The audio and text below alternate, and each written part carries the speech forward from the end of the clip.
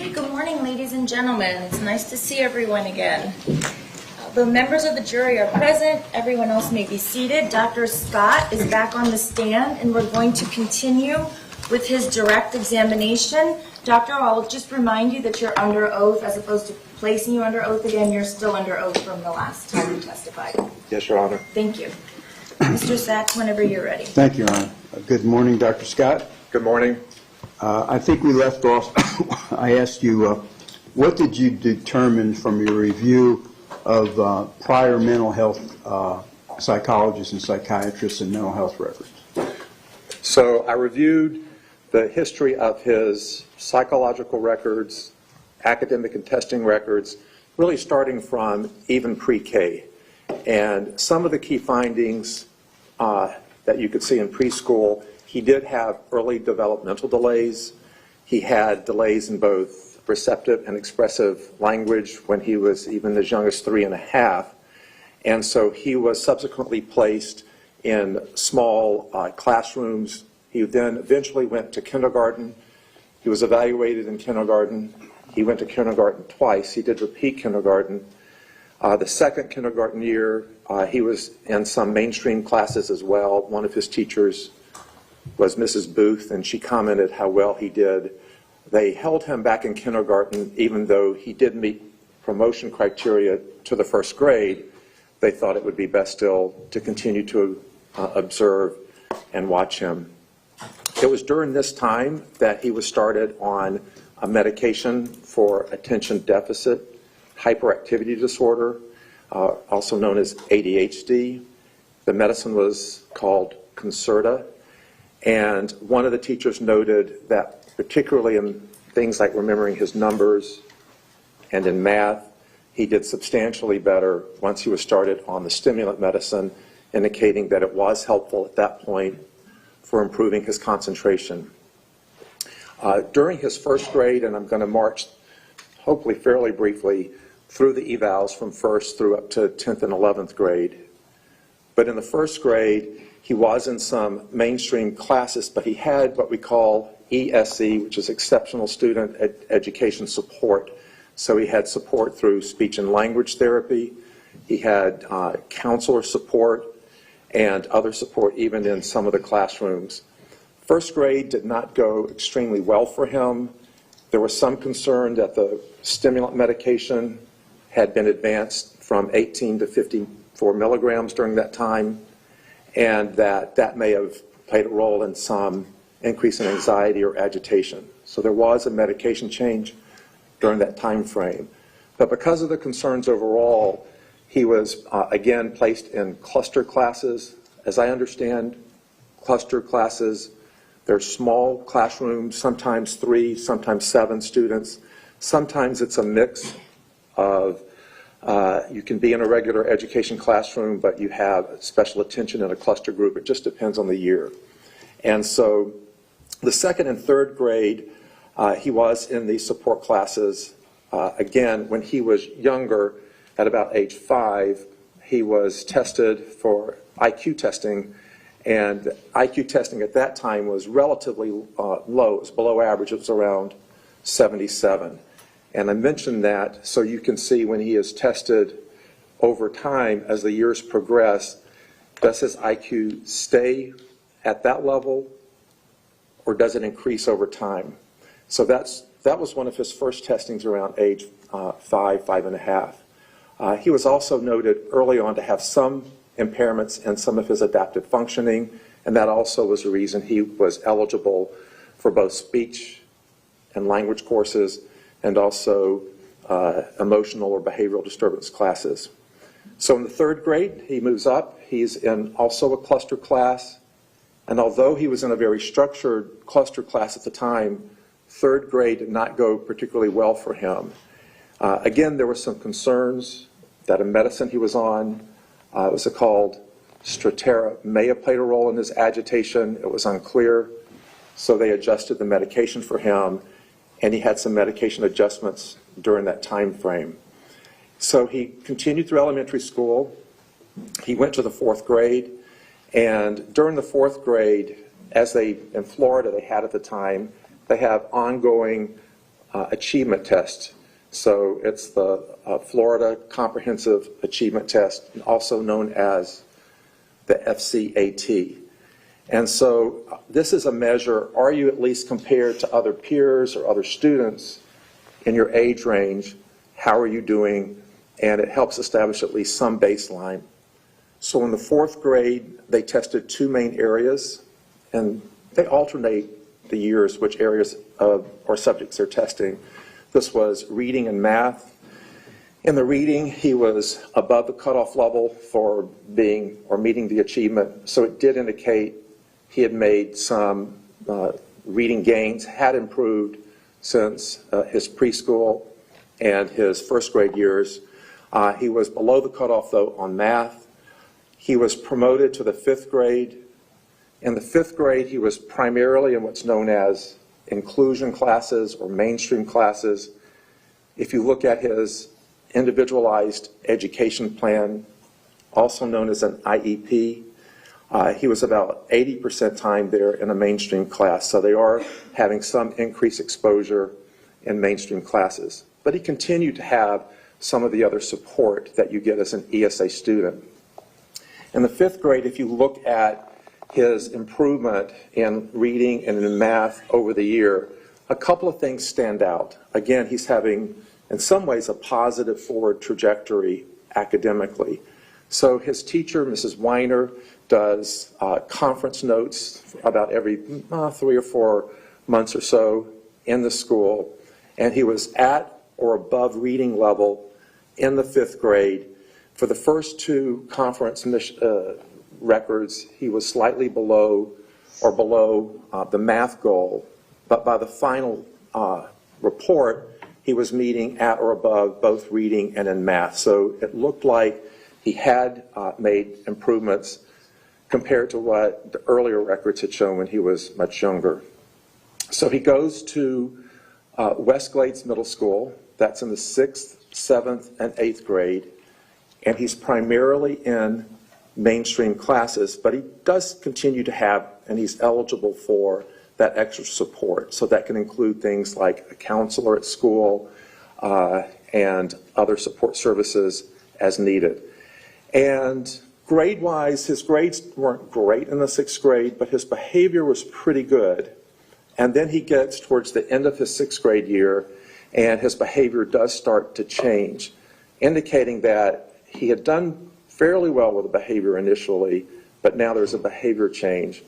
When you go through the records at that time, you can see in the 6th, 7th, and part of the 8th grade that he does tell that he's trying to make friends, get attention from others, wants to be popular, and that by his report, acting out in certain ways will have students notice him. So if he teases a teacher or has a prank in the class or misbehaves, he'll get attention from others.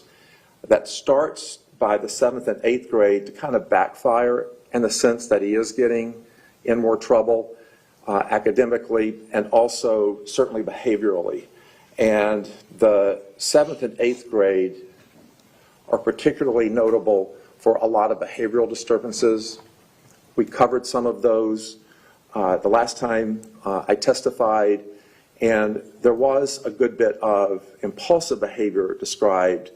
One thing with individuals with conduct disorder and antisocial personality disorder is that they can have both impulsive behaviors, but they can also have planned behaviors. So I'm not sure when I was talking about impulsive versus predatory, if I made that clear. They oftentimes go together in conduct disorder and in antisocial personality disorder. So he did have a history of impulsive behavior, and that was noted throughout the junior high records. But that doesn't mean that he can't also plan. They are not in any way mutually exclusive. Because of the problems he was having in the 8th grade, he had psychological evaluations. One was done by a Dr. Jennifer Klein. Kind of backing up a little bit, he had, I believe, around, maybe the 3rd or 4th grade, he did have his IQ retested, and that was also done by Dr. Klein when he was in the 3rd grade. And it was no longer 77. I think her score at that time was around 93, which would have been certainly within the average range at that time. So he had made a jump also on his academic and IQ scoring from that testing. So that was a big improvement. They were very concerned, though, about the behaviors at Westglade. So they had a functional behavioral analysis to try to understand what was causing the behavior and what was the potential reward for the behavior. So he got reassessed by a psychosocial assessment, by a social worker. He has Henderson Behavioral Health coming in, working in the home. They have ongoing in-home treatment. The mother eventually gets her own parent advocate to help her with parenting training. And ultimately, they feel that the best help for him will be transferred to a school known as Cross Creek, which again is to help students that may have emotional or behavioral difficulties. And when he got transferred to Cross Creek, in about February-ish or March of his 8th grade year. So he didn't complete his 8th grade at Westglades. So when he got transferred to Cross Creek, he had a significant behavioral improvement. If you look at his classroom notes and records, he was noted to make nearly all A's and B's, get on the honor roll, had a dramatic improvement in his behavior. So it did look like that structure was helpful to him. But it also shows that even if he needed the structure, he could accomplish and make academic gains. So he had the brain power, if you will. He had the executive ability and executive functioning, and the structure may have shown what he was capable of as far as his actual academic abilities. He did so well at Cross Creek that eventually the IEP teams decided, and he wanted to go to Marjorie Stoneman Douglas, that he would be appropriate to go there. So he was ultimately transferred there in the 9th grade, and he had 2 classes in the morning at Marjorie Stoneman Douglas. One was the JROTC, and I believe the other might have been a language arts class, and then he did complete his other work up back to Cross Creek. They would have a bus that would take him to Cross Creek in the 9th grade. His grades were extremely good during that time frame, and again, he was having substantial increases academically. So his IQ had been noted to be higher even since elementary school. His grades improved dramatically. And another area you can monitor how he improved over time, periodically they gave him tests known as the DAR, which is the Diagnostic Assessment of Reading. And you can see how he improves in different scores. So, for example, in the 10th grade, when he took the Diagnostic Assessment of Reading, in some areas, not all, he was even now reading above grade level. Spelling was a challenge. Spelling, he was lower than grade level, and I think that was noted throughout his records, that spelling was one of his literary weaknesses, if you will. And then in about August of 2016, this is going to be the summer before he was to start his 11th grade year, he had a breakup with his girlfriend, first significant relationship, as he's described it to me and to others, and that was noted to really have a spiraling down of his academic performance, but also his behavioral performance. And so when you look at the Marjorie Stoneman Douglas records, as he's entering the 11th grade, there was a dramatic change. So his grades dropped. He was failing certain subjects. He was having increase in behavioral problems noted. And in my opinion, this is not explained by a sudden loss of his brain dysfunction. It was really the reaction to and breakup to this girlfriend. And this is noted throughout the records. So Henderson Behavioral Health is back engaged and involved. He has a counselor known as Jared Benenfield, and The breakup is noted repeatedly as being one of the, if not the most significant impact on why his grades do go down. And eventually, at Marjory Stoneman Douglas, he leaves because he doesn't necessarily want to go back to Cross Creek, and so he voluntarily gives up his ESE classification, but ultimately he does not stay at Marjory Stoneman Douglas. He ultimately goes and attends different off-campus learning centers, and I can talk about his performance in those later. So that's briefly a summary of some of his academic. I do want to highlight some of his psychiatric evals and follow-up over time because they kind of parallel this summary of his schooling that I've talked to you about. So again, early on, he was diagnosed at a very young age, around 6, with attention deficit hyperactivity disorder. This was even potentially considered at age 3.5, but at 6, he started on medications for that. And that was the diagnosis through multiple child and adolescent psychiatrists, through counselors, through people from Henderson Behavioral Health, through school psychologists. There were times when he was in the 3rd grade. He also was noted to have anxiety, and that was described in the Henderson behavioral records. But it was around the same time that they were concerned about the Strattera medicine maybe also causing some anxiety and agitation. But he did have some anxiety and worries noted, certainly in early and middle school as well. The other diagnoses that were considered by the psychiatrist was conduct disorder. That was noted by at least 1 or 2 of the psychiatrists that evaluated him. It was noted by the Henderson behavioral counselor and by a subsequent evaluator, and his pediatrician. So there were multiple evaluators who felt that that was also an appropriate diagnosis. And then finally, there was a consideration. It's called a rule out for a pervasive developmental disorder, not otherwise specified. And what that means is the person may have some characteristics of a pervasive developmental disorder, such as problems communicating, problems with special or repetitive interest, but they don't really meet the full criteria for something known as, for example, autistic spectrum disorder.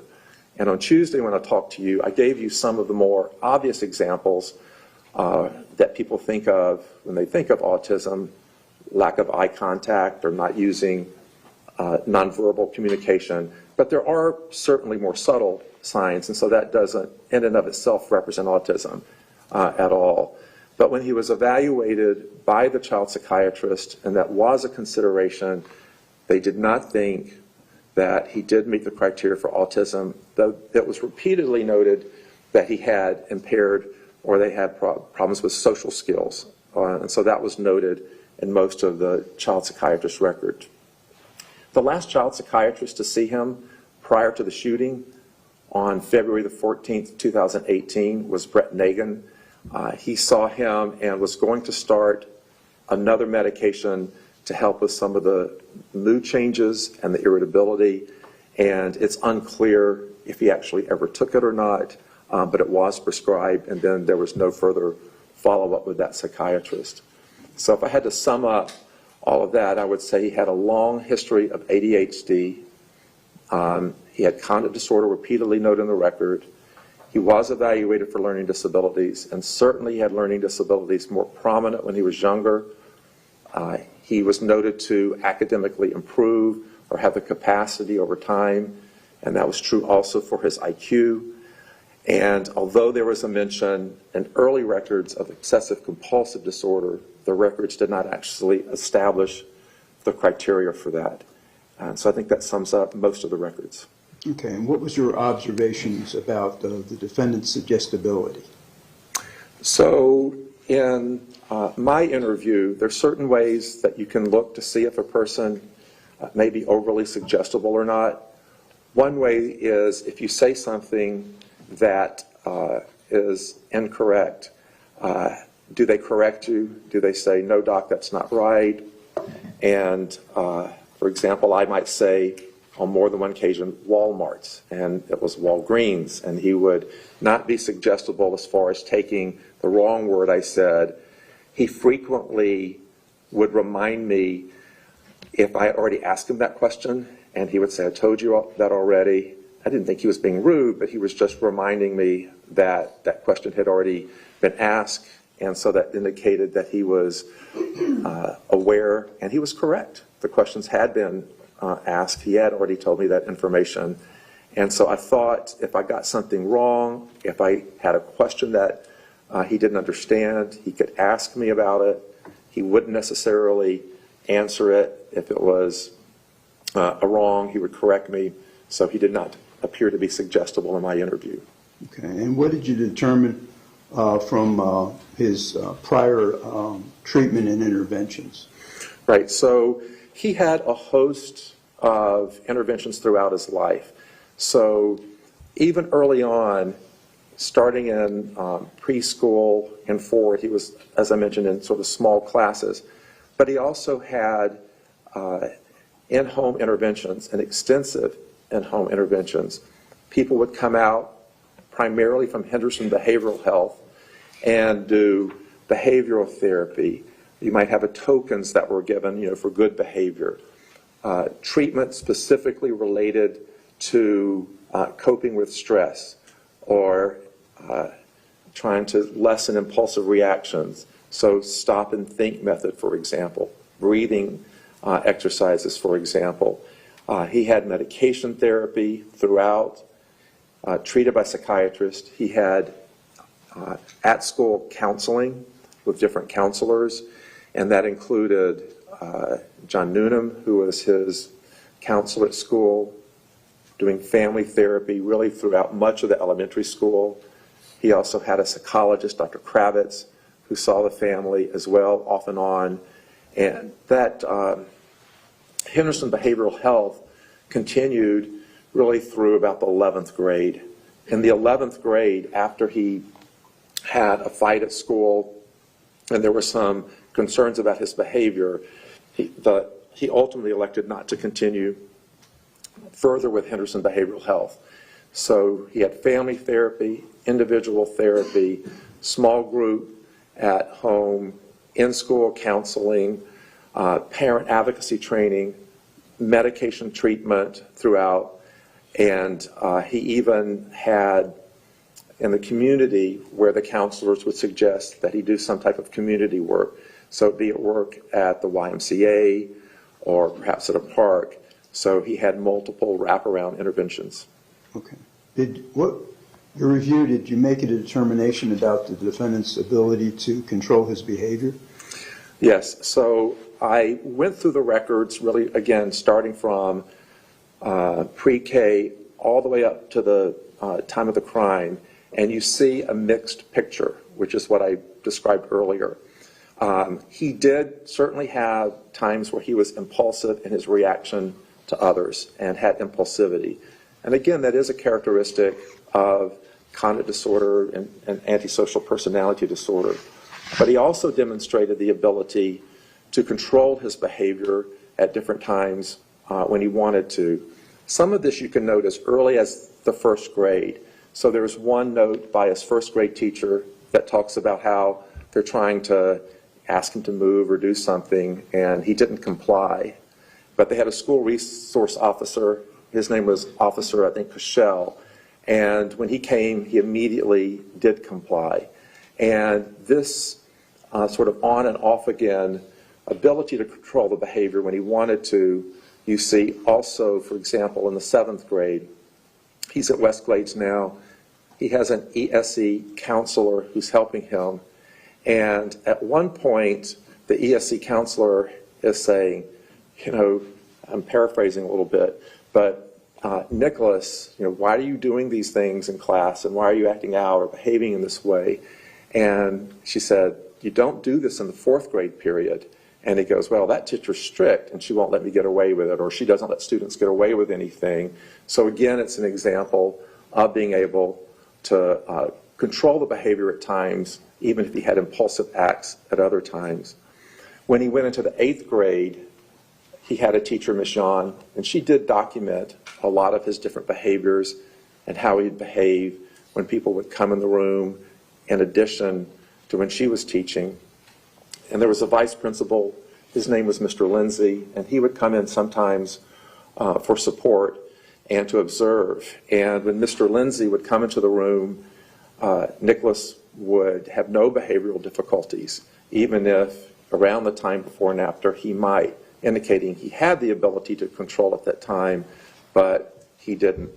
And then there's one example, Ms. John documents in the records, where the vice principal came in the room.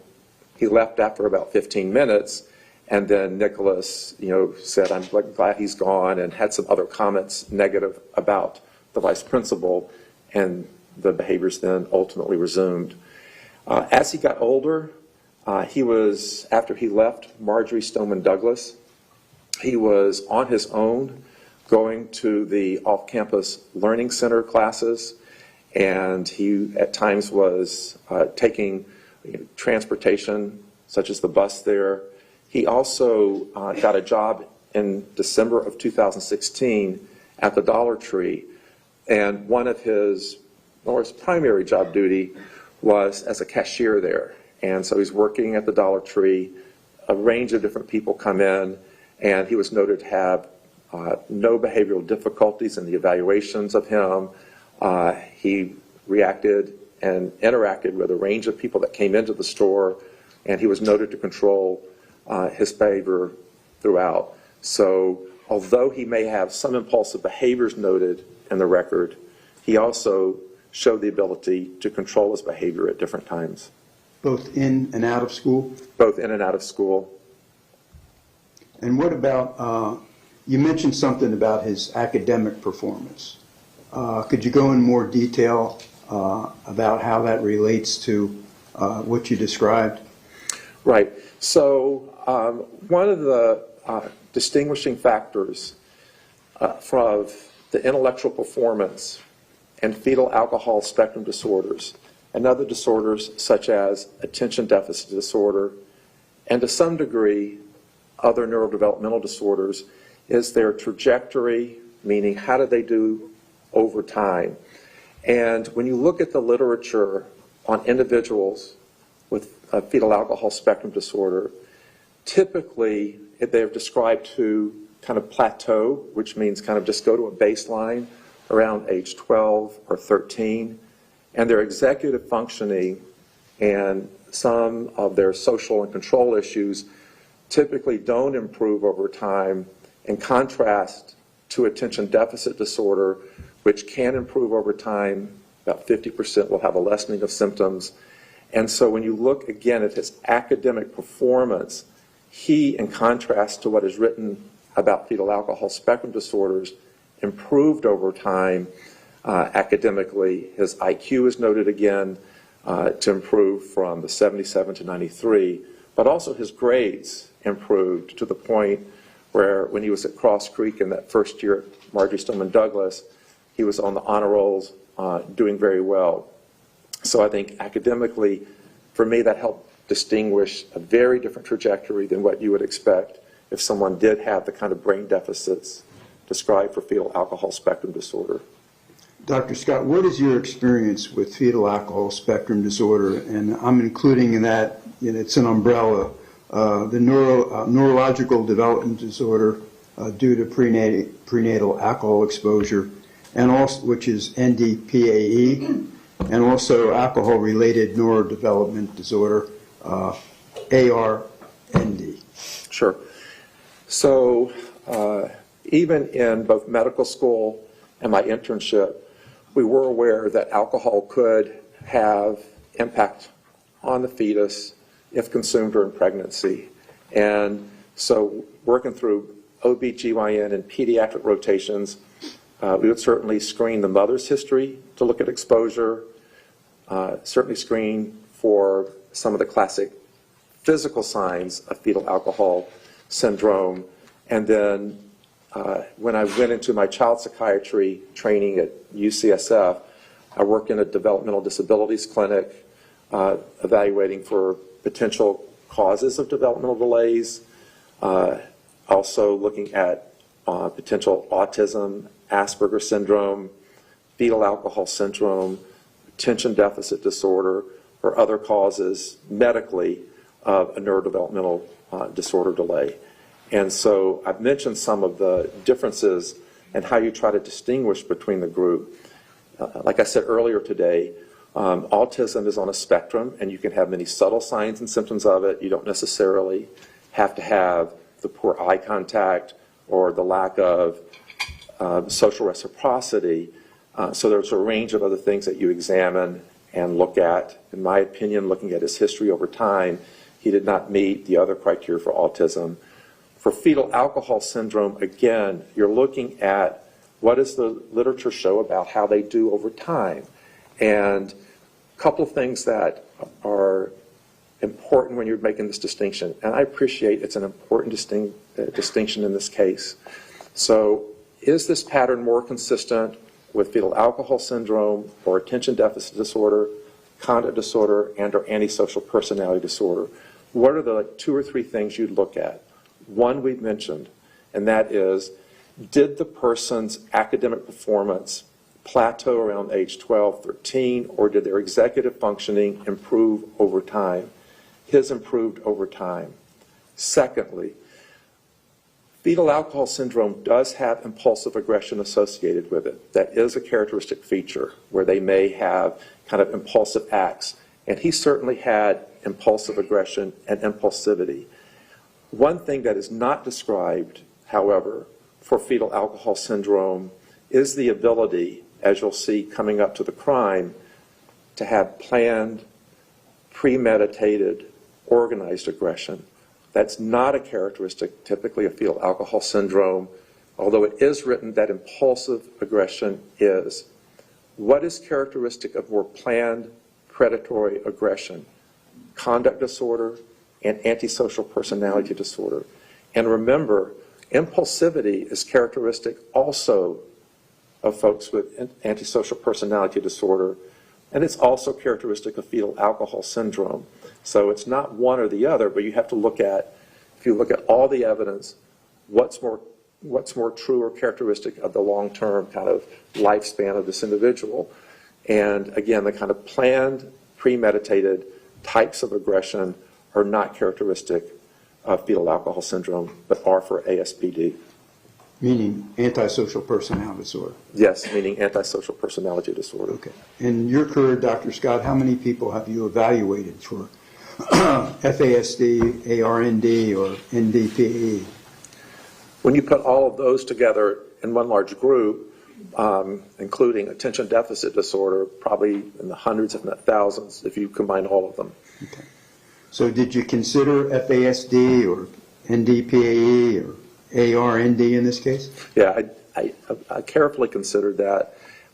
Again, I looked at, as we talked about on Tuesday, the birth records. There's mixed evidence in those about how much exposure, although I realize there are witnesses now that have come forth and described a significant more amount of exposure than the birth records did. I looked at the academic records and performance. I looked at the type of aggression that evolved over time. And I looked at, again, the improvement in executive functioning over time. And in my opinion, those are better accounted for by antisocial personality disorder and to some degree borderline personality disorder. And that's why you considered it but felt that that wasn't applicable. Yes. His trajectory of improving academic and executive functioning is in contrast to what's been written and described for individuals with fetal alcohol syndrome, who are described as plateauing with their executive functioning around age 12 or 13. His had the opposite pathway. He improved. Does NDPE or ARND or FASD, the whole spectrum, does that cause someone to murder people? No. I mean, if you had that theory and said individuals with fetal alcohol syndrome, i.e. were then murderers, then you would, based on the reported numbers of folks with fetal alcohol spectrum disorders, you would see a rash of homicides and murders much, much higher than you could expect. What is known to be associated with an increased violence, particularly premeditated aggression and violence, is antisocial personality disorder and conduct disorder. Could you please, you mentioned it, predatory aggressiveness and impulsive aggressiveness. Could you describe the difference? Yes, it's an important difference, and again, people can have both. An impulsive aggression might be, let's say, you're walking into the local mall and someone bumps up against you, and you're the kind of person, or the personality, this is just one example, where that might kind of irritate you, you might feel disrespected, and then you turn around and hit the person. You didn't have much time to plan that aggression, obviously. You didn't know the person. So that would be one example of kind of an impulsive, aggressive act. If you're offended by something, if you don't want to do something, you may yell out, throw something. That could be impulsive aggression. In contrast, predatory or planned aggression typically involves some thinking about what you're going to do in advance. Impulsive, you have little time to reflect on your actions versus planning. So if, for example, a person does research about what they want to do, if they learn and gather more information to improve what they want to do, if they choose a particular time, if they choose a particular weapon, or a particular target, location, place, this is all an example of not quickly reacting on a moment's notice, but planned, premeditated aggression. And again, that's not characteristic of fetal alcohol spectrum disorder, but it is characteristic of antisocial personality disorder. And I want to emphasize that you can have both with ASPD. So just because you have impulsive aggression does not mean you can't also have planned aggression. I've worked in prisons for many years and in jails, and so you can have inmates who impulsively aggress upon others, but they also can plan a burglary or a crime, for example. It's not uncommon to have both. And you mentioned the DSM-5-TR. Could you explain to us, in the back of the DSM-5-TR, it talks about conditions for further study. What does that mean? Right. So there is, in every volume of our diagnostic and statistical manual, there are conditions that have been suggested that might be a mental disorder, but there are not yet enough research or evidence to include it in the manual where you would make that diagnosis. So it's in a section called Conditions for Further Study. And basically it says the evidence has not been reached, nor is there a consensus yet that it should be a primary mental disorder that would be diagnosed by psychiatrists, psychologists, or other people that use the DSM. Okay, and NDPAE is under conditions for further study, correct? It is under the conditions for further study. I think it's the neurobehavioral disorder associated with fetal alcohol. Okay. And what does it say? I think it's page 903 that talks about how you should consider conditions for further study.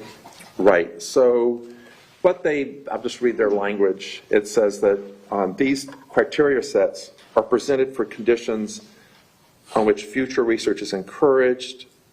It is hoped that such research will allow the field to better understand these conditions and inform future decisions about possible placement in the forthcoming editions.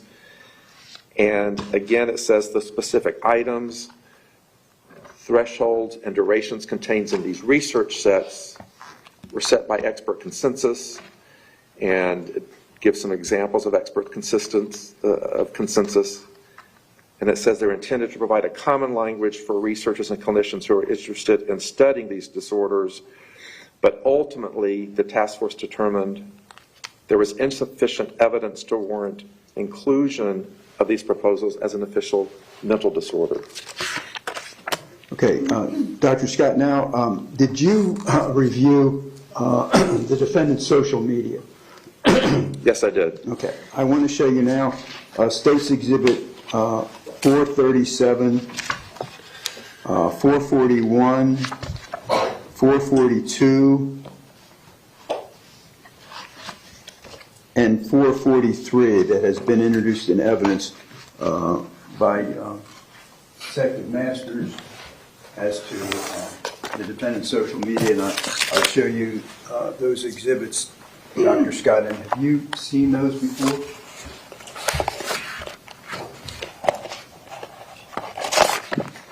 Yes, I have. And when you reviewed them, did they help you in reaching your analysis? Very much so. And could you tell us why? There's a range of comments that Mr. Cruz makes that's very relevant to the shooting at Marjory Stoneman Douglas and his planning related to that. And maybe I can give you some examples from some of the YouTube comments that illustrate what I'm talking about. So one of the comments is describing his interest in general in killing people. So on September the 2nd, for example, he writes, "I just want to kill people." And there are a lot of different examples. He does, on September the 18th, 2017, say, "The last part makes me scared. What happens when I have no one? I'm 18, still in high school, and everyone is on their way to college, while I am there thinking about killing people and ending their lives. I have my life and want to take people with me." So we're seeing some comments even prior to his mother passing away, and this is in September 2017, prior to his mother dying, but also obviously months prior to the shooting. He continues on September 22nd, 2017, says, "I effing hate human beings." And then on September the 24th, 2017, so 9/24/2017, that may be his birthday actually, he says, "I'm going to be a professional school shooter." It goes on, September 28th, 2017, "My life sucks. I failed high school. I'm going to go on a killing rampage." October 10th, 2017, "I'm going to kill a lot of effing people. I hate you all after what happened in Las Vegas." And you may remember there was that large mass shooting from a Vegas hotel room where people were at like a country concert below, and many people got killed. October 10th, 2017, "I have no problem shooting a girl in the chest," indicating that's a comment that he thought about it. Object at this point. These have all already been read into the record. Okay, they're in evidence, overruled.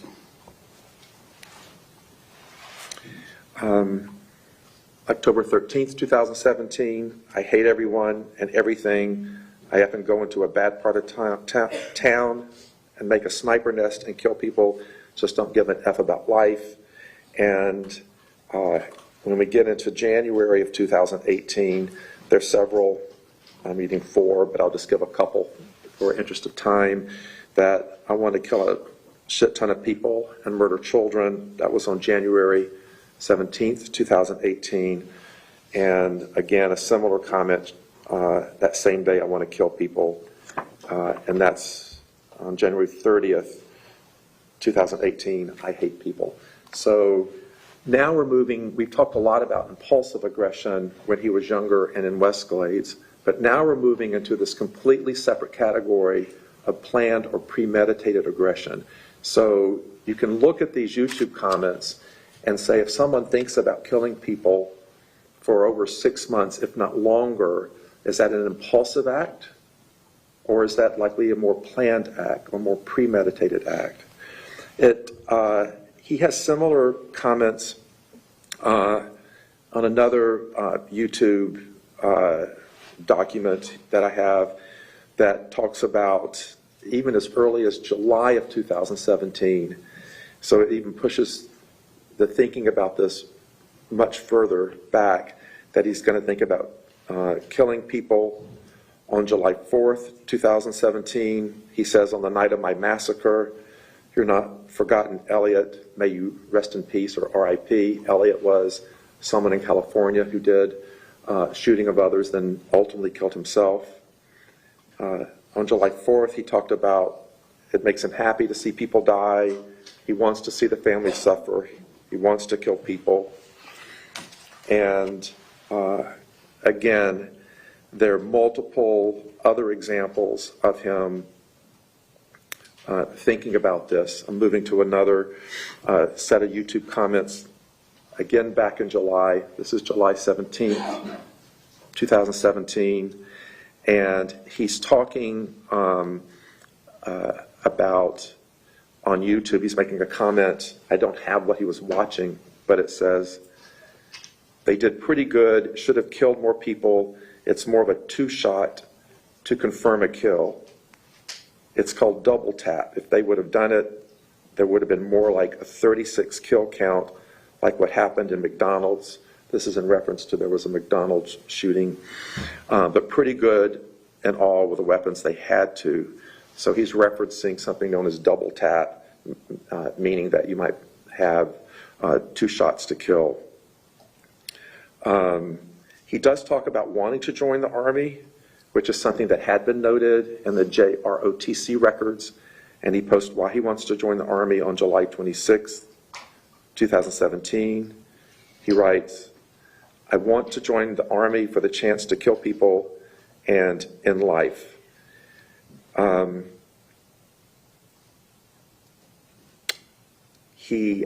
just trying to manage the language on one of these.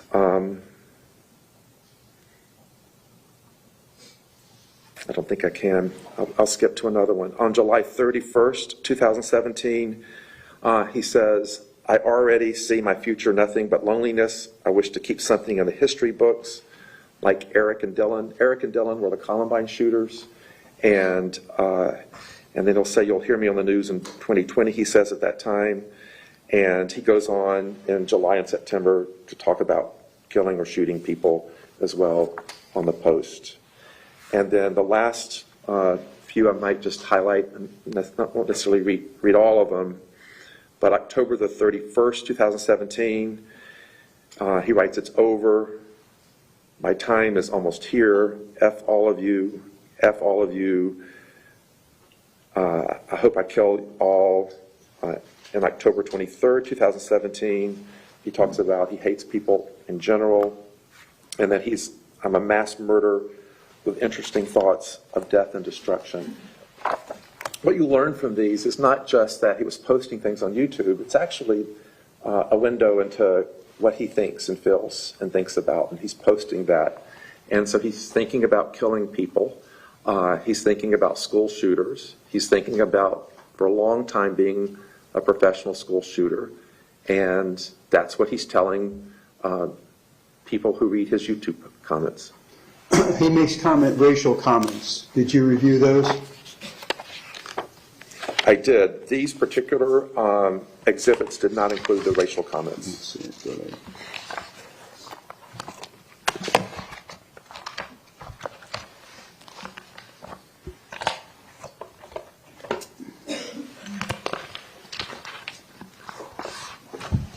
Let me show you State's Exhibit Mark 493. Used in evidence. Sorry, Doctor.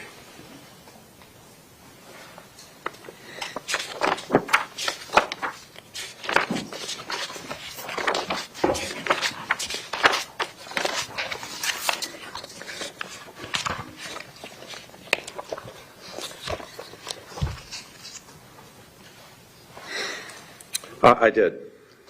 How do those racial comments bear into your analysis? So again, a couple of ways. One is some of the racial comments that are admitted into evidence, at least in this document, start prior to his mother's death. So I have starting in September 17th, 2017. And also the racial comments, he's described to others, for example, that when he puts swastika on something, it might be for attention, but it may also represent a symbol of peace and an Indian symbol of peace. And so that's how he understood and understands what a swastika is. So you can go through his searches, and so he's searching for Nazi flag, search for Hitler birthday, search for swastika tattoo. So it would indicate that he's aware of the negative or how people could perceive the swastika.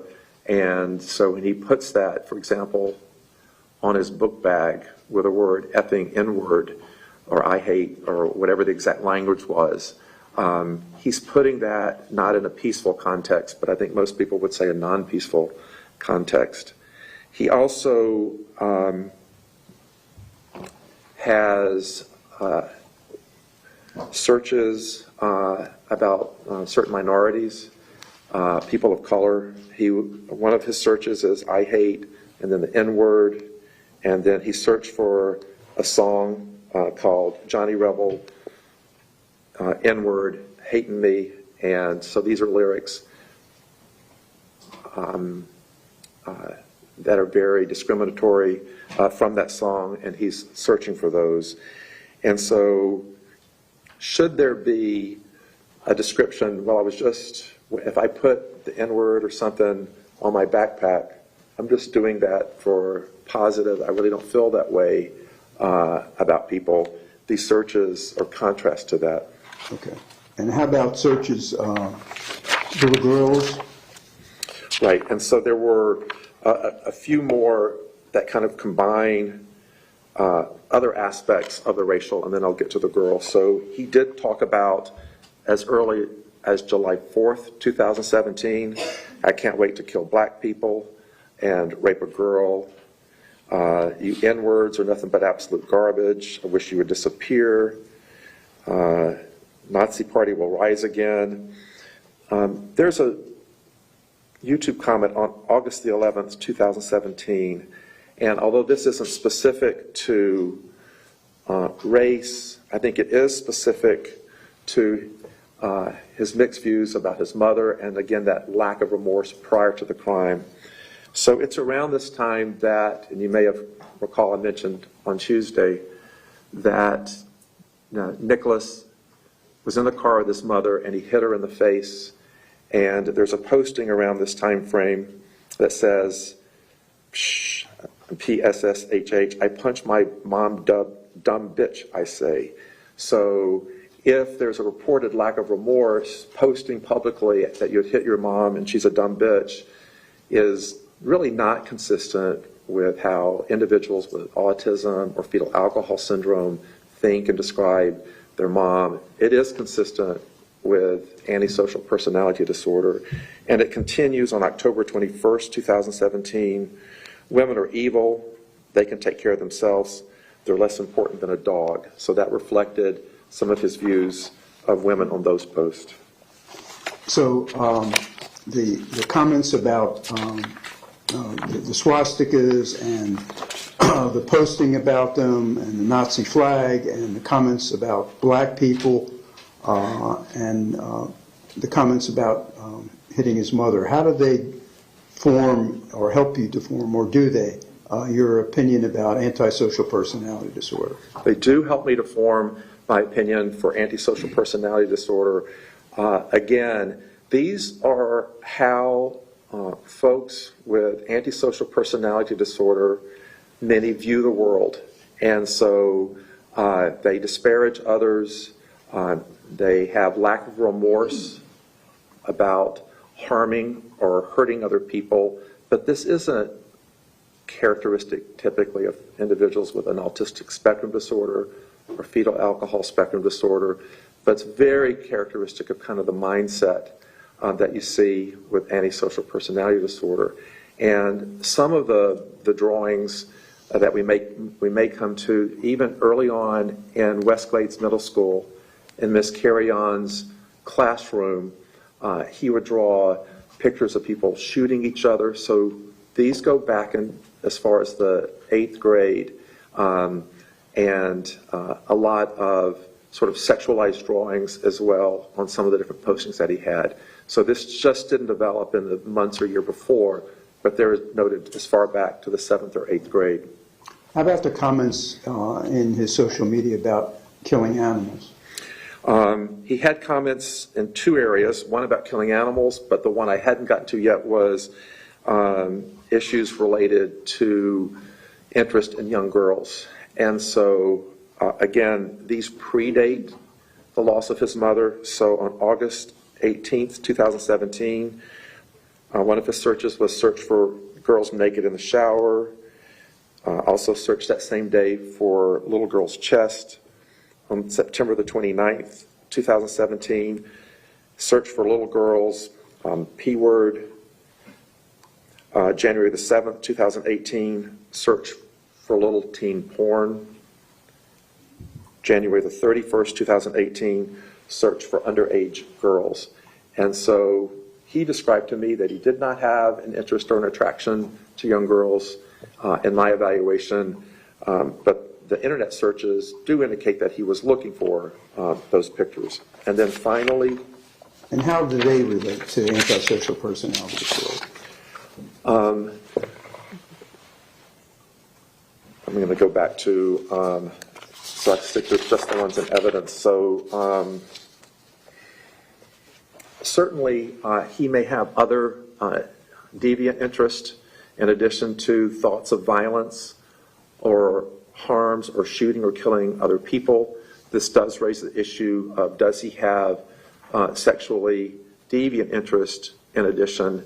And so you can see with antisocial personality disorder, they can develop different kinds of thoughts and feelings that are sexually deviant as well. Okay, so that's part of antisocial personality. It can be. Yeah. How about animals? Killing of animals? Yes, so Nikolas also posted about his view of animals. And so again, September 17th, 2017, you people should blame yourself, laughing out loud. We kill animals every day.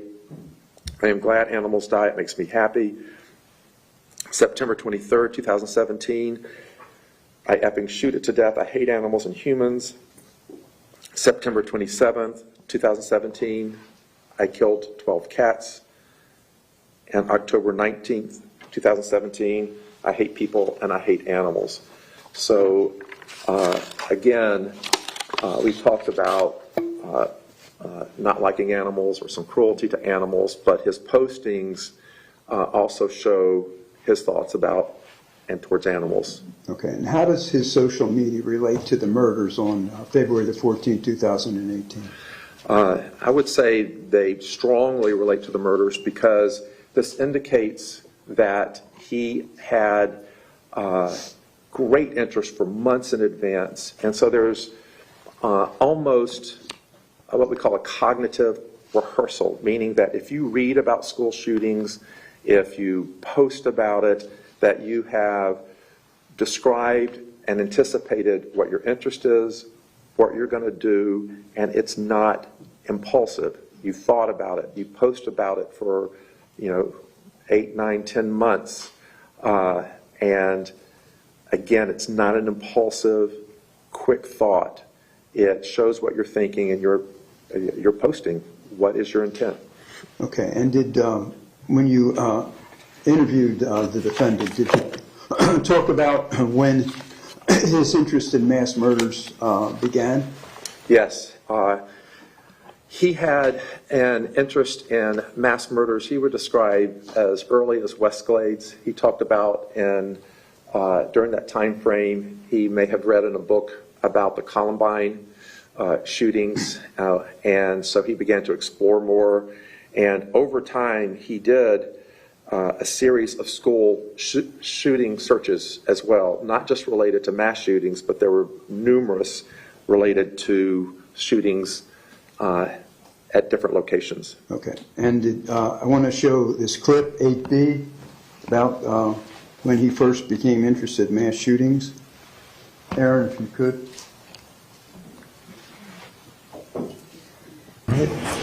And so you shared with me that you had this thought about shooting up the school. For a very long time.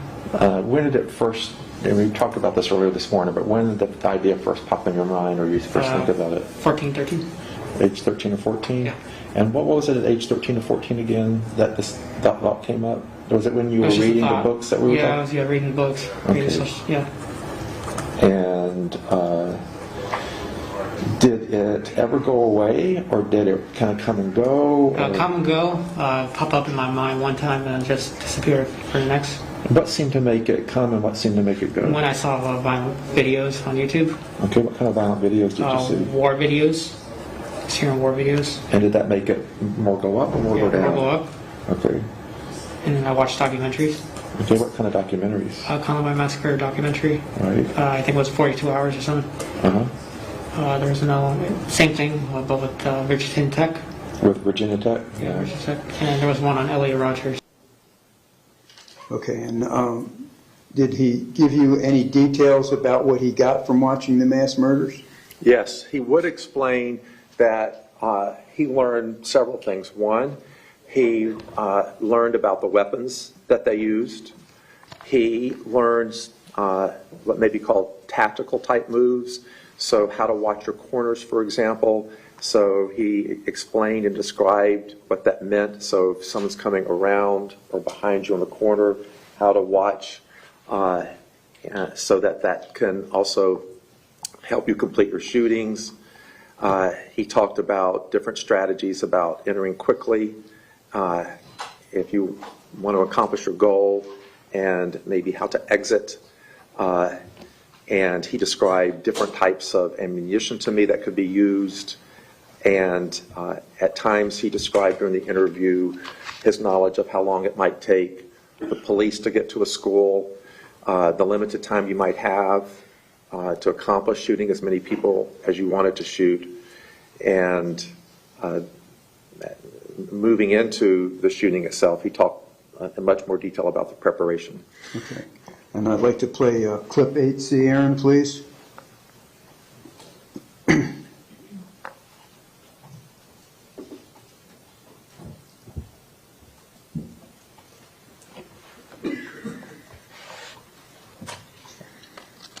Do you remember if you ever kind of searched out on the internet ways to do a school shooting? Yet? I did my own research. Yeah, tell me what research you did. I looked up on Wikipedia. I studied mass murderers and how they did it, Uh-huh. like their plans and what they got and what they used.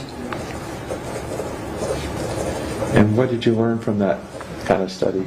I learned that the Columbine shooters, they had 3 guns that they used. They used high point 995, regular. They used a double barrel shotgun cut down, pistol grip. They used another shotgun, and they used a Tech 9. I learned that from there. I learned Virginia Tech shooter, he had a tactical vest and he had 2 pistols, Glock 9s, I think. I can't remember. I don't remember what brand, but he went to the gun range and he sighted them in.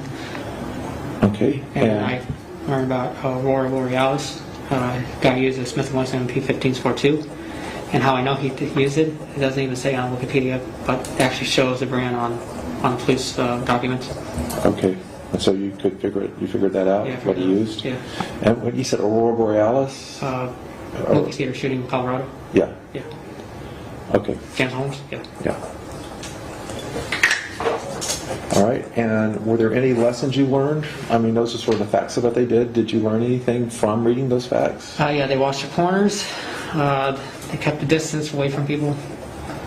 And they went in as fast as possible. Okay. And the police didn't do anything. And what did all that mean to you as far as what you're thinking My about doing? thinking is if I do go on school campus, the police are not going to do anything, and I have a small opportunity to shoot people for maybe 20 minutes. Okay, and I want to show you now State's Exhibit 444, 440, 439, and 438.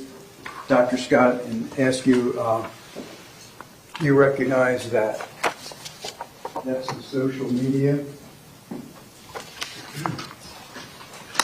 Yes. Okay, and is that what you were describing, the various shootings that he told you he researched on the internet? Yes. Okay. And I want to show you, you mentioned Carrie Jan's records. Yes. So I want to show you, Dr. Scott, Counsel, I showed it to you. It's pages 13, 14, 15, 16, 17, 18, 19, 20, 21, 22, 23, 24, 25, 58, 148, 112,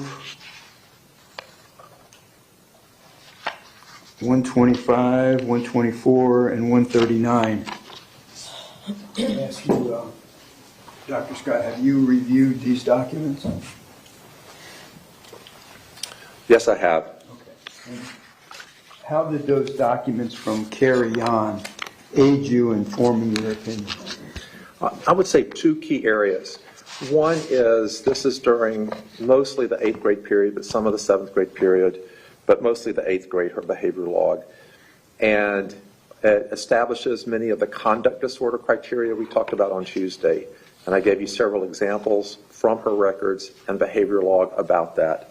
But it also establishes that he was starting to have these interests in guns and shooting and violence as early as the 8th grade. And it also indicates that he's having some preoccupation with what could be called inappropriate sexual pictures that are being drawn on his homework. And so she records that he has some stick figures, for example, shooting each other. So there's this interest, as depicted in his own drawings, about people killing each other. As another therapist during this time, had described that he had had dreams of blood, but it was dreams of blood after killing people. So he had these kind of dreams, and this is reflected subsequently on some of the drawings and work that he does. Even if a topic was brought up, for example, about the killing of President Lincoln, he would ask questions such as, was there blood everywhere? What did they do with the bodies? Did people eat them? This sort of thing. So this sort of fascination with guns and blood, and this is reflected in multiple different examples throughout. And in one of the notes, she describes that when security was called for some of his behaviors, he would state, "I hate security, I hope they die." He'll kind of give them the F word. He has a lot of problematic behaviors, and again, a lot of these drawings, inappropriate violence and aggression on the different works that he was turning in. Okay. So you mentioned planning. So how does planning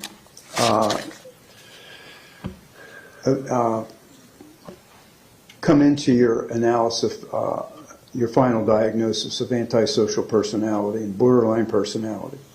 Right. So I think it kind of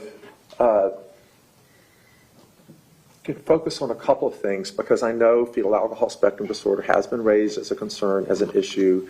And so you're looking at, to what degree, again, was this sort of, a quick trigger, impulsive, not thought out or planned, or is it more planned out for months and thought about it for months and secured the necessary weapon and ammunition for a substantial period of time?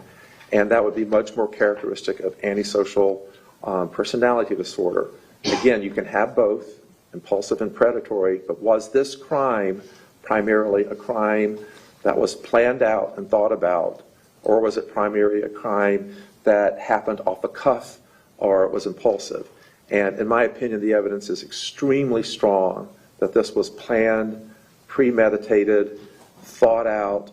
If you go through the searches, he learned and understood various school shooters, what happened to them, how much time it would take for the police to get there, for example, out of school, how to negotiate different aspects of the shooting, maybe once it started, which weapons were best.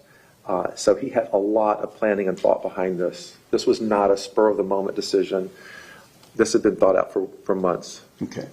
I'd like to play, with reference to the planning, you discussed it with him? Yes. All right, Aaron, if you mind, clip 11B, please. The night before, you're out, you're at the Sneeds, you're in their backyard for 30 minutes to an hour with the AR-15. You come back, what are you even wearing the night before? Do you remember what you were wearing the night before? My JRTC polo shirt and khaki pants Yeah, why are you wearing your JRTC polo shirt? to disguise myself if I do go in. Okay.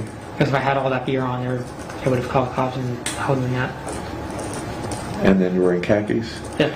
And were you wearing the same thing the night before as you were wearing the day of? Or did y'all change clothes? Or? No, I changed clothes. Okay. I was wearing, before the day of the shooting, I was wearing a sweater, my camouflage shirt, my beanie. This is the night before? Yeah, like I told you, I used to cover myself. Yeah, Like, you did. Yeah. So when did you put on the JRTC polo shirt? Probably around 12 o'clock at night after I sighted my rifle Okay. And again, you put on that shirt because? to disguise myself so I don't draw attention. Okay. Is it, I mean, you hadn't been there in a year or so, but is that kind of the same shirt they have for the most part, you think? Almost every kid in JRC had that shirt. Okay. And 9B, please, Aaron. So I'm talking about the days leading up to the school shooting. You were telling Yeah, me. I already had the magazines. I had all the ammunition. It was just there. So it was already It there. was already there. I just didn't have anything to do with it. So nothing special. You had to go out and buy it a couple days beforehand. Okay, you already had it. Already had it. It's just the ammunition that I didn't have. So. Okay, and so one thing is you had this vest and you put the ammo in. What else did you do? I put the gun in one of the safety bags, gun bags. Yeah, tell me what a safety bag looks like. I haven't seen It kind of looks like that right there. Okay. See that red one? Yeah. That Yeah, kinda when looks did you like put the gun in the safety bag? that. The night prior, right Okay. after I practiced a little bit, sighted in. Yeah, and where'd you go to practice again? You told me. I just, In the backyard, I In the pretended, backyard. like trying to imagine the recoil.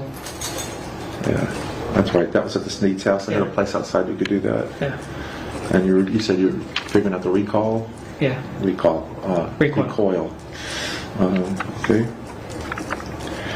And so the night before, the gun went into the bag. And did anything else go into that bag? It was like a gun bag. What else? That's it.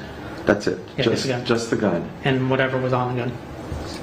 And what was on the gun? A grip, tactical grip. What's that? It's like I can draw it. Okay, you're good at drawing. Very good. Okay, and then give me the pen again. Absolutely. I'm going to show you all the components. Yeah. Just tell me about what a technical grip is. So I had a rail system on it, so it looked kind of different. And you could put a tactical grip on it. It's just a grip. So you basically screw it into the gun What's the point of having? to keep it steady. Okay. And then same thing with the bipod. Bipod kind of looked like that a little bit. All right. But you didn't use a bipod, did you? That was already on the gun. I did. It was already on it. Yeah. Okay. And so. Everything. And yeah, that's about it. That was on the gun. Oh, and what was it? The sling. Okay. So what's the? You can hand me that back. Was the tactical grip already on the gun, or did you put it on the night before, or? That was already on there It's for a been on while. For a while. And the sling was on there as Yeah, well? I just recently put on the bipod. Okay. And so when you had this, the bipod was actually on the gun when you put it into the gun bag? Yeah. Okay. And so that's the night before. About what time of night are we talking about? Well, early morning, really. Yeah, it might have even. Yeah, I didn't get any sleep. Okay. So this is on February the 14th, early morning, 8 or 9. 8 or 9 in the morning. Not 8 or 9. No, it was 5:30. No, 5:30. And I sighted in at around 12 o'clock in the night. The night before, like on the 13th, or like midnight. You Yeah, mean? midnight. Yeah. Tell me what sight it in means again. Sighting in Yeah, sighting in. What does that mean? to get the bullet on target where you want to shoot at. Okay. I have to look at the rear front sight and then put the laser on top. How long does it take to do that? Can I try? Sure. Just I'm trying to understand. Yeah, I'm trying to make you understand. Yeah, you're good. You're welcome. Okay. So here's like this. This is the front sight. This is what it looks like on the AR. So this is a rear sight, the circle thing, and this is a front sight. Okay. And you want to put the laser just a little bit right above it. That's your point of aim. And so this is what it kind of looks like when you're shooting a target. Kind of like that. Okay. How does that laser? How does the sight? How does that help you in your shooting? So when it's in the gun, it's stabilized. Okay. So wherever the red dot goes is your point of aim, because that's where the bullet's going to come out Okay. of the gun, and that's how you sight it in. All right. Does it help in any way with the shooting? Yeah. So right after you take it out, you put a bullet in, and then you actually fire, see if it actually shoots on. Where you just sight in the target where the red dot is, and there you go. Okay. All right. All right, so that was the sighting. How long does it take you to do the sighting the night before? You told me earlier I yesterday. think it was about like 30 minutes to an About hour. 30 minutes? 30 minutes to an hour? Okay. And Dr. Scott, what's executive function? Yeah, so executive functioning is the ability to plan and think ahead. I mean, that's sort of a simple explanation for it. And so you can research, for example, you can remember what you learned from your research, and then you can plan an action and then enact the action. So it involves a wide range of thinking skills, but it is planning and organizing in order to implement a desired act. Okay. And did you review the defendant's cell phone videos? I reviewed his cell phone videos, and I reviewed other searches even in advance of the cell phone videos as well. One of the searches that he was looking for in advance of that day was how long does it take to get to Marjory Stoneman Douglas, or the school map, the bell schedule, the alarm schedule. He searched for Marjory Stoneman Douglas in particular. So he had gathered information specific to Marjory Stoneman Douglas through his searches as well. And then I also looked at school records close in time. He was going to Off-Campus Learning Center. And in January, I was able to review his grades and how he was doing. He was taking some classes there, going up to 4 hours or so a day. And he scored 100% on some of the classwork. There was one course on violence and guns, and he did make 100% on that course as well, indicating that he at least had taken a course and did well on that course. Okay, so did the cell phone videos the defendant made help you in your analysis and your diagnosis of antisocial personality disorder? Very much so, yes. All right. Your Honor, at this time I'd like to play State's Exhibits 474, 475, and 473. Okay, before you do that, I think this is probably a good time to take a 10-minute recess so that everyone can use the restrooms. Ladies and gentlemen, please do not discuss the case among yourselves. Please leave your notepads behind, and we'll try to keep it as close to 10 minutes as possible so we can get through the rest of this testimony. Thank you.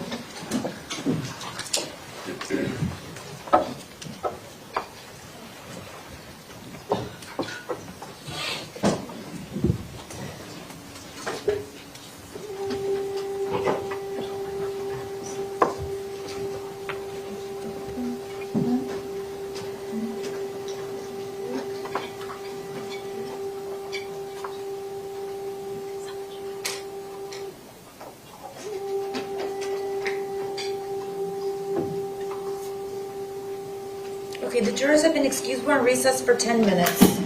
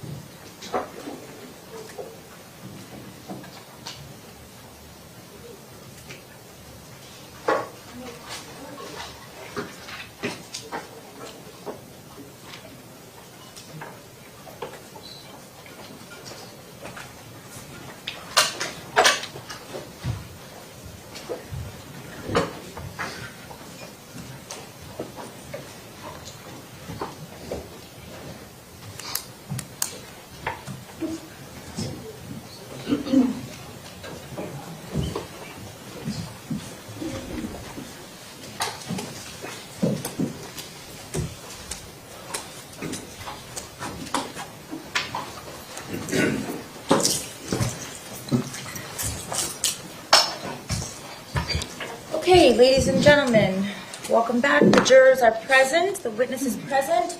Mr. Sachs, when you're ready, you may continue. Okay, thank you, Your Honor. I want to play State's Exhibits 473. Okay, you may. Thank you.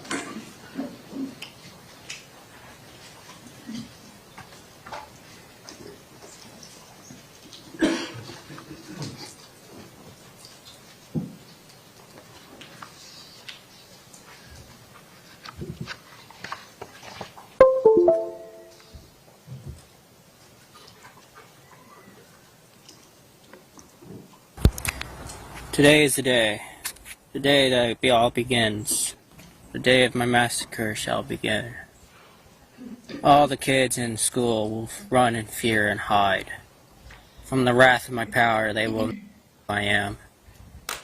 I am nothing, I am no one. My life is nothing and meaningless. Everything that I hold dear I let go beyond your half. Every day I see the world ending another day. I live a lone life, live in seclusion and solitude. I hate everyone and everything. With the power of my AR, you will all know who I am. I had enough of being told what to do and when to do. I had enough of telling me that I'm an idiot and a dumbass. But in real life, you're all the dumbass. You're all stupid and brainwashed by these fucking political government programs. You will all see, you will all know who my name is. My love for you, Angie, will never go away. I hope to see you in the afterlife. On one day or another, you will end and we'll all die.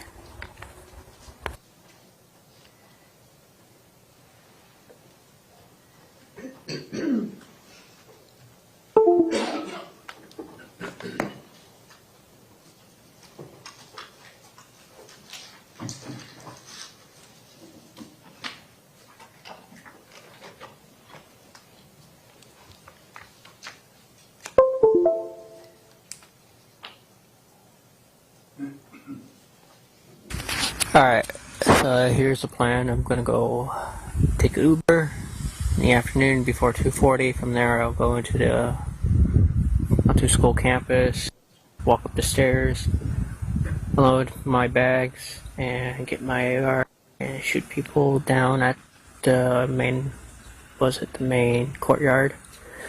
Await, and people will die.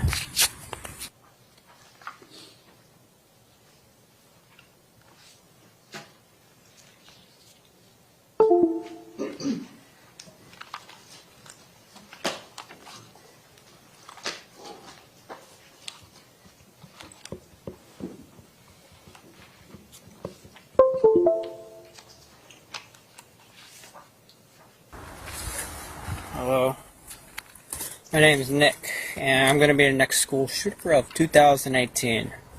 My goal is at least 20 people with an AR-15 and a couple tracer rounds. I think I can get done.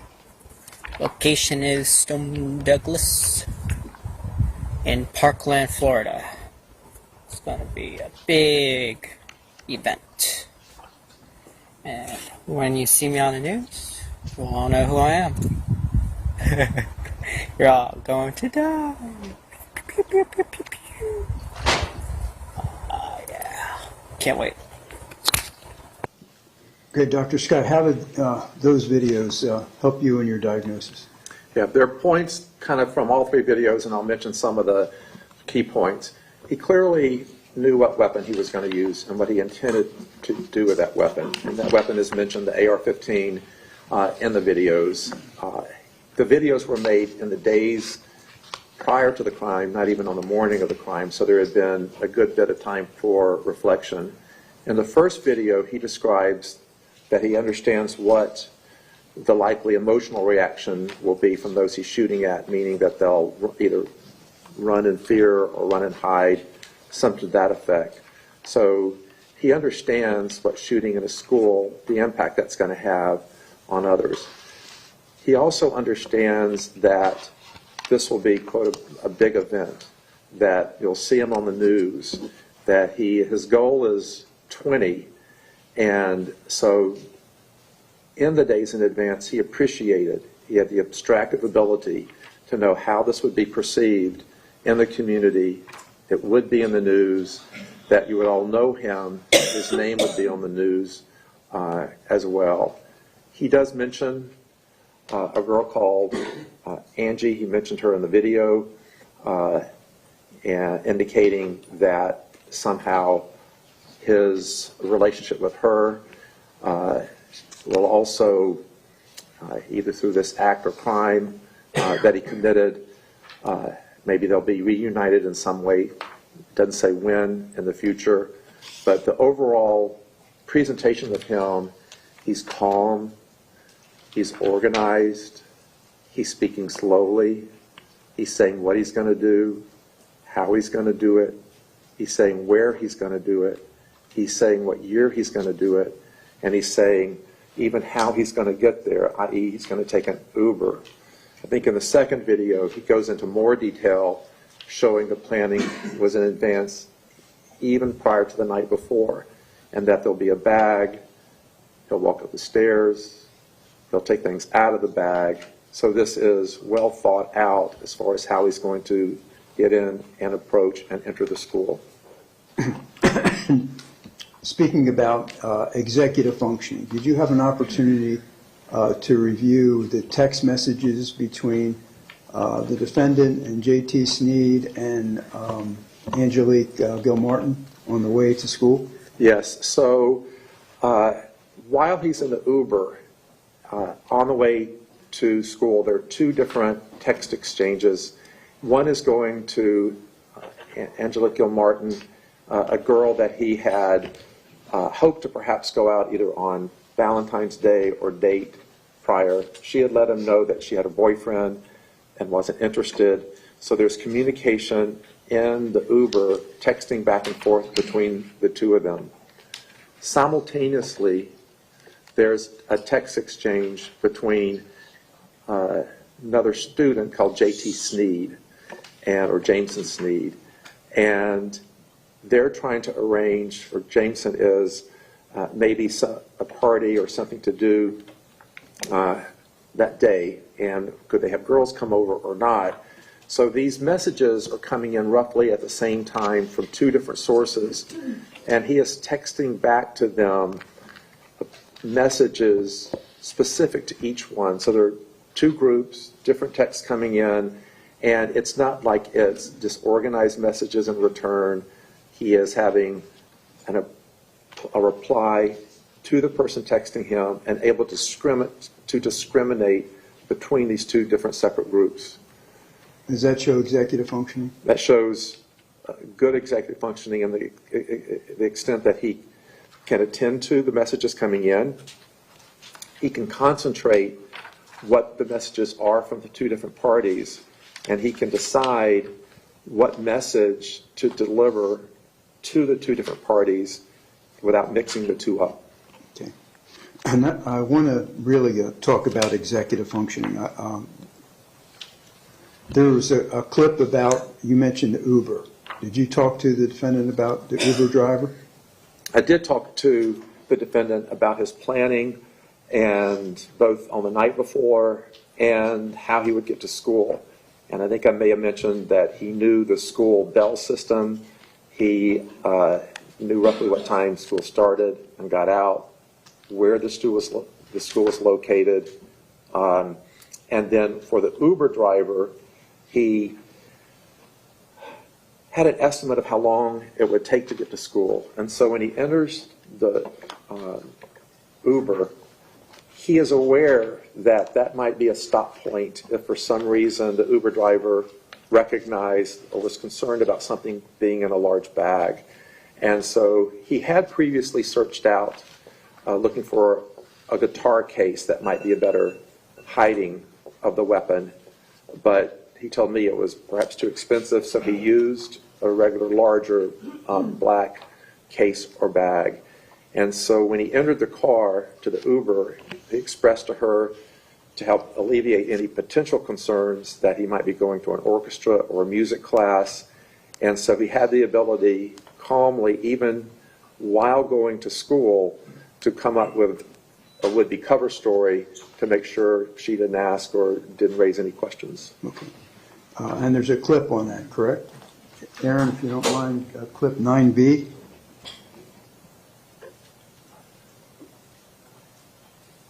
Where'd you sit in the car? The back seat? Yeah, back seat. Okay.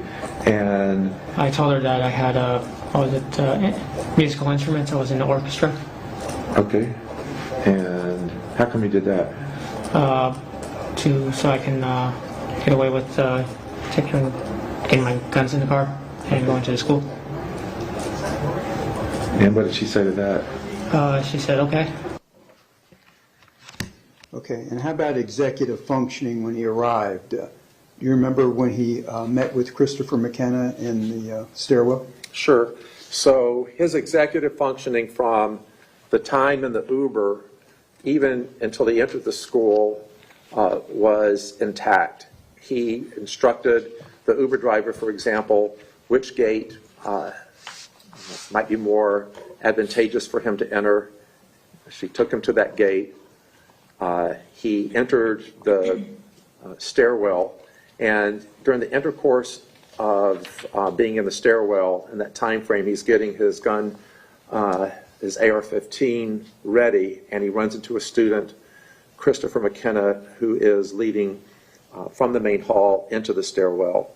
And in that interaction, he tells Christopher McKenna, "You better leave, or you better get out of here. Something bad is about to happen." So it indicates even prior to the shooting, in the moments before, he understood that there was going to be a negative outcome and expressed that to him. So he appreciated the outcome of what he was about to do. And what was, with reference to a security guard? Right. So he reported to me that even when he was entering the school, was left off from the gate, that he thought he saw a security officer may have seen him. And so he realized that he might have to proceed and go faster in case an alert was sent out, and it might prevent him having as much time as he needed. In my interview, he did discuss that he was aware roughly how long you had before an officer might show up, and so he understood it could be a limited period of time. Okay. I think we have a clip on that. Clip 13B, please, Aaron. Once you get to school, what's your next step?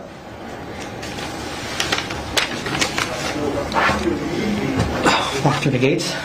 Hopefully there's no security guards, which I was wrong. So I haven't been to that school, so are there lots of gates, or how do you get it? How do you get to There's it? 3 gates. Okay, and so where do they drop you off? The front gate of the Okay. school. Front gate. And so is your backpack, like sometimes you can wear a backpack like slump on your shoulder or something? Yeah, it was in front. I think I was wearing it in front. Okay. Yes, yeah. And then what were you doing with the gun safe bag? I was walking. Okay. And I you're think south of Holmberg Road. okay. You're walking with it, and you have the backpack kind of on one side. And then what happened? I went through the gates. I looked at the guy who was watching me. Oh, there was a guy watching you. Yeah. Was it that? Was it Yeah, that? I saw him radioing, and I said, "Oh shit, I'm screwed." So I just ran into the building, and I told the kid to get out of here. I don't remember what I exactly said, but I said Okay. something. Was the guy that you saw radioing and you said, "Oh shit, I'm screwed"? Was it remember we were talking about some other security guy? Was that that same guy? No. No, totally different one. Totally different. And so, what did you think when you saw him talking on the radio? What do you think that was about? I thought he was gonna. I think he called Scott Peterson. Okay. And what would that mean if he did? Scott Peterson was coming Okay, and what would that mean for your plan that day? to shoot. Okay. And how about evidence of executive functioning when he actually got on the first floor? Right. So the first floor is where the shootings began, and even in the day prior and the day of the shooting, prior to getting the Uber, he had taken several steps so that when he got at this point to the first floor, his plan to kill up to 20 people could be effective. So one of the things that he did, and this occurred then on the first floor, was that he had a paintball vest that had been I think a friend of his, and he loaded it up the day before with different magazines. And so that was then placed in the bag, the backpack with other items. And so he had different magazines. The magazines were in the vest. He had one in his pocket. As he described on the night before, he had practiced sighting the weapon and imagining the recoil, so he would be prepared. The shirt that he wore, as he described, was so that he could blend in. He also told me that he chose Valentine's Day in particular. He described how he had difficulty with Valentine's Day because he had no one to love or no one to love him, and so that was a day of his choosing. And so when he got on the first floor, what he had done the day and the night prior to really allowed him to be more effective in what he did. So he goes to the first floor, he turns, and after he loads the 10-round magazine, he starts his shooting. And he is successful in shooting several students on the first floor and also some school personnel. And he goes through and shoots through different classroom windows. He walks down the hallway. At one point, he runs out of the 10-round magazine, so he takes his backpack, I believe, off. He opens the backpack. He has the tactical vest that has the magazines in it, and then he can resume shooting, which he does. So this indicates a lot's going on, despite the noise, the sounds, the smells, everything around him. He is able to reload, put on the vest, select the magazine, continue to shoot, to continue to target individuals, approach them, and there were some individuals where he even shot a second time, even after he had shot them once. So he had goal-oriented, directed behavior throughout that first floor. And did he tell you anything about how he thought maybe some of the victims would react to him? He had different explanations for how he thought the victims might react. At one point in the interview, he suggested that,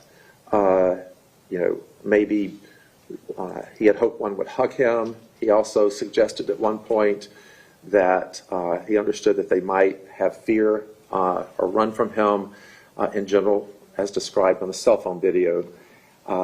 And so he had different thoughts about that. Okay. We have a clip. Aaron, please, 22. On the other side, and I was walking, and then I saw the two girls. I shot them. So I shot three. No, three. Okay, and then I shot Peter Wing and that girl by the stairwell. Okay. Yeah. I think his name was Peter Wong or something. I can't remember. Yeah, I only recently found out what his name. Yeah, and so the first person you shot, remind me what that was like and how you were able to, how you did that. Oh, shit. I thought they would scream. That's more like they passed out. Okay. Passed out and just blood just came out, pouring out of their head. Okay. It was really nasty and sad to see. Okay. And did he discuss with you, or did you make a determination on the third floor of the teacher's lounge about executive functioning? Yes. So after he went through the second floor, he couldn't, as he describes, find anyone to shoot in the second floor. So he was aware that his actions wouldn't fulfill his goal. So he left there and then went to the third floor to search for other individuals. So after he finished his shooting on the third floor, he went into the teacher's lounge. And in the teacher's lounge, he described that he attempted to shoot out the windows towards kind of a courtyard or an outside area of the school where he could target other students. But he was unsuccessful in having the window through the gunshots crack, or that didn't work. So he was unable to shoot from that third floor window. And how did that exhibit to you executive functioning? So He realized at the time that if he were going to shoot other students, and if there were none either on the second or he didn't have any that he could find or left on the third floor, that as he described in his cell phone video, that he could shoot from above, shoot down, have targets there, and so he's thinking and changing his set, his executive set of what to do next when he's no longer shooting inside the school. He's now shifting to how can I shoot outside the school. Okay, and we have Aaron, clips 20 and 21, please. And then you were describing to me yesterday that at some point you decided, did you leave the gun there? No, I went out. I think I tossed the gun on the ground. On the third floor or something? Yeah, I think I stopped on it first and then I kicked and I went to the side. And tell me again, how come you stopped at that moment? I couldn't find anyone to kill. How come? I didn't know if kids were in the classroom or not, or? I didn't know. I just I didn't want to do it anymore, and I didn't think anyone else was in the building. Okay.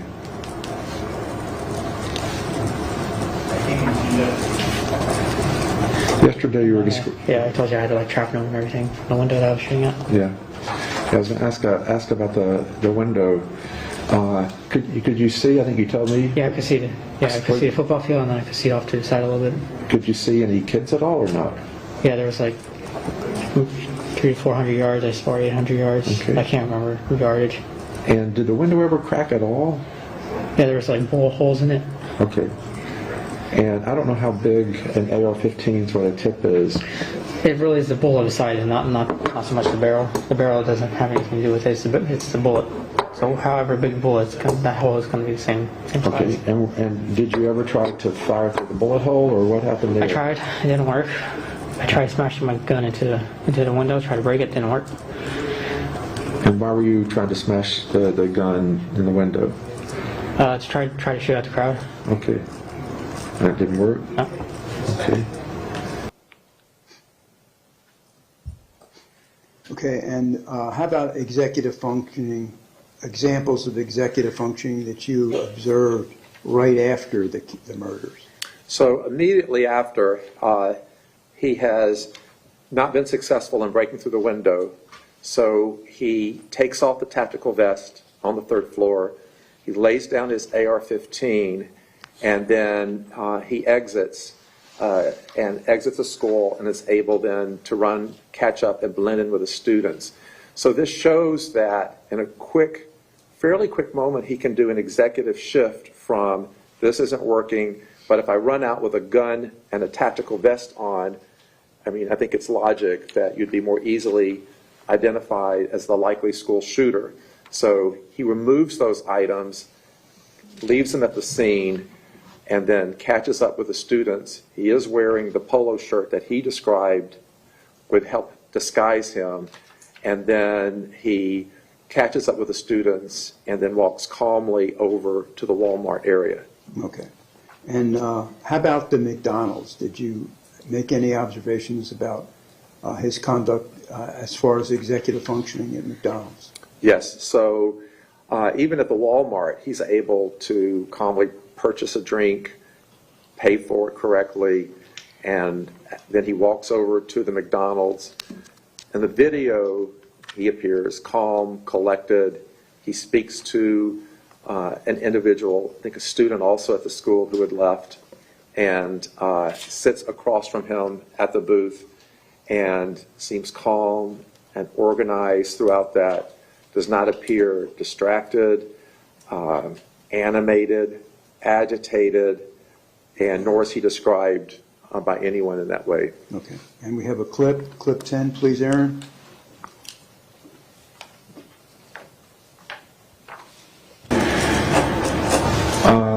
So how did you get to McDonald's? I walked. Is it a long ways? Yeah. From the Walmart? About how long do you think? So from the school to the Walmart is about 400,000 yards. And then how far is it from? And then you go left down the road, probably another 600 yards. 600 yards to the McDonald's. And did you get anything to eat at the McDonald's? I thought about it. And do you know if you got anything? Were you hungry? The sushi probably wasn't enough, huh? What happened at the McDonald's? I talked to this kid. Told me his sister had stomach bug still. Okay. And did you have any conversation about, like, did he ask you who are you, or did he ask you anything about Yeah, it? I asked him if I could have a lift. I needed to go to work or something like that, and he said he couldn't do it. He had a soccer game with his sister. If And he- the sad story is his sister died in the building. Okay, do you know his first name or I anything? was just a random kid. Okay. Did you make any observations about the defendant's memory when you were evaluating him? Yes. And what was your observations? So he had several detailed memories that were prior to, during, and then after the crime that were consistent with actual collateral or corroborative records. So he had memories of going to the school, going to the stairwell, running into Christopher McKenna, beginning the shooting. He had memories of the people he shot in the hallway. He did have some memories of shooting into the classroom, but couldn't remember the specific people he shot or saw, if he did, in the classroom. And he described to me a range of memories and experiences of both sounds, some smells, sights, and even reactions by some of the students during the shooting. Okay. And we have some clips.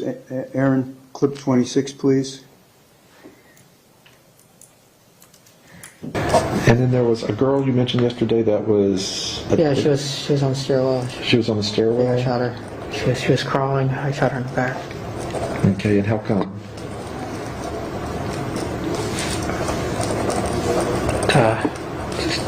Like I told you, I wanted to kill as many people as I could and take my life. Okay, So that was the goal. So I shot her okay. in the back. I think I shot her twice. She was injured in the leg, I think, when I was shooting down the hallway or something. Okay. Yeah, I think security guard in the hallway that I told you about, I think he gave me a nasty look, so I shot him in the head.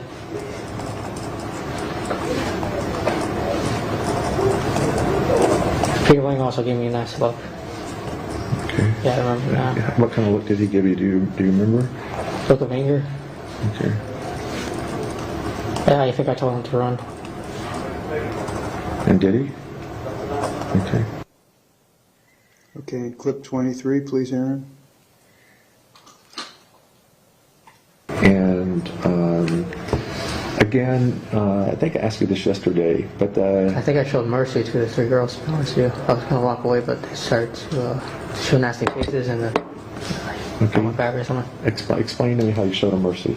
I was like thinking about shooting them, but I didn't want to do it. So I was going to walk down the hallway. And did you end up shooting them? Yeah, because they gave me a nasty look and they were about to run. Okay, what do you mean they gave you a nasty look? Like, something like that. And so you were going to give I them thought they were mercy. going to attack me or something. Okay, you were going to give them mercy, but then they gave you the nasty look. And they were going to run away. Two of them were going to run away, one nasty look. And then they just, and when I pulled up my gun, they just went back and they put it into a ball. Like they pulled into a ball? Yeah. Okay, and then what happened? I didn't even aim or anything, I just shot. Okay, how did the bullets get in them if you didn't aim? I aimed downward. Okay. Like, I had like on a waist and I... Okay, and last clip, Aaron, 24, please. And then, do you remember who the last person you shot was? Peter Wayne. Okay. And describe to me what happened. His head blew up like a water balloon. Okay. And your final diagnosis, Dr. Scott. Yeah, my final diagnosis is antisocial personality disorder, borderline personality disorder, and he had a history of conduct disorder. And malingering? And he, during my evaluation, and through reviewing the different assessments, also malingering. Okay. Your Honor, at this time, I'd like to offer the clips, State's Exhibit for Identification 26P.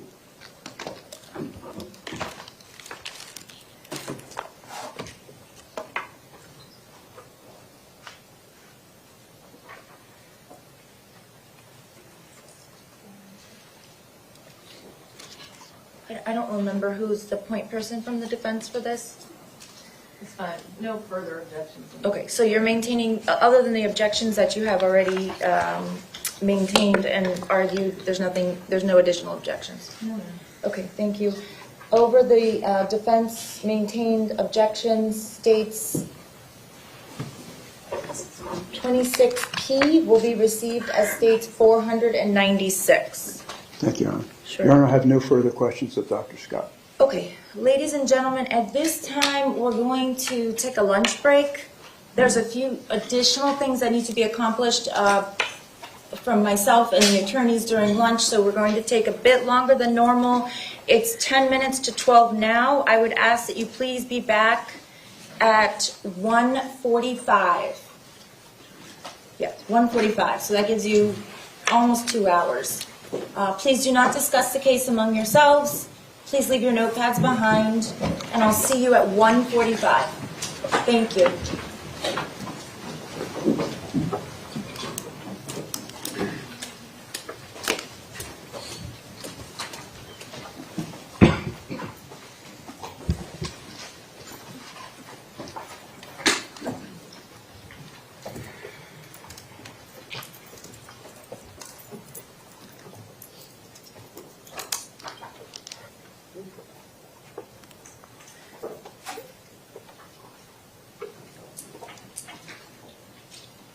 Okay, the jurors have been excused. Everyone else may either be seated or be excused. We're in recess until 1:45. I do want to start as closely to 1:45, so that'll give you all 2 hours to accomplish your short deposition and your, hopefully get something to eat. Your Honor, I forgot to ask Dr. Scott 2 more questions, so if I can, not now, but obviously when I come back. Not a problem.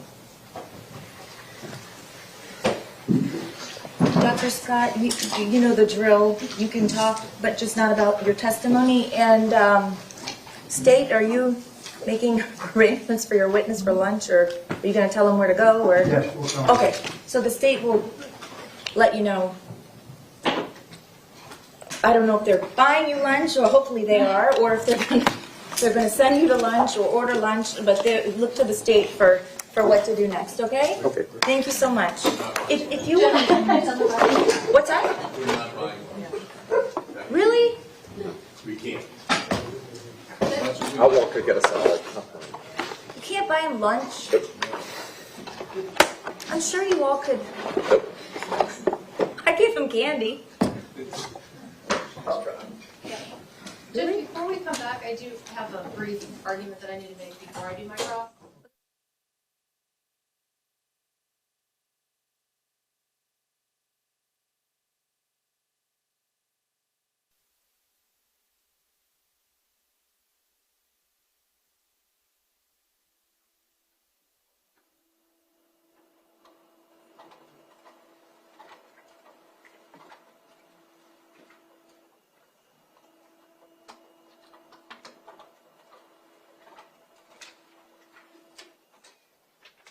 Okay, the lawyers are present, the defendant is present, the jurors are ready to be brought in.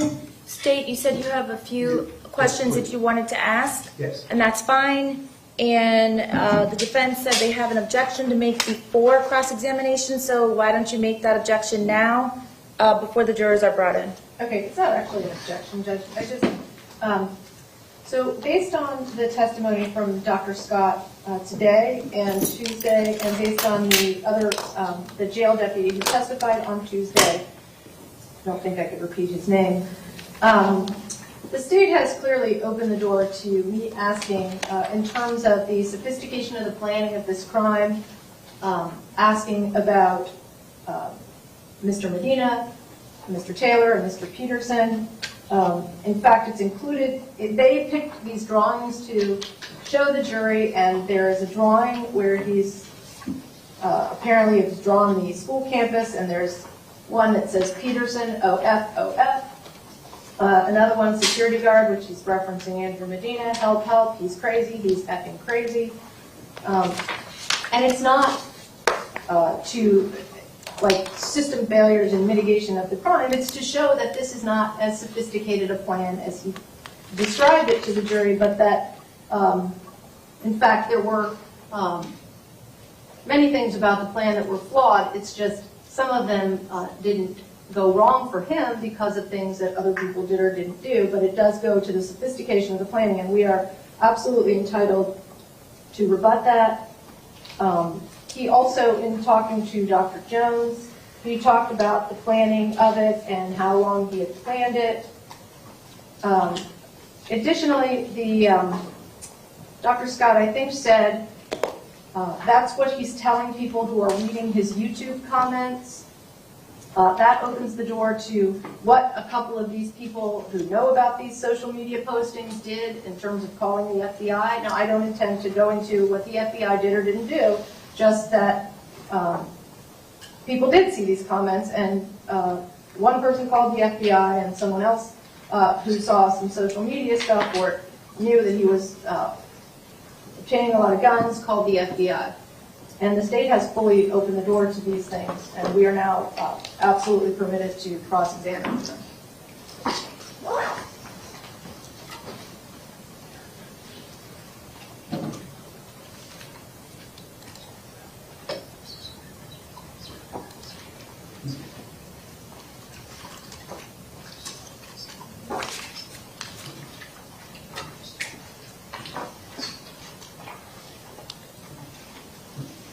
Ron, you want to hear a response? Yes, I was waiting for one. Oh, okay. I thought you were conferring with counsel. We have not opened the door to third-party negligence. Just because they elicited what happened. We didn't open the door to what other people should have done or shouldn't have done.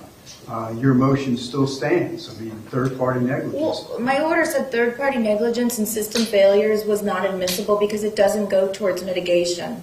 Whether or not the state opens the door, it still doesn't go to mitigation. It does, Judge, because it shows that his planning, he didn't really plan such a great crime. It's just if certain things had happened that could have easily happened, then he may not have been able to carry this out. So the plan that he made was not as sophisticated and brilliant as this doctor is making it out to be. And part of the reason is, I mean, he was seen immediately getting out of the Uber. And he knew, that when he went there at that time, the security monitors were unlocking the gates and that there would be one. So it goes to the sophistication of the crime. It's not about mitigating. It's not about, and in fact, it does actually go to his moral culpability, but I don't even need to go there. The point is that it goes to a lack of sophistication of the crime, that there were a lot of opportunities that this could have been stopped, and they were not. It shows that his plan is not that sophisticated. He just got, I hate to say this, he got lucky, we all got unlucky, I guess is the best way to say it. Still, third-party negligence has nothing to do with his actions, and it's not mitigation. I agree. My ruling remains. Any kind of third-party negligence or system failures is not admissible. Please do not ask this witness about any of those things. Okay, then Judge, I would ask to proffer the questions that I was going to ask. Okay. Oh,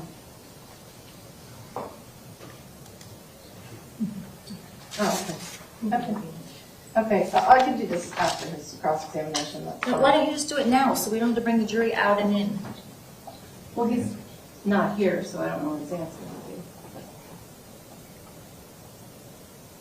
I mean, if I do it at the end, we take a break after cross, and I can ask him while he's on the stand. Can we just bring your witness in now and let them do this now? I mean, what are the questions going to be? If the security guard that was supposed to intervene didn't, does that change your opinion of the executive functioning that the defendant put into this mass murder? I mean, he's not going to know any of these facts about the third-party negligence. What exactly do you want to ask him? I want to ask him one. So, security monitor Andrew Medina immediately spotted him getting out of the Uber. That is not about a system failure. That is not about inaction. He already said that. It was already in one of the clips. Yeah, the defendant said that, and he said he then therefore knew he needed to hurry up because in case the guy was going to report him. So how does that either impeach this witness's credibility or show some type of mitigation or negate the testimony that your client had executive functioning capacities beyond what your experts testified that he has? Because, again, it's not a great plan. He was seen immediately, not even on the campus. He hadn't even reached the campus yet, and he was spotted by a monitor. No, he picked the time, they say, because they knew the gates would be open, but also knowing that the gates have to be opened by someone, he picked that time and was immediately spotted. So what are you going to ask him? Andrew Medina recognized him. Andrew Medina knew he was carrying a rifle bag. So what are you going to ask this witness? I'm going to go through and ask him if he's aware of these things. If he's aware that Andrew Medina spotted the defendant, if he's aware that Andrew Medina knew he was holding a rifle bag. Andrew Medina recognized him as the crazy kid, and that's And his letter. what's the end goal? What point are you trying to make? If he says, yes, I was aware of that, so then what's the follow-up? Well, I don't have to do the follow-up. That's for the jury to decide what that means. If you want to be able to ask these questions, you have to show me that they are relevant to either impeaching this witness or to mitigation. And asking him, were you aware about Andrew Medina's X, Y, and Z with no follow-up, it's not impeachment. Well, it's about the sophistication of the crime, right? It wasn't that sophisticated of a crime, and he's spotted by a monitor. There was an armed law enforcement officer. There was a guy in the building that saw him. None of them called the code red. I mean, these are all things that should have stopped this. It wasn't that sophisticated, and they're arguing that this was a very well-planned, sophisticated crime. And we should be able to counter with, it really wasn't, it's just through a series of unfortunate omissions, it was carried off. And that's third-party negligence, has nothing to do with mitigation. I mean, she could have had a flat tire. I mean, what you're saying is the murder of 17 children and the attempted murder of 17 others was not that sophisticated, it was just lucky. And if all these things wouldn't have happened, he wouldn't have killed that many people. That's essentially what you're saying. What I'm saying is it wasn't that sophisticated of a crime, and it was only because things didn't happen that it was carried out. It was a very unsophisticated crime, and it goes to the weight of CCP. No, it's third-party negligence. It has nothing to do with his background. It has nothing to do with the incident that day as it pertains to Mr. Cruz and his actions, and it's not relevant, and my ruling remains the same. If you want to tell me what other questions you plan to ask the witness, you can go ahead and do that now.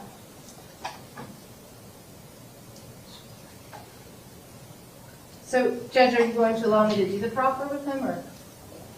No, I'm going to allow you to proffer the questions to me because so far what I'm hearing is a bunch of questions that you really are not looking for answers. You're just looking to ask them because by your own admission, you're looking to say that the reason that so many people were hurt and killed is because of the inaction of other people rather than the action of Mr. Cruz, which is what I clearly said is not admissible. I understand that, Judge, but the state has now opened the door twice. I respectfully disagree. So if you want to proffer the questions, you can do so now. Okay.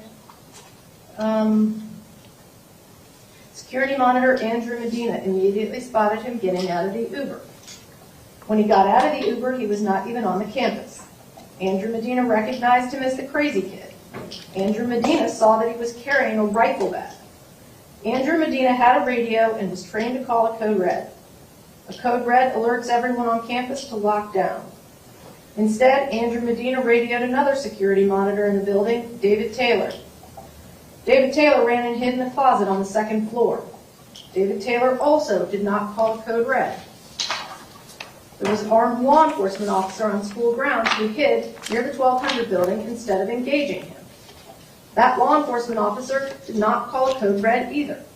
That law enforcement officer is being prosecuted by the same state attorney's office for several counts of felony neglect of a child.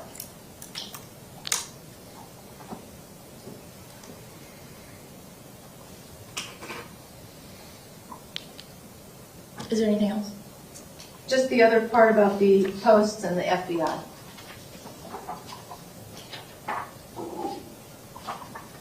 Okay, do you want to make additional argument? Do you want to put the additional questions that you intend to ask if I had not prohibited you from doing so on the record? Or can we bring in the jury? That's what I'm asking. I would ask, you're aware that he posted on Instagram that he wanted to shoot up his school, and then on February 5th of 2016, a neighbor called BSO and reported that. You're aware that because of his YouTube posting about being the next school shooter under the name Nikolas_Cruz, someone called the FBI to report him. As a result of his obsession with guns, the loss of his mother, and his emotional and behavioral issues, a longtime family friend called the FBI and reported him, specifically saying, "I will have a clear conscience if he takes off and starts shooting places up." I think, just getting into a school and shooting it up.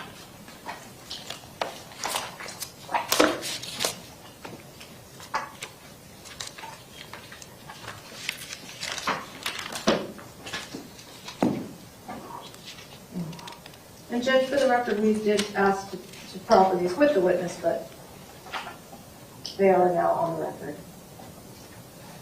Okay, are both sides ready to bring in the jury? Yes, Your Honor. Wait, Judge, one more thing, I'm sorry. There are two documents I did want to ask the court for permission to enter into evidence through this witness. I know the state's objecting. I don't know if you want to see them or... What are they? One of them is just a few of his kiosk requests in the jail. It's a composite. I'm sorry, I don't know what that means. So when inmates need things like a medical visit or a chaplain visit or whatever, a dietary change, they go on instead of writing out like a request like they used to do, I think they go on like a computerized system and they make these requests. And then there's some random deputy at the other end, or I don't know exactly when they respond, but they sees them and then responds. Okay, so you've shown the state what you want to introduce? Yes. And what, can I see it so I know Yes. exactly what you're talking about, Yeah, and please? we're objecting because it's hearsay, it's self-serving, and it wouldn't even be admissible on their case. Okay, let me take a look. There's two. One is a letter that he wrote to his brother. Just they're not self-serving hearsay. It's not for the truth of the matter asserted.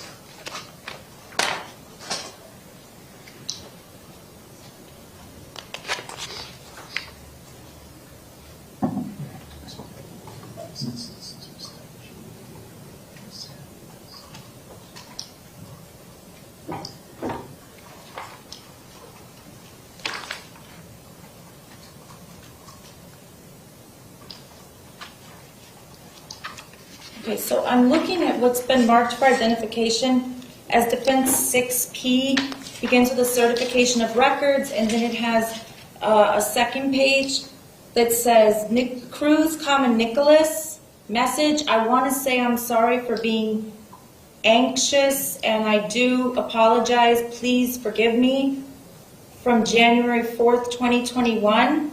Then it says in the next line, this message has been rejected, case closed. Then the next page, under the message, this is from 4/30 of 2022, is Pastor Black feeling better? And then the message is IDK.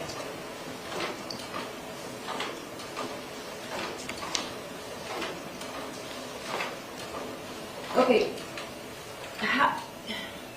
let me look at the other one here. I'm looking at what's been marked as 6S.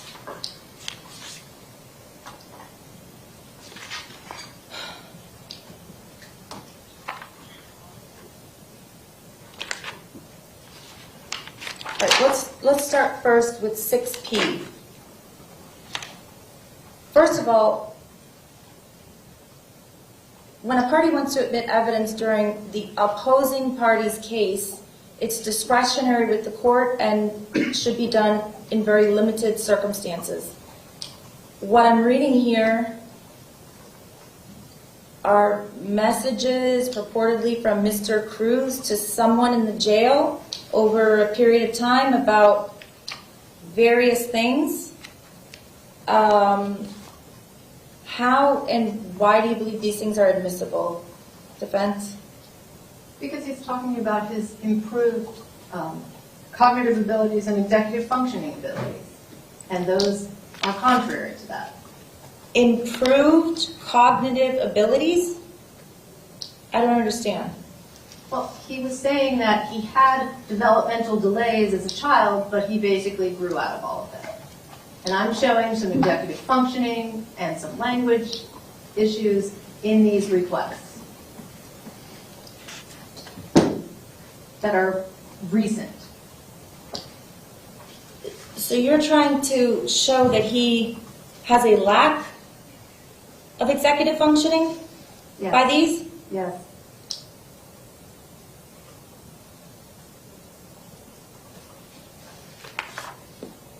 I mean, they're part of the jail records. I believe I can ask him about them, even if I don't admit them. I just wanted to admit them, but I can just ask. Is Pastor Black okay? Tell Pastor Black I love him. How is that showing a diminished? The last two are for a different purpose. Well, what purpose are the ones that I just asked you? Is Pastor Black okay? He's asking the kiosk, is Pastor Black okay? Okay, but there's obviously a person that responds because a person named Kanisha Bass responds.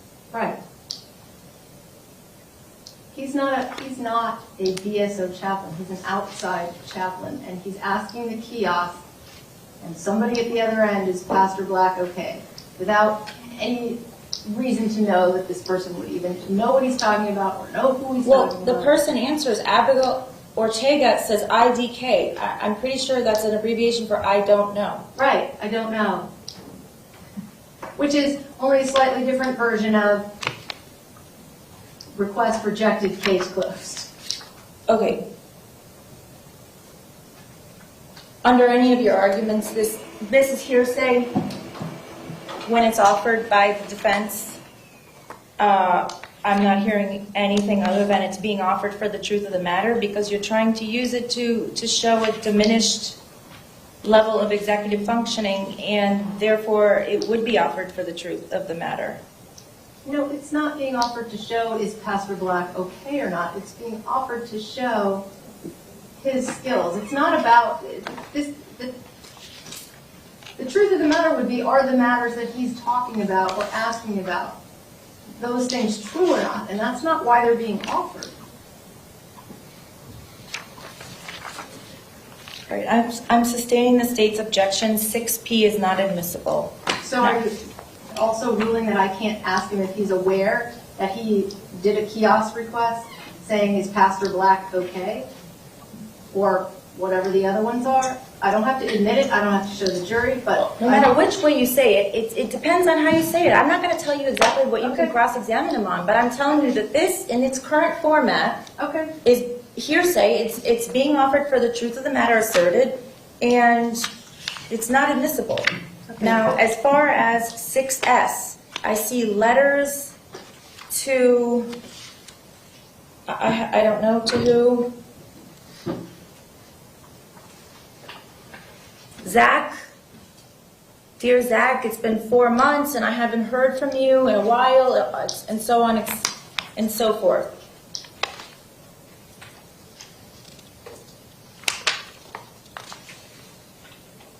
With some type of a calendar with different foods and references to working out.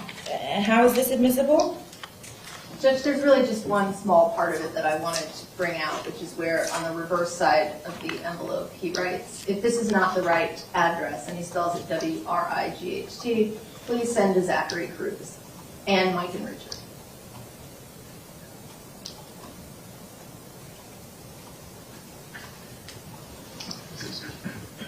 So you want to show that he's using the word W-R-I-G-H-T instead of R-I-G-H-T? Well, that's part of it. He's also on an envelope for a letter that he intended to mail. He's writing on the other side, if this isn't the right address, please send this to Zachary Cruz and Mike and Richard.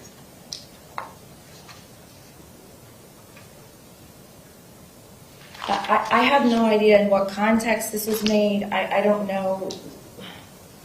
State, what is your objection? It's inadmissible, wouldn't even be admissible on their case. And they're trying to introduce that as impeachment or rebuttal on our case.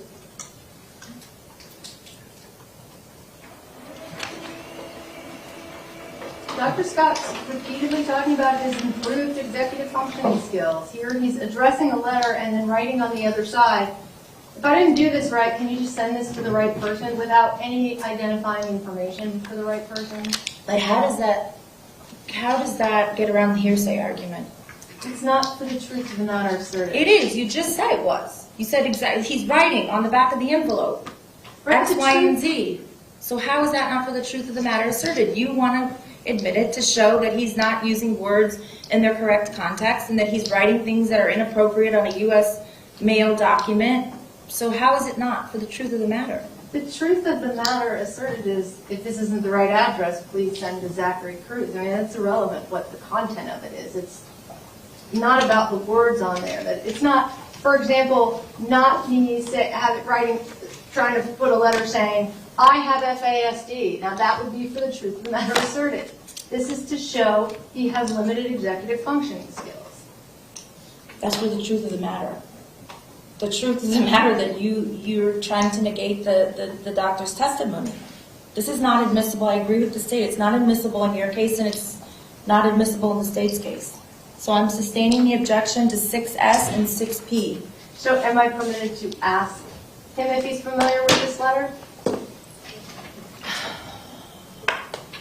I'm not going to tell you how to do your cross-examination. Okay, thank you. May I have rights to get? You may.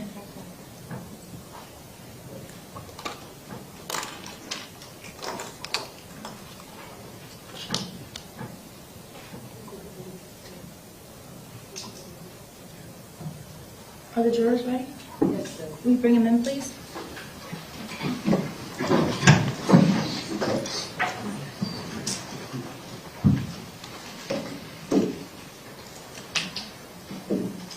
State, do you want to have your witness come up? Jurors are entering.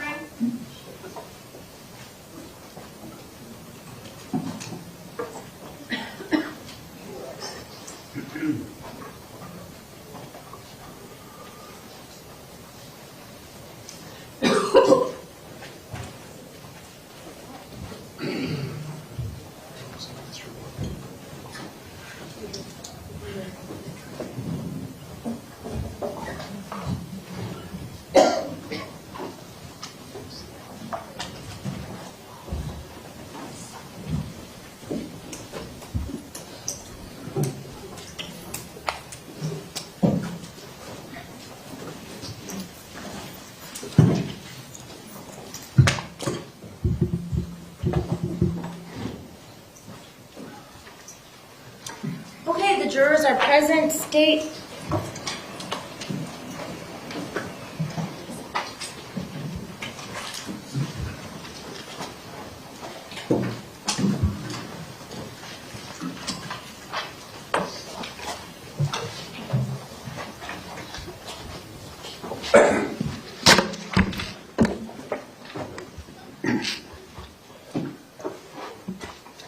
Good afternoon, Doctor. You're still under oath. State whenever you're ready. Thank you, Thank you, Your Honor. Dr. Scott, what is the difference between your diagnosis of the defendant with anti-social personality disorder and borderline personality disorder with a mental illness or a developmental disorder? What's the difference? So a developmental disorder or a neurodevelopmental disorder is in a completely different category, of our diagnostic manual. And so that can be associated with perhaps, but not all, unidentified area of deficit in functioning in the brain, can arise from a neurodevelopmental period, and the behaviors are attributed to those deficits or impact from early onset. In contrast, antisocial personality disorder and borderline personality disorder are not disorders that have been closely tethered to or defined by a particular brain abnormality. These are disorders of behavior, disorders where people repeatedly, in the context of antisocial personality disorder, violate the law, don't conform to rules of society, and that's one big difference. So one is a behavioral disorder such as antisocial personality disorder, where the person doesn't follow the law or violates the rights of others. And likewise, borderline personality disorder is an impairment in how people choose to behave and interact with others that also violates societal norms or what's expected from them in society. But it's not attributed to a particular medical origin. Okay, and mental illness? So a mental disorder, as defined by the DSM-5, does include an umbrella of many different disorders. So under the DSM-5, you do have a chapter specific to neurodevelopmental disorders. That's where things like autism spectrum disorder go, ADHD or attention deficit goes. Then you have chapters specific to some of the severe mental disorders like we traditionally think of, such as psychosis, mood disorders like depression or bipolar disorder or anxiety disorders. And they do have a separate section for these personality disorders that they separate from the neurodevelopmental and some of the other major psychiatric disorders. And again, these are behaviors with the personality disorders that do get the person in trouble oftentimes with others, with the law, and because that then can bring them in to treatment as a focus of treatment, they do list it in the diagnostic manual. Okay, and antisocial personality and borderline personality are intentional and volitional, right? I would say antisocial personality disorder has some components where they can be impulsive, but also has components where they can plan and organize. And borderline personality disorder, one of the criteria, they can also be impulsive, but many of their acts can also be more well thought out. So there is some overlap. Okay, and they're behavioral disorders? Yes. Okay, not mental health disorders. I would say they're in the book on mental disorders, so to that extent that they're listed, but they are not in the same category as mood disorders, psychotic disorders, neurodevelopmental disorders, anxiety disorders, etc. But they are in the manual of mental disorders. Okay, but they're volitional and intentional for antisocial Yes. person. Objection asked and answered. Overruled. Can you answer? Yes. They are considered separate and different from the more severe mental disorders like I've described, and so they're in a completely different category of personality disorder, which means how a person's behavior is that is beyond natural traits we may all have. That's common for us to have our own quirks and personalities. This takes it to a different level where their personality, style, traits, and behavior really cause trouble with society and with others around them. And that's why it's called a personality disorder. That's why it's called a personality disorder. Thank you, Doctor. Thank you, Your Honor. Thank you. Cross-examination? Yes, ma'am.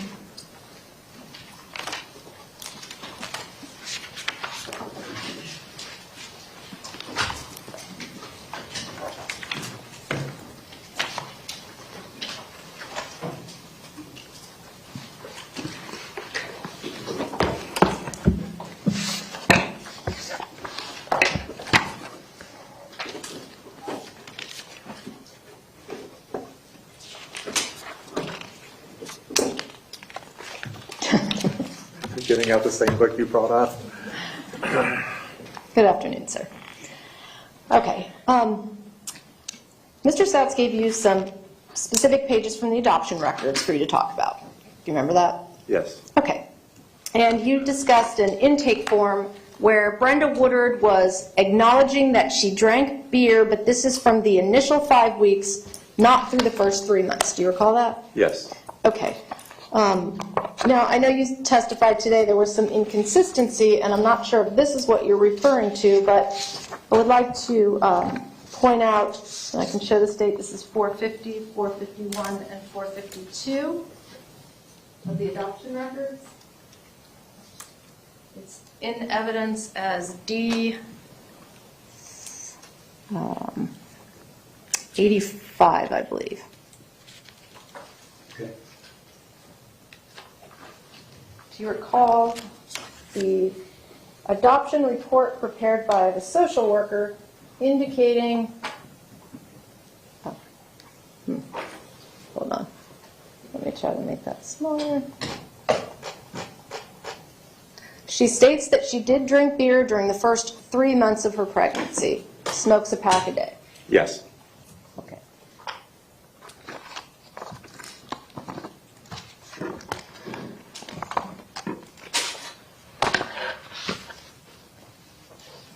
Now, you testified that there wasn't evidence that Brenda Woodard had been drinking on June 8th, which was the day of her arrest, June 8th, 1998. I said the jail record did not indicate that, yes. Okay. Are you aware that while they were out, and I think you called it scoring, they had the beer in the back seat of their car? I'd have to double check to see if I used the word scoring. I'm not sure that would be something I would say. But can you repeat the last part of your question?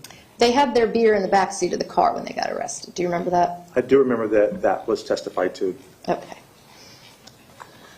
You testified that she was receiving prenatal care at the Department of Health. Do you remember that? I remember testifying that they noted that she had multivitamins or vitamins, and it was listed next to the Department of Health. It was unclear if she had an appointment, but it looked like the vitamins were linked to that. Okay. Well, we know that her pregnancy verification was done at the Department of Health, right? Yes. Okay. But there are no records in those adoption records that indicate she was getting prenatal care there, correct? Just for vitamins, which are considered prenatal care. Okay. And do you recall seeing a note on August 4th of 1998 indicating that she needs prenatal vitamins but doesn't know what they cost? Yes, it looked like she may have run out of them, and so they were, she needed some and didn't know what they cost. Okay. Now, we do know that about a week after her pregnancy verification, and I think you referenced this form. This is the prenatal visit list, I guess, correct? So we know on March 18th of 1998, she went to Dr. Buonapane for prenatal care, correct? On March 18th, Yes. and is that under the yellow highlight? Yes, I believe it's these are all from that first visit, 3/18, and she was drug tested there, correct? It does say that it happened at the office, yes. Okay. But we also know from this document, if you want to check down further, her next prenatal visit after March 18th was July 6th of 1998, correct? That's what that date says. Okay. And in fact, we have another note. This is not something that you mentioned. It's page 170.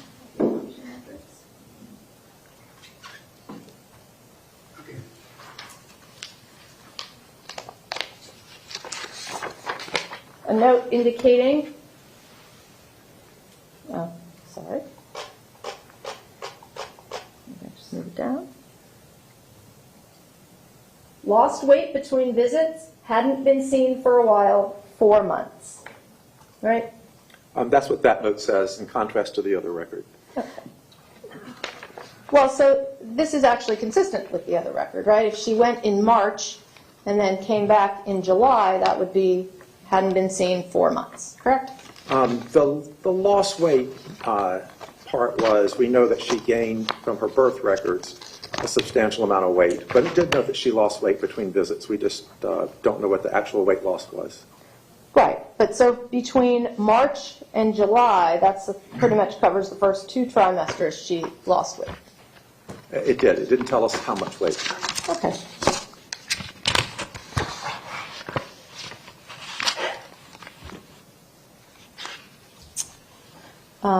Okay. Now, you testified, and this was, I think, more in the context of his birth records, but I think you said healthy baby boy that did not appear to have been exposed to drugs in the last 3 months or so prior to his delivery. Do you remember that? Yes. Okay. Now, we do know that her arrest for possession of cocaine was in June of 1998, correct? We do. Okay, and we also have a note.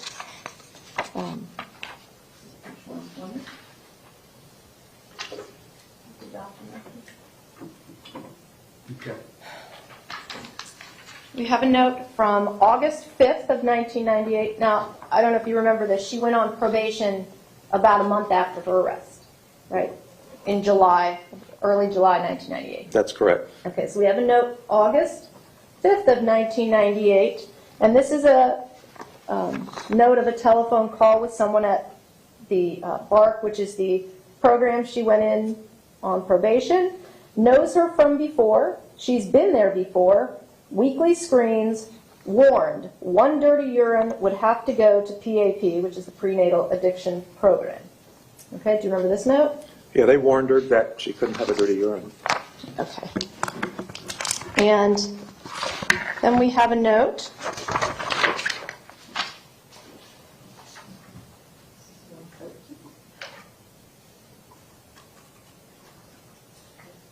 Page 113 of the adoption records. Brenda called going to PAP on Monday, and then on the side it says, thinks she may have tested positive, blames Ambisol. Do you remember that? Yeah, it's Anusol, and she was being treated for hemorrhoids, and Anusol has a compound in it that can test positive at times. So I verified that she did have hemorrhoids, she did get treatment for it, and she was concerned that that could cause a dirty urine. Okay. And then we have another note. This is page 111 from the same day.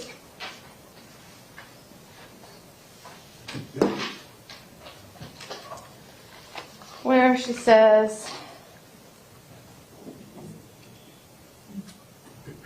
Brenda had said that the test could be faxed to probation. Now she doesn't want that to happen if she tests positive. Do you remember that? Yes, she had worried about the Anusol testing positive, and that's noted in that record.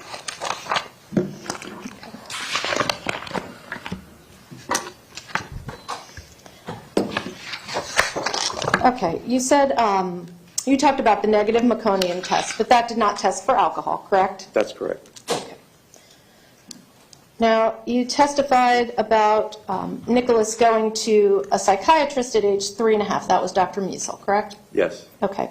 And the records indicate he went only one time, January 10th of 2002, correct? It looks that way. There were 2 separate notes related on the 10th, so I couldn't determine if they were just misdated or if he had 2 separate visits for some reason on that date. But there is one date in the record for that 10th. Okay, January 10th of 2000.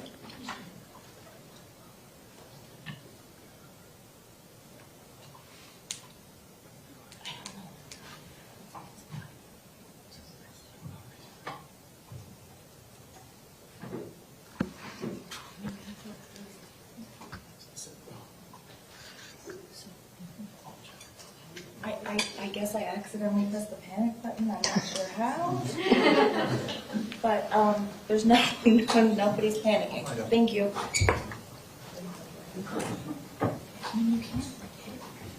Sorry about that. That's okay. Can I? Yes. Oh, okay. Okay. Now, Dr. Musil made some recommendations for follow-up to Linda, correct? I believe so, yes. Okay, but she never went back, right? She did have at certainly early preschool evaluations and treatment. So she was evaluated even before kindergarten by different Broward County evaluators. So maybe not who he recommended, but she did get follow-up treatment and evaluation. She did or the school did? The school did. Okay. All right, now you testified that you didn't see evidence in the records of OCD, even though that was noted by some of his providers, correct? I testified that I didn't see sufficient criteria that would have met the diagnosis, and I testified that he had some behaviors, such as asking when he could get on the Xbox and repeating questions over and over, that could be a characteristic, but he didn't have the sufficient criteria met for OCD. Okay, but so some of the behaviors that were noted, the obsessive behaviors, were he obsessively watched the clock at school, correct? Yes, it was noted, maybe even in the second or third grade, that he would look at the clock to see when his mom was going to pick him up. He repeatedly asked when his mom was coming to get him or when the bus was coming. We just talked about that, correct? Yes. Witness testified he had to have exactly 8 chicken nuggets, correct? He said that at one point, yes. Okay. He would obsessively erase his mistakes on his papers to the point of ripping them. He sometimes would crumple up the papers, sometimes not. Yep. Okay. He engaged in picking behavior. He had times where he might pick at his skin, and when he had acne, he might pick at his pimples. Okay. And he started out at a young age being sort of obsessed with tigers. Do you remember that? Yes. Okay. And then Pokemon at some point? I would separate the tigers somewhat from the Pokemon. And during that time frame, the mother filled out a questionnaire for Rainbow Assistance. It's a grief counseling. And there are a lot of questions very specific to kind of worries and fears and things that are similar to obsessions. And in that questionnaire, during that time frame you're talking about, it did not have the signs and symptoms consistent with OCD. He did have some worries and anxieties throughout his life, but the Pokemon interest, which a lot of people have an interest in, and kids have an interest in, even adults, seem to be more kind of a developmentally age-appropriate interest that a lot of kids can get very into. I thought the tiger interest, though, was more of, this happened when he was even as young as maybe 3.5 before kindergarten, was more kind of acting out, not necessarily OCD behavior, but kind of, and the therapist described it as kind of this acting out play behavior for some of his frustrations, in a way that he would communicate that, is how his therapist described it. Okay. And you're aware from his jail records he still has an obsession sort of with Pokemon. I've listened to a lot of his, I don't know if it's in evidence or not, but I've listened to a lot of his phone calls, and I've been able to hear who visits him, what they say. And periodically he does talk about Pokemon, but if you wanted to average over time the content of the Pokemon conversations in jail versus other conversations, I would not say it was it was a majority of the time or in any way an obsessive amount. He'll ask about it. He and his brother Zachary will talk about when they used to play, but I would not describe that as a current obsession. Okay. And at one point you did ask about the Xbox quite a bit. You mentioned that. Yes. At some point he became fascinated with airsoft guns, yes? Yes, he became... And then real guns, right? He became interested in airsoft guns and things like pellet guns and then other weapons throughout his life. Real guns, right? Yes. Okay. And you're aware that on his, on October 1st of 2016, 1 week after his 18th birthday, he bought his first gun, correct? Yes.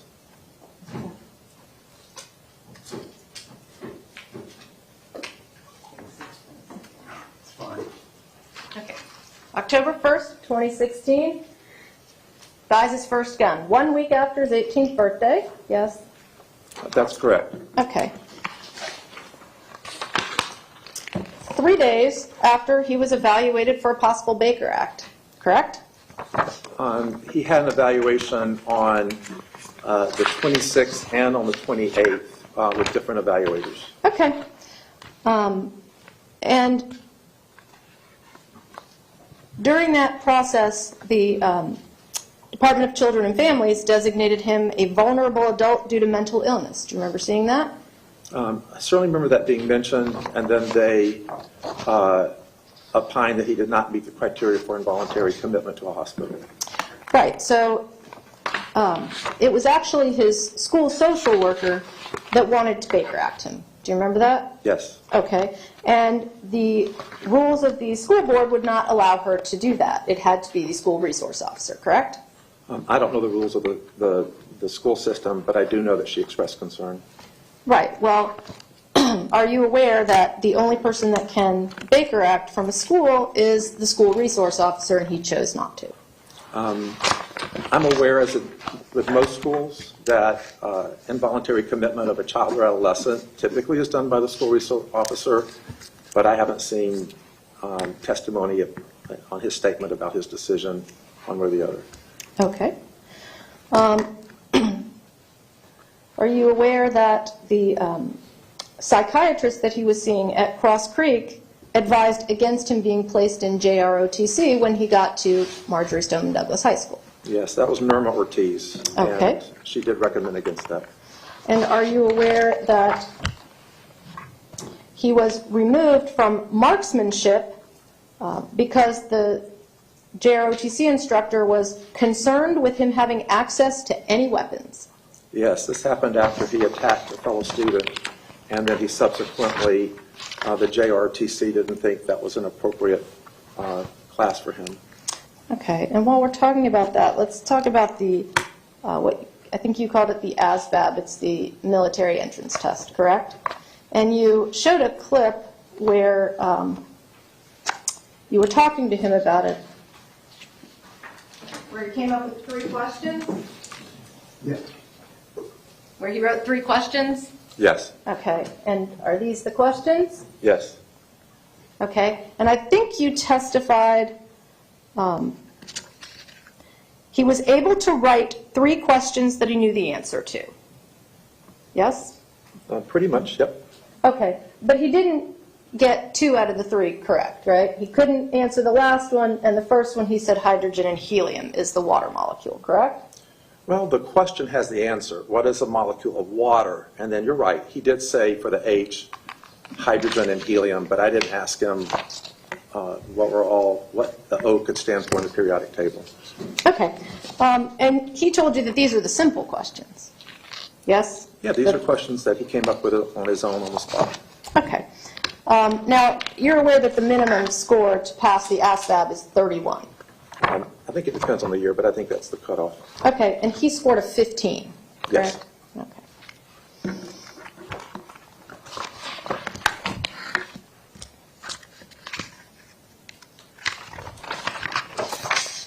Sorry if I jump around a little bit. Now, at one point, I think you testified that he was getting family therapy from John Newnham at Coral Springs Elementary School? To the extent that it involved counseling and also advice to the mom. So the mom is part of the family, yes. Okay. And are you aware that he testified that he does not actually provide therapy, and that there's a big distinction between therapy and what he does? He does counseling to help with academic progress. I'm aware of that, but I'm also aware of his actual clinical notes that talked about gathering information and working with the family. Okay. Now, you testified that Nikolas's mother took him for a neurology exam, Yes, and that was in 2013, correct? yes, That was Dr. Brad Dejani? correct. And I think you testified that his gross neurological signs were normal, yes? I'd have to double check if I said gross neurologic sign or not. Okay. But his neurology exam was, there was no critical or worrisome finding he found. Okay.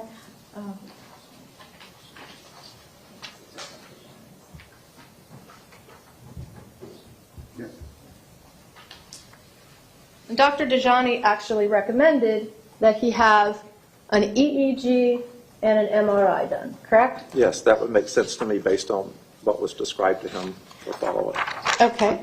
And Linda called and said that she isn't financially able to do those tests, correct? That was correct. She worked with Henderson throughout that time frame on the funding issue. Okay. Are you aware that at the time of this evaluation, she had $820,000 in her bank account with MetLife? Yeah. I'm aware that she did have $800,000. I don't know at the time of that evaluation what her income was, but I do know that after Mr. Cruz was arrested, it was subsequently learned that she had $800,000. Okay. And you're also aware that his psychiatrist, Dr. Nagin, wrote a letter supporting that he be placed in residential treatment. Do you remember that? I do remember a letter that said that should be considered. That's during that time frame at Westglades where there was having a lot of behavioral difficulties. Okay. And are you aware that she told the parent advocate that she was given from Henderson that she couldn't send his brother to a residential program because she needed the Social Security benefits? Is that Stephen Senkoff? It was the parent advocate I believe she was working with. And I do know that his younger brother, Zachary, during that time frame, did go to an out-of-home facility for brief periods of time, but I'm not aware of that specific statement. Okay. Now, you talked about, just a little while ago, about you considered FASD, but there were a few things that made you think that that was not the case, and you're not an expert in FASD, correct? You haven't published on it or anything like that? I haven't published on it, but it's certainly been a part of my clinical practice and training for many years. Okay. And you testified that there was an increase in his IQ from 77 to 93, correct? Based on the records, yes. Okay. You're aware that a recent IQ test that was done, he scored an 83? Yes. Okay. You also testified that, I think you acknowledged he repeated kindergarten, correct? Yes. Okay. But are you aware that he received a good cause promotion in the second grade? Yes, I am aware of that. Okay, and the good cause promotion is because ESE students can only be retained once, correct? That was a little fast. Could you say it again? That good cause promotion means that he can only be retained once because he's an ESE student. Yes, I understand that. Okay, and you know that he was promoted from the third grade to the fourth grade even though he didn't meet the criteria? Do you recall that? I do. That was particularly his behavior was an issue in the third grade, and they were concerned that the Strattera medication may have been playing a role in that. But so they did promote him to the fourth grade. Okay, and he got another good cause promotion from the fourth grade to the fifth grade. Well, Remember that? he was promoted, but he had met, at least for the reading aspect, he had passed the FCAT, and he was then put into, in the fifth grade, they felt confident enough to put him in about 80% mainstream, though with the ESE support. So he did move to the fifth grade. Okay, let's talk about those FCAT scores. So you mentioned that twice he achieved a level 3, and that was in the fourth grade and the fifth grade, correct? No, I said in the fourth grade he met the standard. In the fifth grade, he had conference forms not related to the FCAT, but related to the teacher's impression of how he was doing academically, which said he met or was above standard. So, but not the FCAT for the fifth grade, but more the teacher's assessment of his performance. In the fourth grade, it was the FCAT for passing the English part. Okay.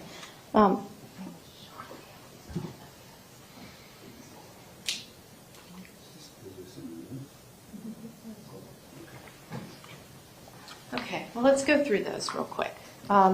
This is in third grade. His reading score is a level 2. Yes, Okay, and 2 indicates limited success with the content, correct? correct. Okay, grade 3 again. Math, level 1, indicating little success with the content on the FCAT, correct? Correct. Okay. 4th grade. This is where he just barely passes, and the level 3, by the way, indicates partial success with the content. So he's just a little bit above the 2 and the 3. And that's in reading in the 4th grade, correct? Yes, he's on grade level in the spring. Okay. And then we have his math score from grade 4, again, a level 1. Correct. Okay. Now we have 5th grade.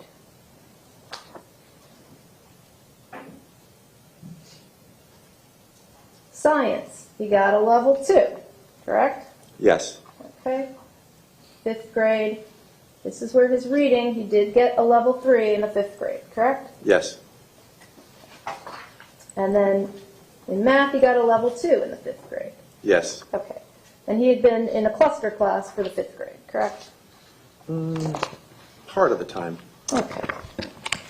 Now, you also said something, I think, about plateauing as a teenager. Now, so in the 5th grade, he was, let's see what year that was. He would have been 13 years old, correct? If it's 2011? It depends on what part of the year, because he had a Yeah, I know. September birthday. Okay. And so you just have to calculate. So he was born in 1998. So what year are you asking about? How old he was in the 5th grade. Okay, but anyway, 6th grade, So, Reading? sorry, what, was there a question pending? Because I No. don't know the answer. no, So you were drawing the question about the age? yes, that's Okay. fine. 5th grade, he gets a level 2 in reading, correct? Yes. 6th grade, and then 6th grade, level 1 in math. Yep, And all the these 1 are- is an inadequate level of success, 2 is below satisfactory. Yeah, Correct? which contrasted to his actual school performance in the 5th grade, where throughout the year on his tests and scores, consistently he was at or above the reading level. This is once every year or two achievement test where he would score low, but his actual performance in class, particularly in the 5th grade, was repeatedly at or above level. But you're right, when he would take this annual test or by every 2-year test, he had varying performances. Okay, and then again, 7th grade, level 2 for reading, and level 1 for math. Correct? Yes. Okay. And he didn't take the FCATs in the 8th grade because he was at Cross Creek and they don't take. Is that right? I did not find 8th grade FCATs. Okay. He did, though, as far as the progression, make the honor roll and make all A's and B's throughout the year. Okay, well, we'll talk about Cross Creek in just a minute. Now, his grades were not good at West Glades Middle School, correct? Not for the most part, that's correct. And his behavior was not good at West Glades? I would disagree with part of that. If you look at the first 6 months of his 6th grade, they described that his behavior was fairly good and had improved, but then it changed towards the second half of the 6th grade year. Okay, and that was actually a few weeks after his mother took him off the Risperdal, correct?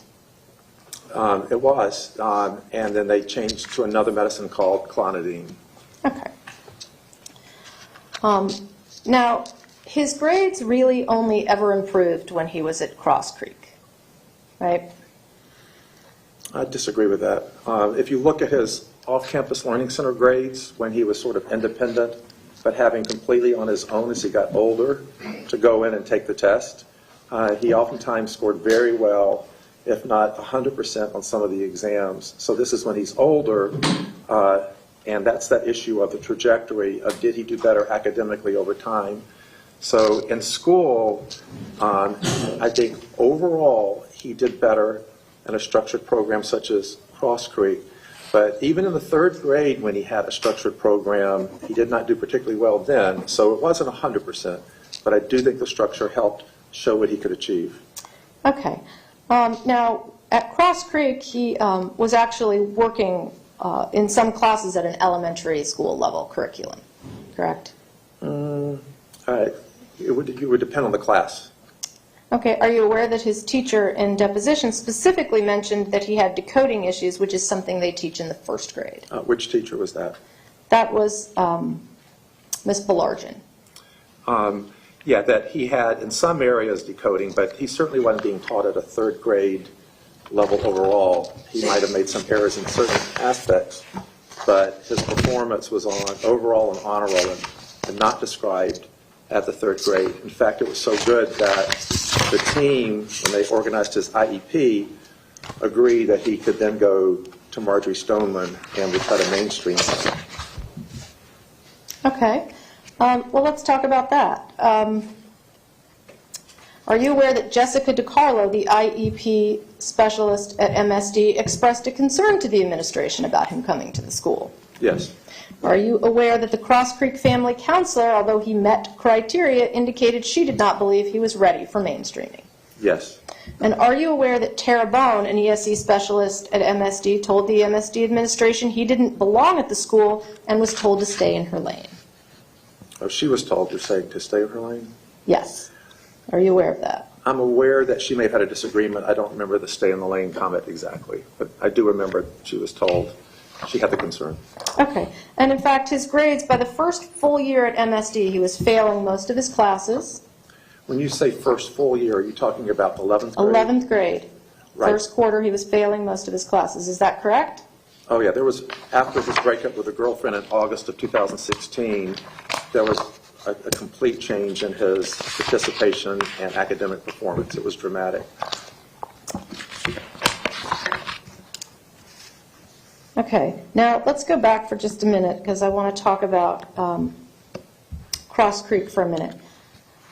Cross Creek, they have small class sizes, correct? Yes. Small student-to-teacher ratio. Yes. Okay. Lots of structure and supervision. Yes. A therapeutic environment. Yes, there were counselors there. Yes.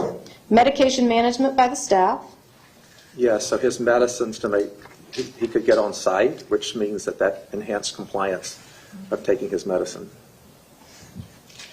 Okay. And during his time at Cross Creek, he had 3 referrals in the first semester, correct? Yes. Okay. But only 1 referral, and that was a bus referral in the 9th grade, his 1 full year at Cross Creek. Yes. Okay. And that's compared to his 63 referrals at Westglades. Yes, it was a dramatic difference. Okay. And while he was at Cross Creek, he also had services at home with Henderson, correct? He had a case manager. He had that at Westglades too, but he also had it at Cross Creek. Okay, he had a therapist from Henderson. Yes. And he had, well, his mother had a parent advocate, correct? Yes, Stephen. Okay.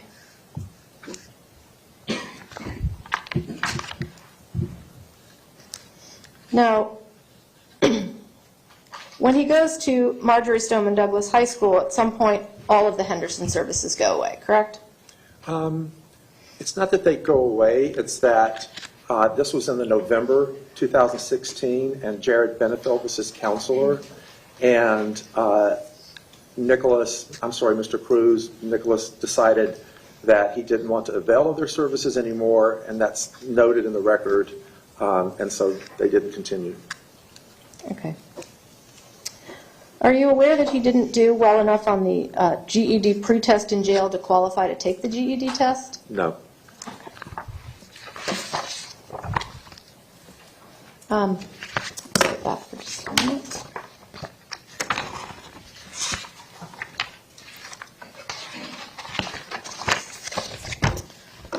All right. I think you mentioned a couple times he had a job at Dollar Tree, correct? Yes. Okay. And he told you actually in the interview he tried first McDonald's, Publix, CVS, Target, and movie theaters, but no one would hire him, correct? Yes, and he added that someone did offer him a job at a gun shop, but he was employed at Dollar instead. Okay. And Linda filled out his application at the Dollar Tree, Yes. correct? Okay.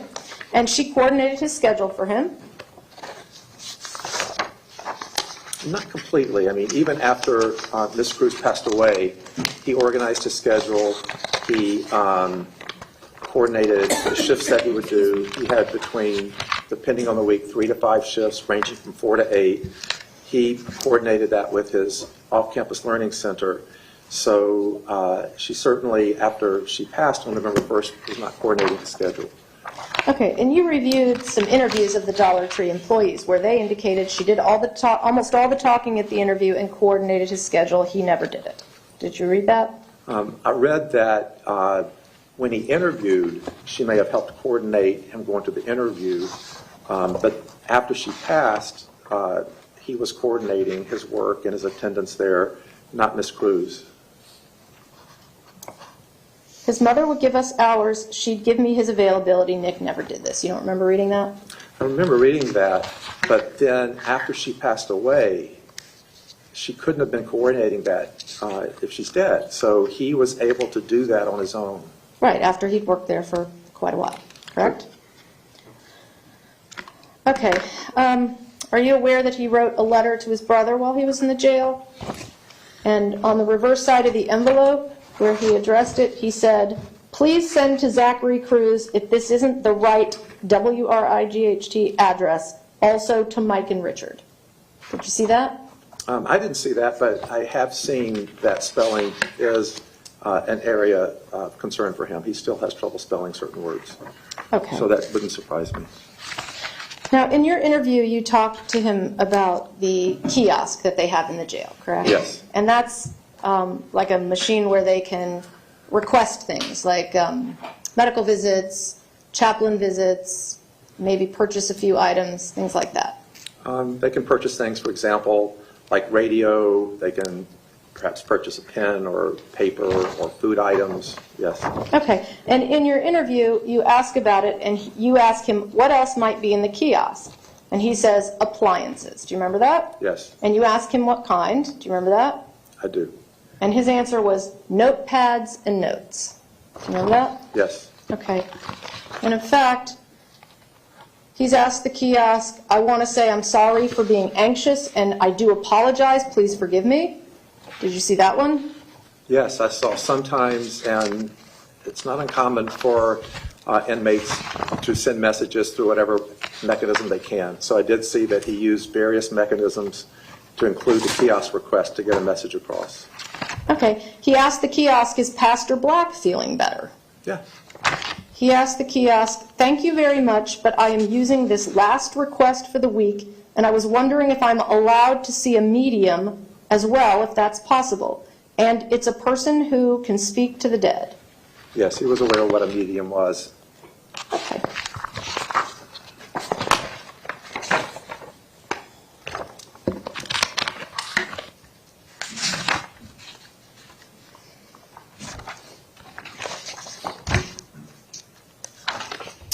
All right, you talked about how he planned out this crime and all these things he took into account in terms of how well planned out this crime is.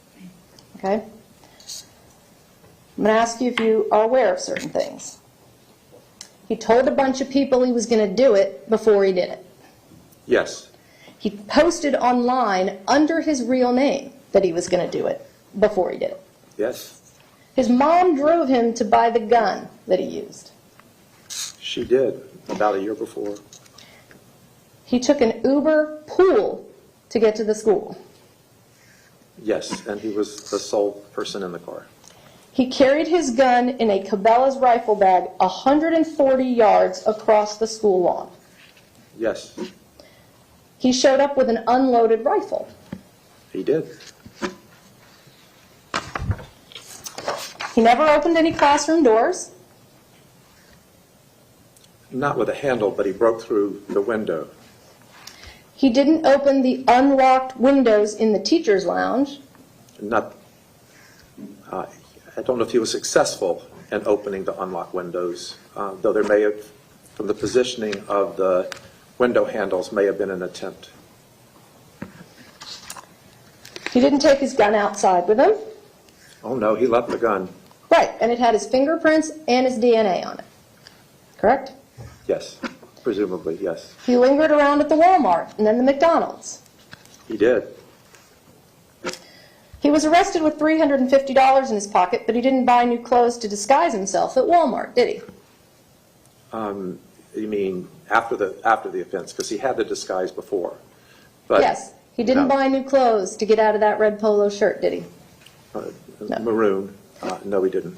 He left his phone behind in the 1200 building, so he couldn't call for an Uber to take him away. He either left it or lost it, but it was left behind. Okay. And he didn't call for a cab to take him away, even though he had a bunch of money in his pocket. No. Okay. I want to talk about some other things he told you about the crime in your interview that we know are not true. He told you that he sighted in the rifle on February 13th of 2018 or into the morning hours and practiced the night before, right? He did say that at one point, yes. Okay. And you're aware that James Sneed testified under oath that Nikolas never shot real guns at their house? That was his testimony. Okay. But I'm not sure if the testimony clarified the difference between sighting versus actually shooting the gun. So practicing with a gun and the recoil may be different than actually shooting the gun.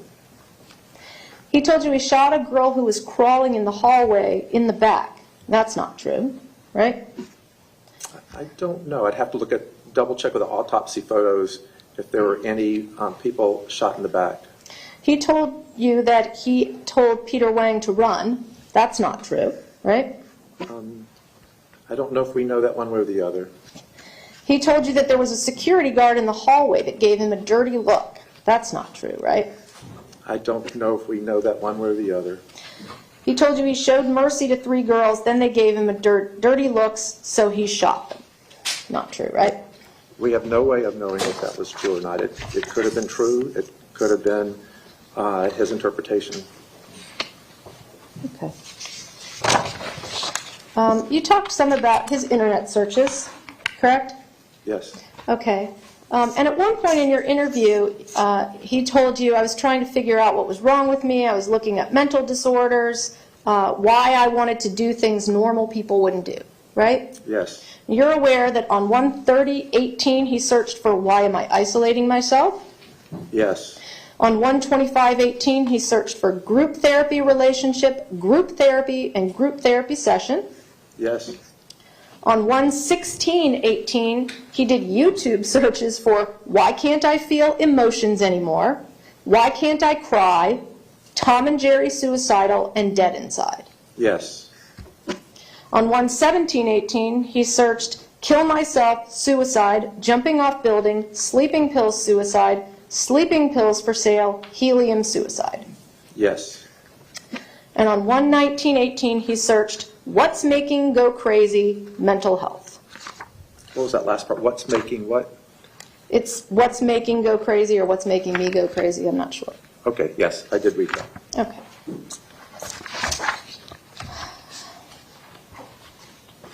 I want to talk now about your diagnoses. You testified that he malingered symptoms on the MMPI, the PAI, and the TSI-2. That was Dr. Denny, the psychologist who scored the testing findings, yes. Okay. Now, in this interview that you did with him, he volunteered information to you about stealing, breaking into cars, harming animals, and shooting his gun in the backyard, correct? Yes. And he didn't have to do that, right?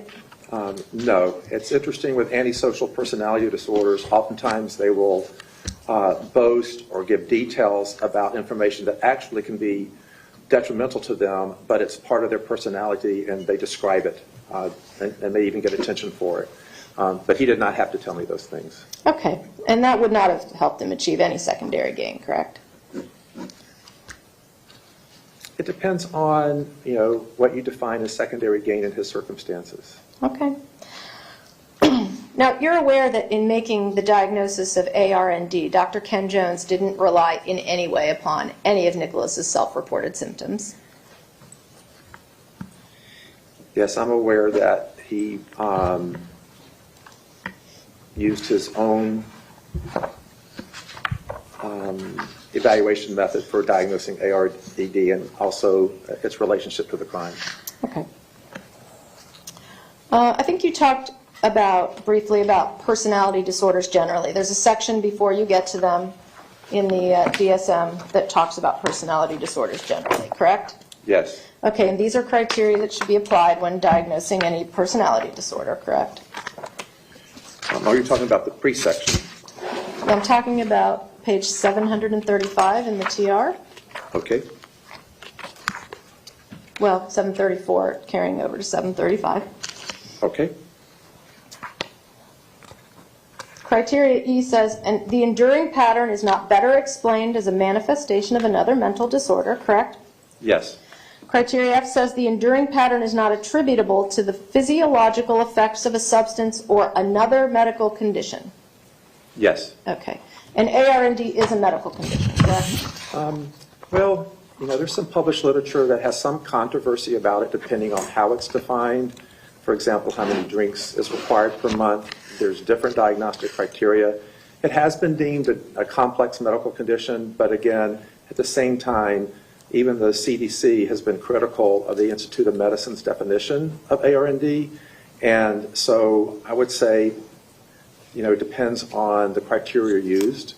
The important part, though, and I appreciate, because we can have a conversation about that part, is even if you completely come to the conclusion that he had an alcohol-related neurodevelopmental disorder, the important part of this definition here is the behavior in question better accounted for? Meaning it's better described by like the impulsivity or the behaviors that you can see in alcohol-related neurodevelopmental disorder, or is it better accounted for or attributable more to the personality disorders? So we've been discussing the difference between impulsive kind of acts that can come from fetal alcohol syndrome spectrum disorders, but we've also been discussing when people have more planned predatory acts, is it better attributable to a personality disorder? And in my opinion, it's much better attributed to a personality disorder in this situation. Okay, so let's talk about antisocial personality. There's a biological risk factor, correct? There can be, yes. People with a relative of the first degree with antisocial personality disorder are much more likely to have it, correct? They have an increased risk and prevalence of having it, yes. And we don't know who Nicholas's father is, correct? We have different testimony on that, or different statements on that. Okay. And his biological mother certainly had a history of antisocial behavior, correct? Yes. And his half-sister.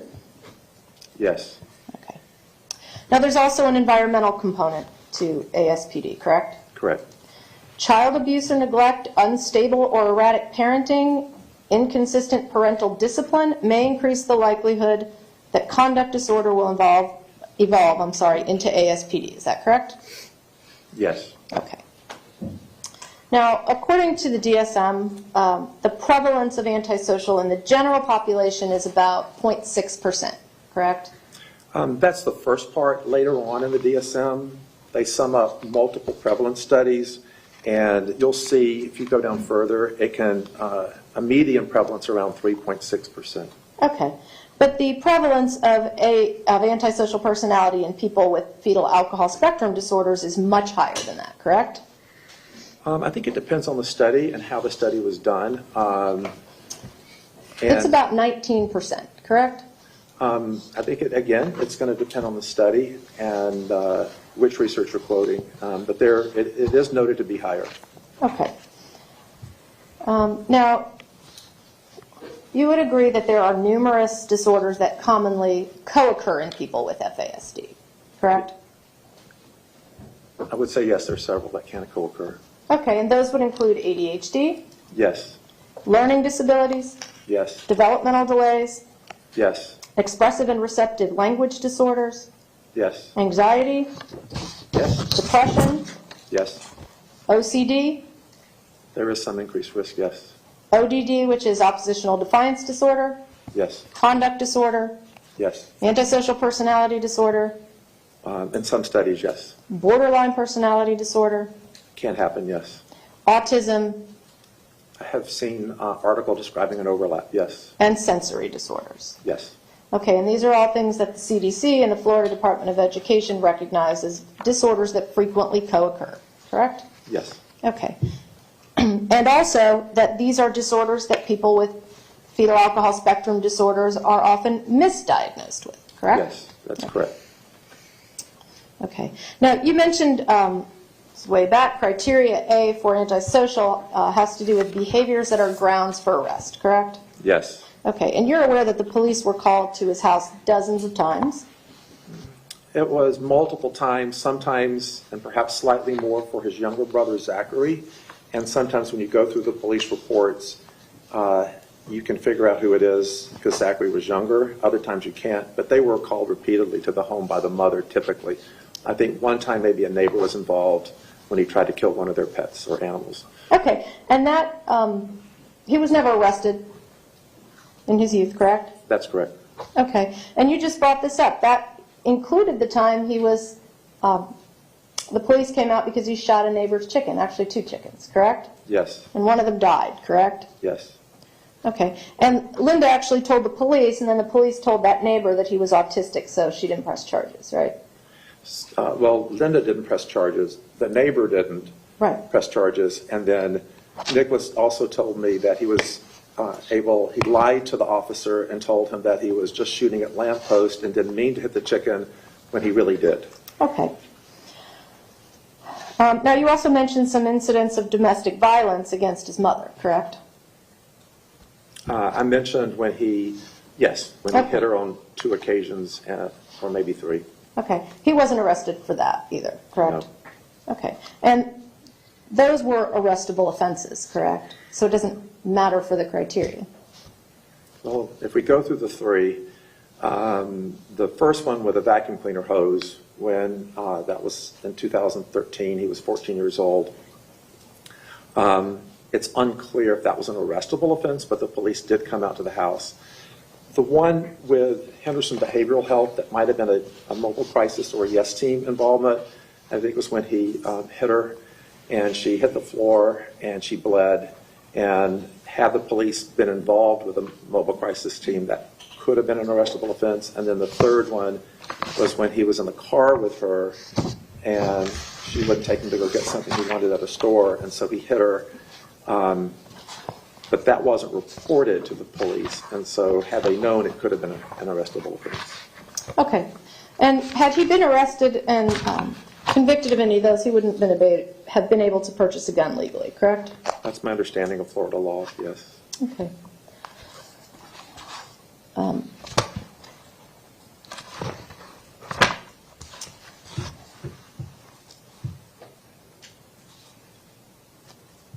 Now, you testified, hold on. Sorry. Now, you talked about the sexually deviant behavior, and that is actually, according to the CDC, consistent with antisocial personality disorder, correct? I would say that people with antisocial personality disorder have an increased risk of having sexually deviant behaviors. For example, rapists, for example, that most people would think that would be sexually deviant behavior, and there's a higher percentage amongst men who either violently rape against women or have those kind of activities of having antisocial personality disorder. So there is that overlap. Okay. And in fact, the CDC says people with FASDs are at higher risk for showing inappropriate sexual behavior. Inappropriate sexual behaviors increase slightly with age from 39% in children, 48% in adolescents, and 52% in adults with FASD, correct? And that comment's important because I've worked with a lot of kids into adulthood with developmental disabilities. And it is true, and I've worked with the criminal justice system, if someone has an impulsive sexual, they touch, maybe a same-age peer or younger, and there is an increased risk. But the kind of searches that he searched for are so different than what we see for the kind of sexual impulsive acts and behavior that's described by the CDC. I don't argue at all that there is an increased risk of these kind of inappropriate touching or maybe interpreting the person wants to have sex with them when they don't. But that's very different than the searches and the things that he was searching for on the internet. I have not seen that ever described. If we go into the detail of what he looked for, I've never seen that described on fetal alcohol syndrome. Okay. The percentage of sexually deviant behavior goes up if a person is a victim of violence, correct? It can, depending on what type of sexual offense they're charged with and what type of sexual deviancy. So the vast majority of individuals who have pedophilia or a sexual offense have not been abused as a child. But if you flip the statistics around, kids who have been abused may have an increased risk. Notwithstanding, the vast majority of people who are either deemed sexually violent predator or have a legal sexual offense in the criminal justice system have not been abused. So you have to look at it both ways. Okay, and you did talk to him about that in your interview, correct? Talk to him about what? About sexual abuse. I did. Okay. Now, you also said that there are some things consistent with antisocial personality disorder and not consistent with fetal alcohol spectrum disorder, and one of those is the lack of empathy or remorse that you saw on the social media. Is that what you said? I was describing the type of search for violence, search for a range of sexual behaviors that are even extremely rare amongst antisocial personality disorder because of the level it goes to, in contrast to fetal alcohol syndrome, where that would be highly unexpected. I've just never seen that level of that type of sexual searches. Okay. You talked about conduct disorder. You recall that in the November 2016 note, Dr. Nagin wrote, "I do feel his defiant behaviors are correlated with Nikolas's difficulty expressing his emotions and feelings, which is characteristic of individuals with social skills related issues." Oh yes, I think antisocial individuals and conduct disorder, by definition, have social skill problems. Okay. And he was a psychiatrist who was treating Nikolas for a while, correct? Yes, Okay. since 2012, maybe January the 25th was his first visit. Okay. And one of the Henderson intern therapists determined that he met the criteria for conduct disorder, correct? Yes, Jared Benefiel. And he also, if you go through several of Jared's, like summary notes, he also, there's a section, developmentally disabled or not, and he was the one that had known him for a good bit. And you'll see that he checked on many of those not developmentally disabled. Okay. The research actually tells us that prenatal alcohol exposure is associated with higher levels of conduct disorder in children. Yes. Okay. Ms. Curtis, I think it's time to, let's take a brief recess. Okay. Okay, ladies and gentlemen, we're going to take a 10-minute recess. Let's try to keep it to 10 minutes so everyone can stretch and do what they need to do. Please do not discuss the case or begin deliberating, and leave your notepads behind. Thank you.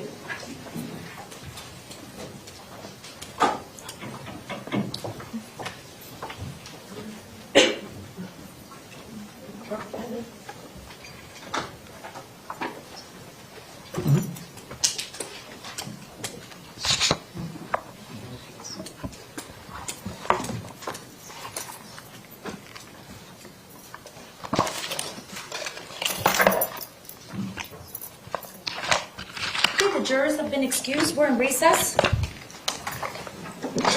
As close to 10 minutes as we can keep it, please.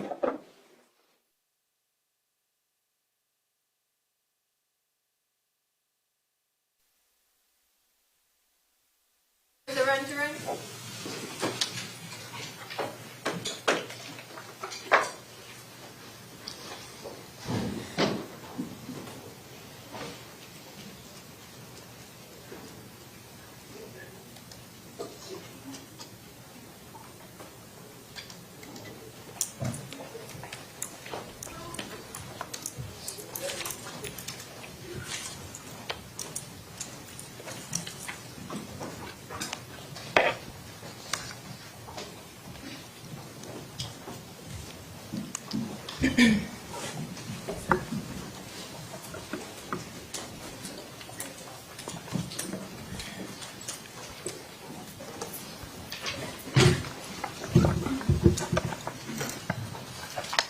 the jurors are present. Everyone else may be seated. Ms. Curtis, whenever you're ready, you may continue. Okay.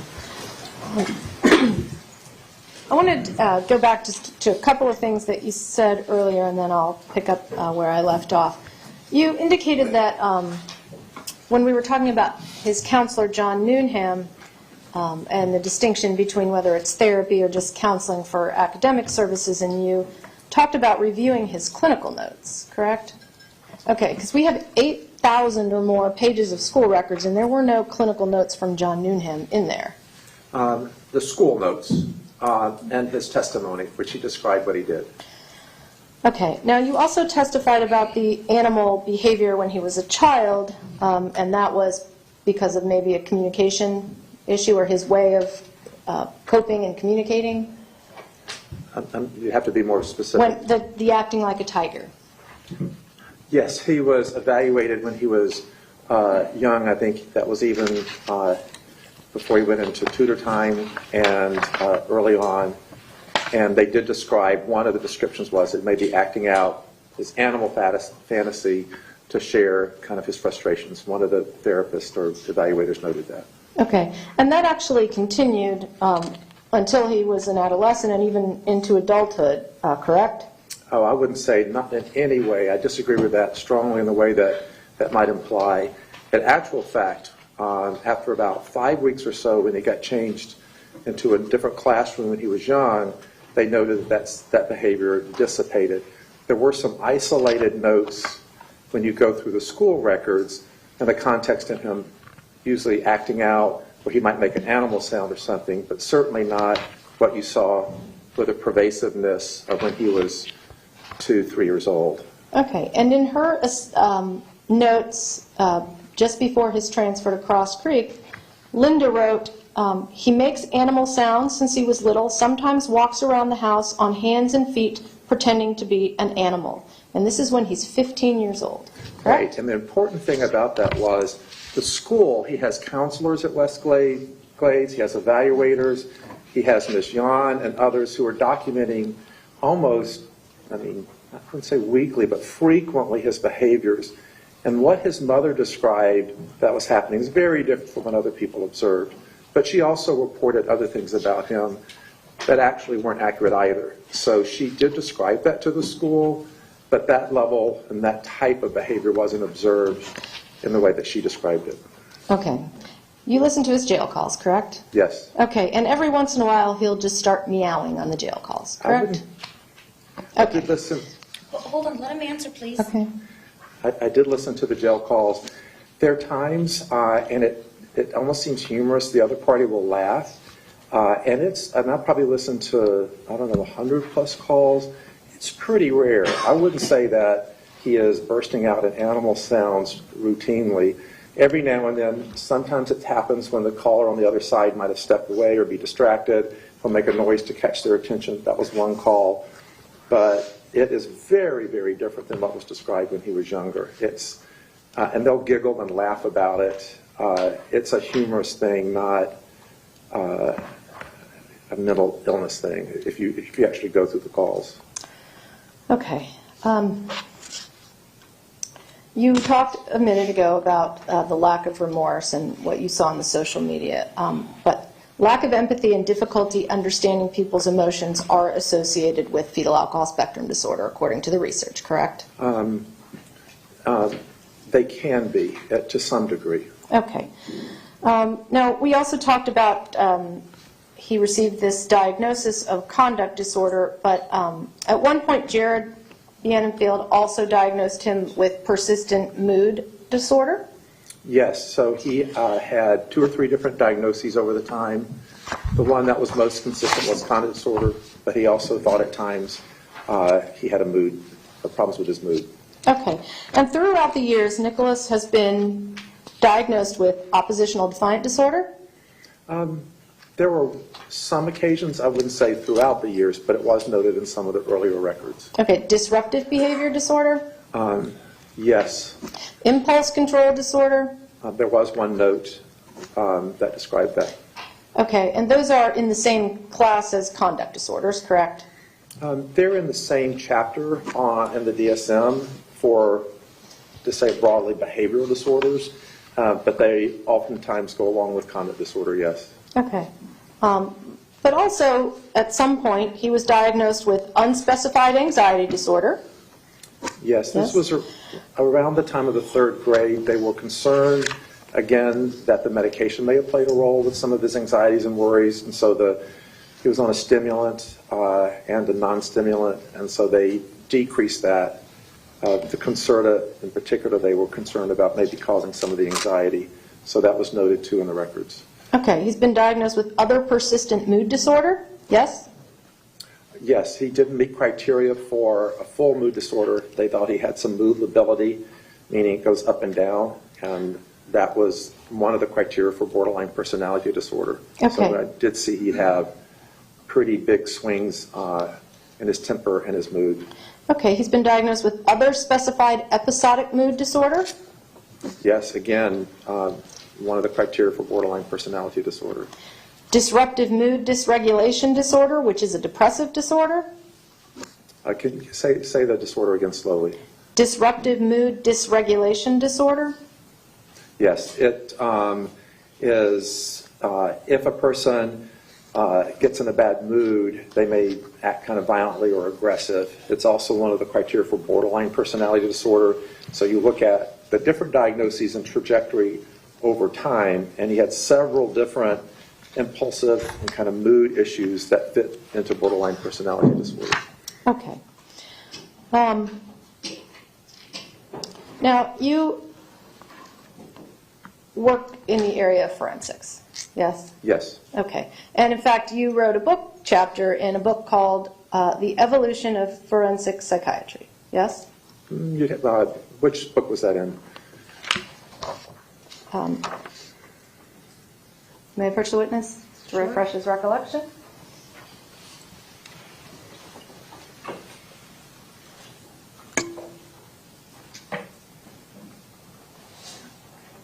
I think this is about training and training programs. Okay. You contributed a chapter to this, though, correct? Yes. Okay. And I think you actually said, and this was last week, medicine evolves and psychiatry is a branch of medicine, so it evolves as well, correct? Yes. Okay. So I'm assuming that you keep up on the latest research and theories relevant to your work. In general, yes. Okay. So in doing research on the diagnosis that you've given, antisocial personality disorder, you must be familiar with Dr. Adrian Rain. Yes. Okay. In fact, he contributed to this book as well, correct? I don't know if he was an author. He wasn't a co-author with me, but I don't know if he contributed or not. Okay. And in fact, Dr. Rain has published over 250 peer-reviewed articles on antisocial personality disorder, correct? I don't know how many articles he's published. Okay.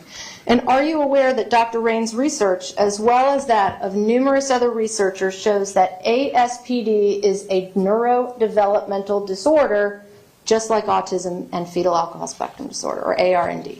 I wouldn't say it would be just like it. Obviously, they can't be just like, because fetal alcohol syndrome would have at its basis alcohol, and the other diagnoses do not. So that statement cannot be true just on the face of it. I am aware that he has done a lot of work. It's fascinating work, by the way, on potential biologic underpinnings of antisocial personality disorder, some of which might even be identified in children as young as 3. And he's looking at the autonomic response system of the body. And so, yes, I'm happy to discuss his work. Okay, and in fact, since 2013, there has been a great deal of research and writing on the idea that antisocial personality disorder is actually a neurodevelopmental disorder based on the criteria that you use to determine if something is a neurodevelopmental disorder. Sure, there's been a lot of different theories and proposals. What I can tell you is the American Psychiatric Association has not adopted that, has not put that into the neurodevelopmental section of the DSM-5, And so many people have different theories about what causes someone to have criminal behavior, what causes someone to act violently.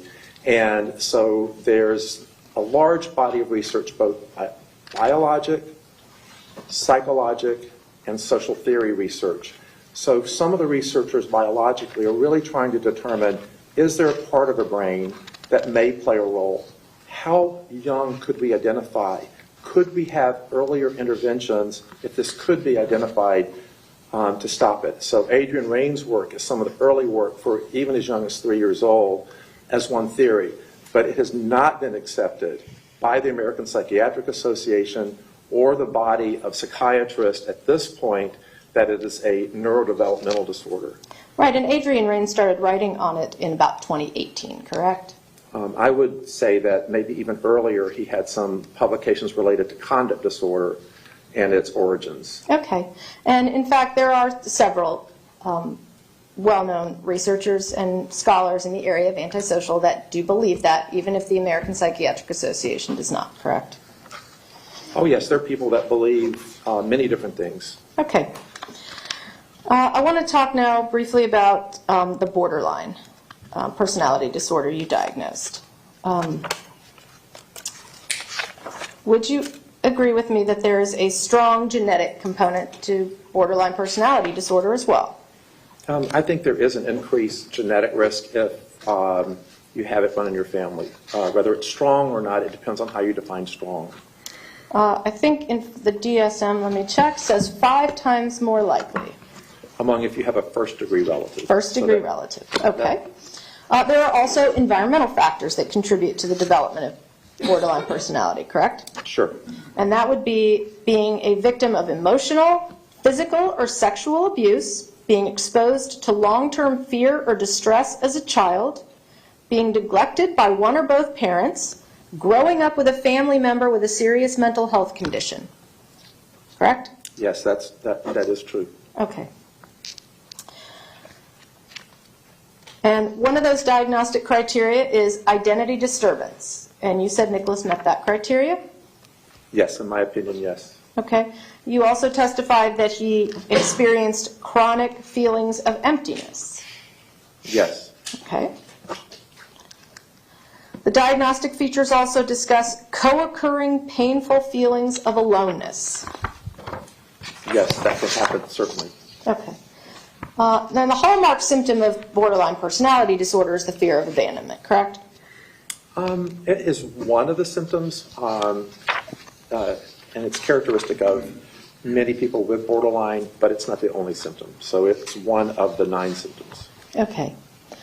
And the diagnostic features in the DSM states regarding borderline, this lack of a full and enduring identity makes it difficult for the individual with borderline personality disorder to identify maladaptive patterns of behavior and can lead to repetitive patterns of troubled relationships, correct? Yes, that's why it's a personality disorder.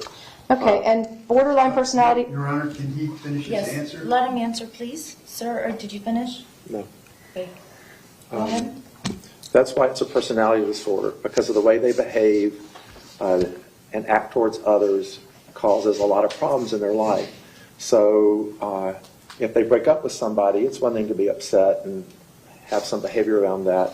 It's a different thing to threaten to kill them or kill yourself. So it's at a really different level, and that it causes problems with other people. Okay, and people with borderline personality disorder have a high rate of psychiatric hospitalization, correct? I would say they have a higher rate, obviously, than the general population, and oftentimes because they have suicidal threats, they may not go through with them or don't go through with them, but they may have gestures like cutting on their arm or their leg. People get worried about them, and then they go and they have a brief hospitalization. Okay.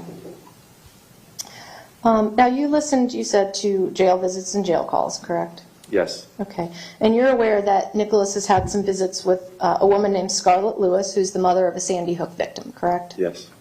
And she founded the Choose Love movement, correct? You know about that? I didn't hear the last word. The Choose Love movement? Are you familiar with that? She had, in the call with him, she did sort of an interactive calming thing. Is that what you're talking about in the call? I don't, are you saying love movement? The Choose Love Oh, movement. the Choose Love movement. Okay, that's separate from the call. Yes. Okay, and that is to create safer and more loving schools, homes, and communities through a formula of courage, gratitude, and forgiveness and compassion, correct? Yes, I was familiar with her. Okay, and she talks to him about that in those calls, correct? Yes. Okay. And they end their calls with, I love you. Oh, they do. Yes. Okay. And he also talks to his brother Zachary. Yes? Sometimes. Okay. Your Honor, I'm going to object to the hearsay. Let me speak to the lawyer sidebar, please.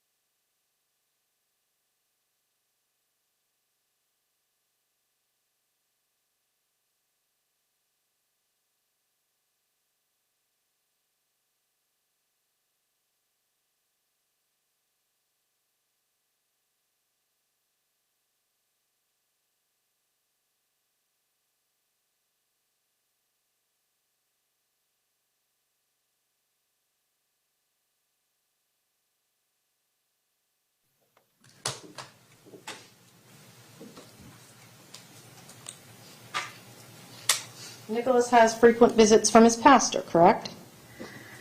I've seen a reference to that in the earlier jail records, but I haven't seen documentation of it. Okay. And on the anniversary of Linda's death, 11/1/21, that's the 4-year anniversary, he did a kiosk request to send a message to his brother and to send a message to Pastor Black, correct? Yes. Okay.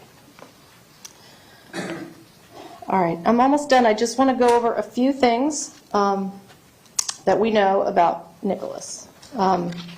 He attended a specialized preschool program, typically mild, moderate disabilities such as developmental delay and language impaired students, taught by an ESE certified teacher with a paraprofessional, correct? Oh, absolutely. Yes. Okay, he's had an IEP since he was 3 years old.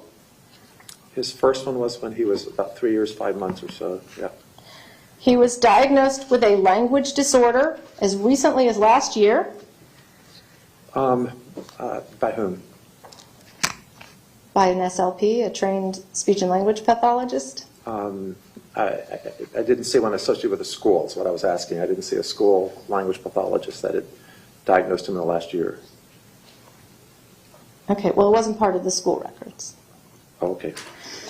He spent most of his elementary school in a cluster class for children with emotional problems.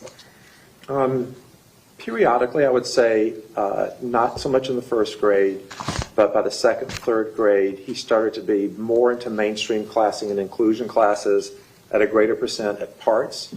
And part of the fifth grade, about 80% mainstream there. And then in West Glades, when he went, not as much in the cluster classes. So I would say not the majority, but for a significant percentage. Okay, at West Glades, they don't have cluster classes, correct? Yeah, he was in a mainstream, for the most part, class. Okay. He was medicated throughout most of his life, correct? Off and on. In middle school, he was sent to a center for kids whose emotional and behavioral disabilities manifest in their behavior, correct? Yes, that's correct. And that school provided him a highly structured environment with a lot of academic, behavioral, and mental health support. It did. And he did pretty well there, correct? Yes. He was referred back to that school after being at Marjorie Stoneman Douglas less than 1 full school year, correct? He, I want to say it's less, about a full school year, because he did the 9th grade and then in the 10th grade, after the breakup in August of 2016, so the fall starts in September, October of the school, so it was about a year. And so after he was having a lot of problems after the breakup with a girlfriend, there was a consideration, and after the fight with another peer, to have him go back there. So he did well that first year, and even though he was doing well, really well in the 10th grade, and this is a key point, he was also looking up a range of these kind of violent searches and school searches and shootings, even when he was in a structured environment and doing very well. So that seemed to be independent. So his 10th grade year, he had this interest documented in some of his searches. And the structure of the classroom didn't seem to negate that. Okay, so he was referred back to Cross Creek within one full school year of being sent to MSD, correct? Yes, at a school year, yes. Okay. When he was at MSD, he was no longer receiving Henderson services, correct? For part of the time he was, but it ended in the fall of 2016, around December. And that was his, that was when he was, those were individual calls, correct? That was not the cluster of services that he was receiving, correct? He did have some referrals and individual calls, but the REACH program and some of the other treatment ended in December, I believe, of 2016.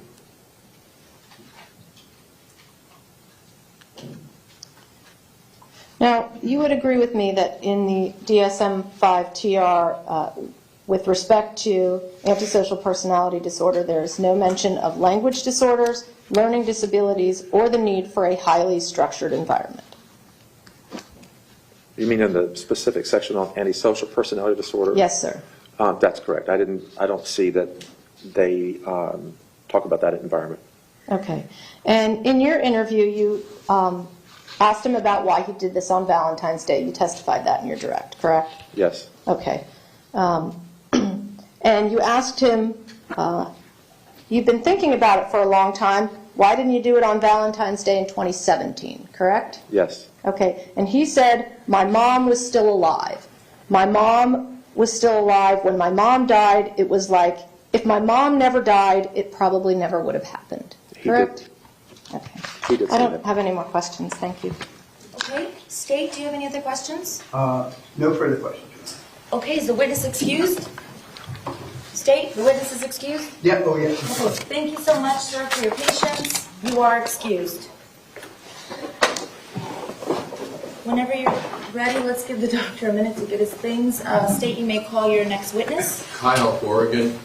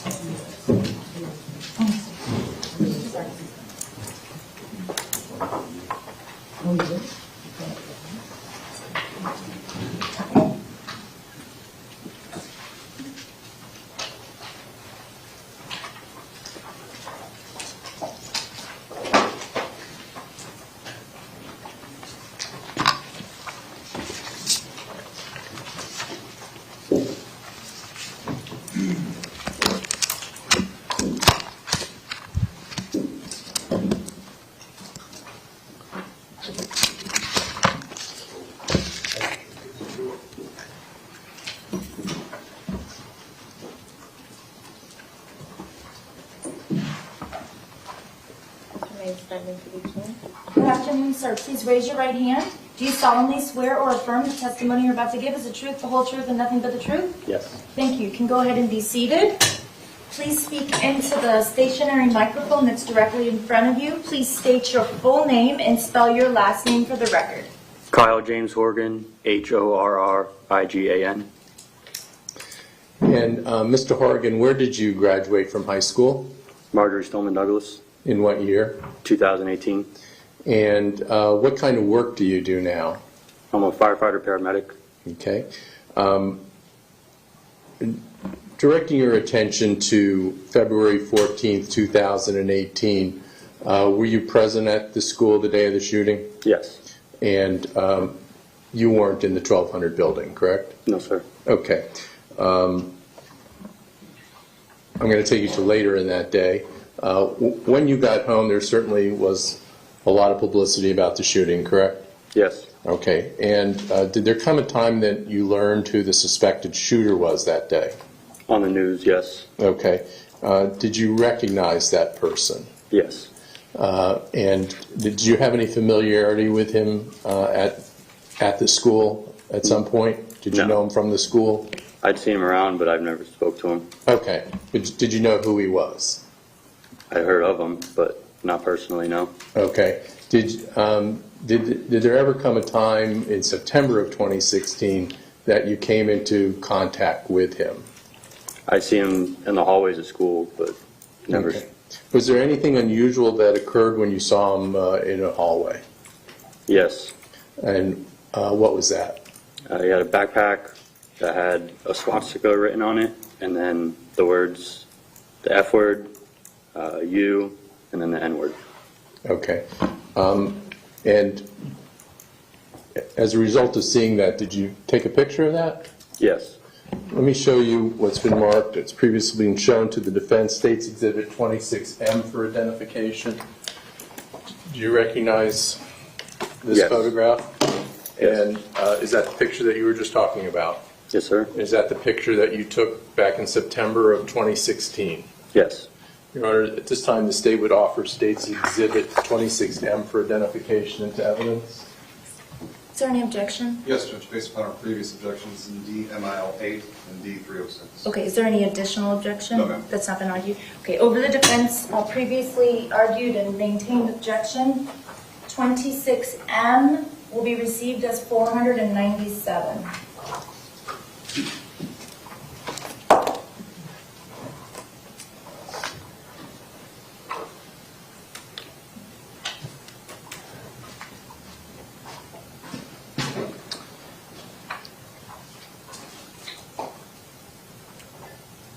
So can you tell us where you were when this picture was taken? I was leaving math class. I believe it was the 900 building, the hallway. I don't know the exact number, but it was a 900 building hallway. Okay, and so you see a person in front of you wearing this backpack like this? Yes. Okay, and do you think you could still recognize the person who's wearing it? Yes. Do you see that person in the courtroom? Yes. Can you point to him, please? Okay. Ask the record to reflect, Your Honor, the witnesses pointed towards the defendant, Nikolas Cruz. The record will reflect.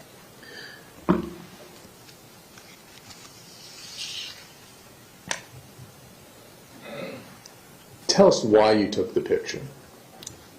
Objection, relevance, Judge. Let me speak to the lawyers, please, briefly. Just 1 second, sir.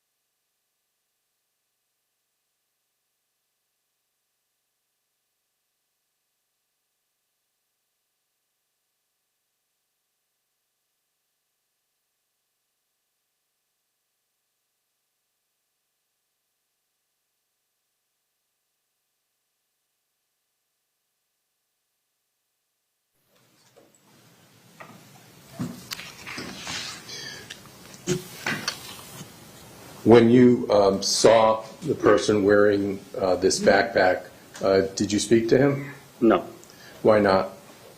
I personally wouldn't want to encounter someone that's brave enough to write that on a backpack and walk around with it. I'm sorry, brave enough? Brave enough, yeah. Okay. What was your reaction to seeing that backpack? I was personally shocked by it, that someone would walk around in public with that, much less a school. And like I said, be brave enough to wear that. Okay. Brave from what? The obvious racial hate displayed on the bag? Okay. Not somebody that you would interact with? No. All right, thank you very much, Mr. Harvin. Cross-examination? Briefly, Judge, thank you. Sure.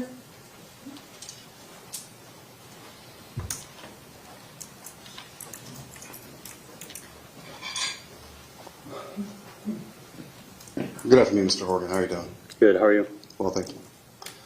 So, were you aware that the defendant is a black brother No, not at the time. and that he would go home every day with this written on his backpack? I don't know him personally, so no. You'd agree with me, that's pretty crazy, right? Yes. Nothing further, Judge. Thank you. Okay, is there anything else for this witness? No, thank you. Okay, thank you, sir. You're excused. Thank you. State, when you're ready, you may call your next witness. Thank you, Your Honor. Sure. Dr. Robert Denny. Sure.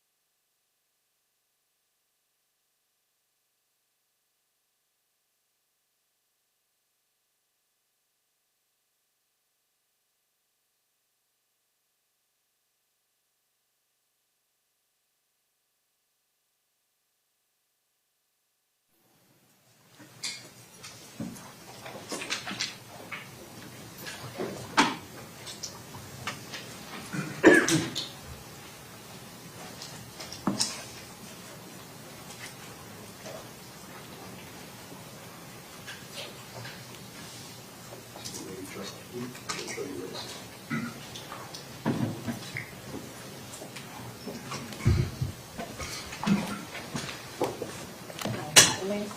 afternoon, sir. Please raise your right hand. Do you solemnly swear or affirm the testimony you're about to give is the truth, the whole truth, and nothing but the truth? Yes, I do. Thank you, sir. You may put your hand down and be seated. And when you're seated, please speak into the stationary microphone that's directly in front of you. State your full name and spell your last name for the record. Robert L. Denny, D-E-N-N-E-Y. Okay, state your name, choir. What is your profession, Dr. Denny? I'm a clinical neuropsychologist. And where do you work? I work in, well, I have a part-time practice at the Citizens Memorial Hospital in Bolivar, Missouri, in the neurology department and the Missouri Memory Center.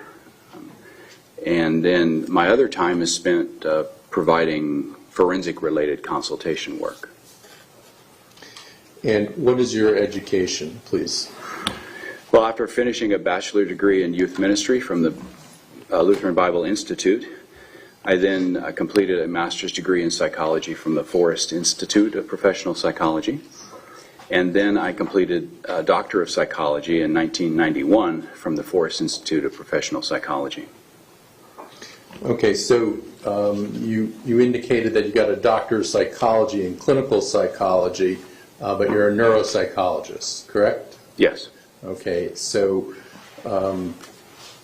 what training did you have to get on that track of neuropsychology? Sure. Neuropsychologists are, first of all, professional psychologists, either clinical or counseling or something like that. And then there's specialized training above and beyond that to become a neuropsychologist. And some of that training is done during the doctoral program, academic coursework, as well as supervised clinical experiences, but then also postdoctoral supervision related to that. For me specifically, I completed a neuropsychology training track at the Forrest Institute, which included coursework in neuroanatomy, neuropathology, neuropsychological assessment, neurological rehab. My professors were neuropsychologists, and one of whom was also a physician. And there was clinical experiential training as well that I had outpatient as well as inpatient at a state-funded head injury rehabilitation hospital, working with stroke patients, traumatic brain injury patients, and things like that. And then, let me just interrupt for a second. I'm not sure if it's my hearing. Can you be heard? We can turn up the microphone. Just a little bit higher. I'm sorry, I may not be speaking into the microphone That's well much enough. better. Thank you. Thank you. I believe you were about to indicate you had a full-time internship. Yes, as part of the doctoral degree, there is a one-year full-time clinical internship. And I did that internship at the U.S. Medical Center for Federal Prisoners, which is a maximum security medical, surgical, psychiatric hospital. A part of my rotations there were also 1 day a week for 6 months at the head injury rehabilitation hospital. So I continued my neuropsychological training there. And then after I graduated, I was able to obtain about 2 years worth of additional supervision from a neuropsychologist, which then rounded out my training in clinical neuropsychology. What type of work were you supervised at the medical center? Well, we had, again, the medical center, it's a maximum security medical center for Federal Bureau of Prisons inmates from all over the country and U.S. territories. And so there were medical patients there, surgical patients, and a large psychiatric cadre of patients. And there was also a pretrial criminal forensic evaluation unit there where we completed pretrial criminal forensic evaluations for the U.S. district courts throughout the U.S. territories. So I rotated through all of those rotations, and I was supervised by specialists in each of those areas, including a part-time rotation through what's called the work cadre portion of the U.S. Medical Center population. These are low security inmates that were sent to do their time at the U.S. Medical Center, and they worked in electricians, cleaning, housekeeping, kitchen, that sort of thing. So it was more like a counseling type of a rotation. The rest of it was severe major mental illness, people who needed inpatient psychiatric treatment, evaluating people who were sentenced inmates who were sent to Springfield to evaluate whether or not they needed inpatient mental health treatment. And these are severe psychiatric kind of conditions, psychotic conditions. And if they needed it and consented to treatment, then we would sign them into the mental health treatment unit. If they needed it but were not competent to sign themselves in or refused, then we would pursue a civil commitment through the local court to provide treatment for them. So I received supervision and training in all of these areas. And let me flesh out a little bit the medical and surgical side. We had the largest dialysis unit in the country, even outside of prison systems. It was the largest dialysis unit. So we had a lot of dialysis. We had a cancer treatment center, surgical services, and psychologists were involved in those areas as well, providing evaluations, therapy, things like that. And so I rotated through that rotation as well. Did that include forensic psychological examinations? Yes. The pretrial forensic unit, again, where we performed evaluations for the U.S. District Courts. I was an intern there as well and rotated through that. I think it was 4 or 6 months of supervision doing those type of evaluations. And this is all a male facility? Yes. Okay. And the issues that you would address in forensic psychology, what were those issues? The most common issue we addressed was competency to stand trial or competency to proceed through the legal process. Of course, you had to evaluate whether they had a mental disease or defect, and then whether or not that mental disease or defect eliminated their ability to be competent to go through criminal proceedings, adjudication. But we also dealt with the issue of sanity. That would be like criminal responsibility.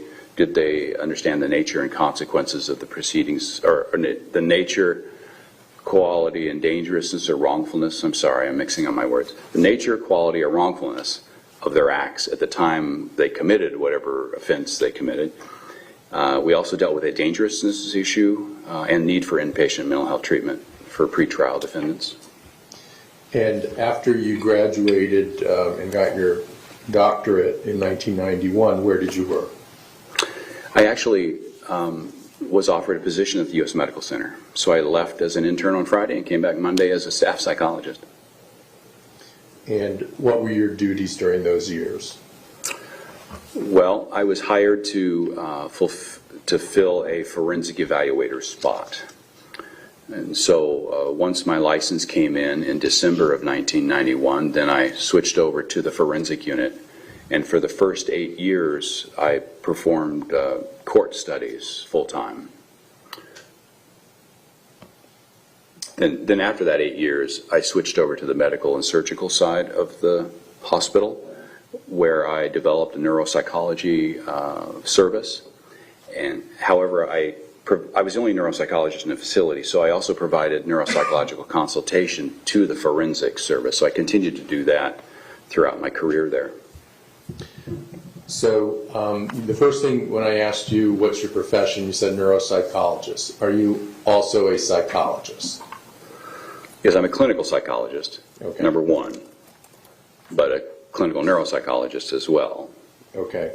And where did you first become licensed as a psychologist?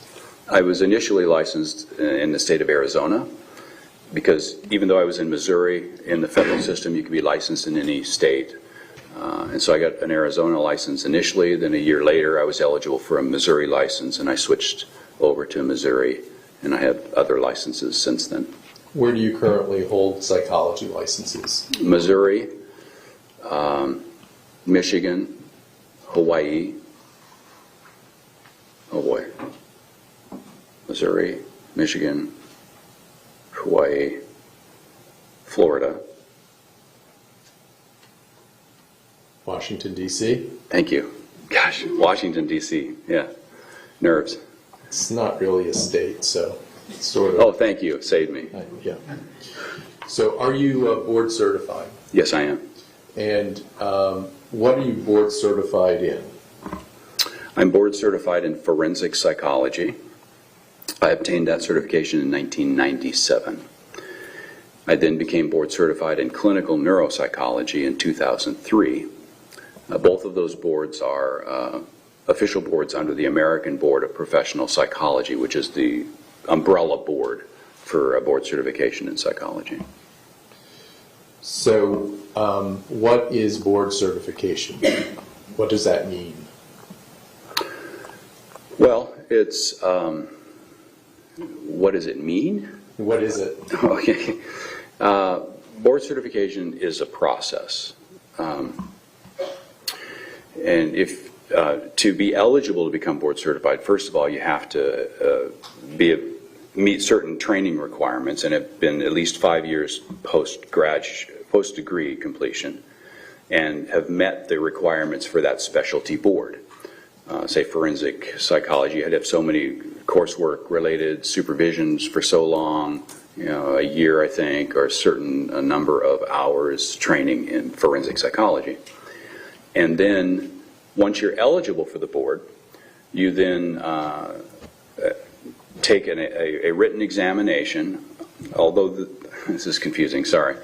I didn't have to take the written examination initially because they weren't doing that in forensic at the time. They do now. But once you're qualified, then you have to and complete that written exam. Then you submit work samples, which are actual cases you've done, and you submit all the supporting documentation to go with those work samples. Those work samples then get sent out to expert reviewers who decide whether or not it's excellent quality work. And if they approve it as excellent quality work, then they pass you at that level, and then you have to sit before an examination of 3 experts in forensic psychology who then basically cross-examine you for 3 hours on your work samples, what you know, all of mental health case law, all of the issues related to those kind of decisions that you would make, competency, sanity, whatnot, why you do what you do, ethics, all of that sort of thing. And if they agree to pass you, then you've obtained board certification in forensic psychology. Okay, so what is forensic psychology that you're board certified in? Right, forensic psychology is simply the application of professional psychology, like clinical or counseling or something like that, to legal issues, the legal form, and it can be criminal or it could be civil, but applying the skills involved in clinical evaluation of people to that setting. You also mentioned that you're board certified in clinical neuropsychology, and what year was that? 2003. Okay, so what is clinical neuropsychology? Clinical neuropsychology is, in essence, the study of brain-behavior relationships. Okay, if the brain is functioning correctly, it allows us to be able to do certain behaviors. If the brain is not functioning correctly, then those behaviors change. They become impaired or what have you. And we use specialized tests to measure how that brain function works in real-life situations. Basically, we're often called in to provide diagnostic services when there's questions of diagnosis when it relates to neurologic issues. For example, in my setting at the Missouri Memory Center, I do a lot of evaluations of elderly to determine whether they have memory problems, whether that memory problem is something that is consistent with their age, or is it suggestive of some other condition like mild cognitive impairment or even something like dementia or of various different kinds. And I help the neurologist figure out what the diagnosis is. So that's what clinical neuropsychology is. And the process for you becoming board certified in neuropsychology, is that the same or similar to when you became board certified in forensic psychology, or is it different? Very similar, but slightly different. You had to have the right training, education, supervised experience to meet the requirements. And then you had to pass an omnibus, really big multiple choice examination that covered a wealth of areas: behavioral neurology, neuropsychology, psychometrics, different types of testing, as well as general mental health issues, neuro rehab issues, neurodevelopmental issues, all of that neuropathology stuff. And once you pass that, then you're eligible to submit work samples. And then you have to submit 2 different work samples. Again, they go out to the board, they divvy them up to experts in the field, trained reviewers for the board, and they review those with all their supporting documentation and decide whether it's excellent work. And if it is, then they pass you, because you could fail anywhere along the line, right? And they kick it back. And if they pass you, then you go on to the oral examination, which is also a 3-hour oral examination, but it's a little bit different because each hour is with a different oral examiner covering different topics: ethics, your work samples, and what's called a fact-finding, where they give you a scenario of a case, and you have to, right then and there, in the heat of the moment, get all the testing results you would need and figure out diagnostically what's going on that case and provide reasonable treatment recommendations. What is the benefit in becoming board certified? Well, there's, I think, two benefits. One is personal gratification. Like, it's like a mountain. Okay, I've achieved that, and I can, we always carry this little, am I good enough? Am I really trained properly? Do I know what I know? But that helps confirm, like, yes, you do, you are. All right, and so that's that personal gratification. But I believe it also serves a broader purpose in that then other people can know that I have been evaluated and that my work has met certain standards. And I think that's very valuable for society. Is there anything unusual about having both of these board certifications in forensic psychology and clinical neuropsychology? Yes, it's rare. How rare is that? There are 7 people who have both board certifications. In the United States? No, in the world. Okay. Going back to the United States Medical Center, what type of people did you see there, and what type of problems did they normally have? Well, as I alluded to, it's a medical, surgical, psychiatric hospital for maximum security, and so all of our men, and it was all men, no women, all of the men we received who were sentenced inside the Federal Bureau of Prisons came from the most maximum security facilities. Marion, which was the newer version of Alcatraz, and then it's been replaced with the AdMax or Supermax in Colorado. And we received referrals from the U.S. penitentiaries.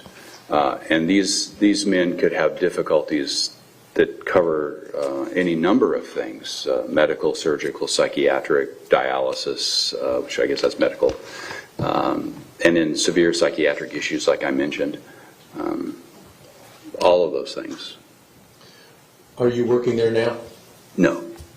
And when did you retire from that Yeah, position? I retired out from the U.S. Medical Center at the end of 2011.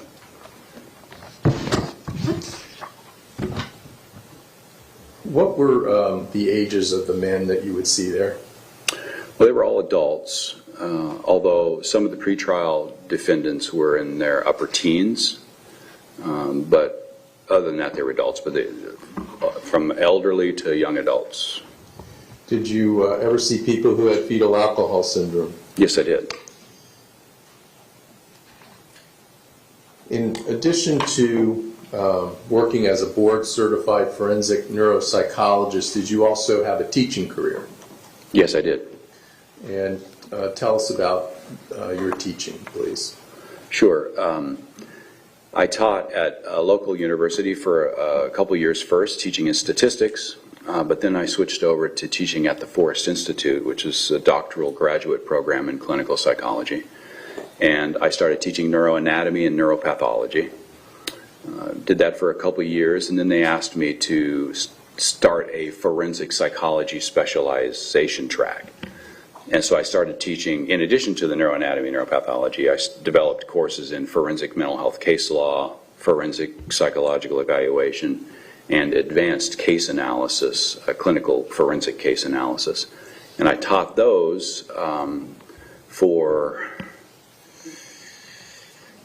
a small number of years, and then I believe it was in 2003, then they asked me to switch over and start teaching, become the director of the neuropsychology specialization track, at which point I started then teaching more neuro-related courses, neuropsychological assessment 1 and neuropsychological assessment 2, advanced case analysis, neuropsychological rehabilitation, pediatric or child neuropsychology rehabilitation, which included neurodevelopment, neuroanatomy, neuropathology for pediatrics population.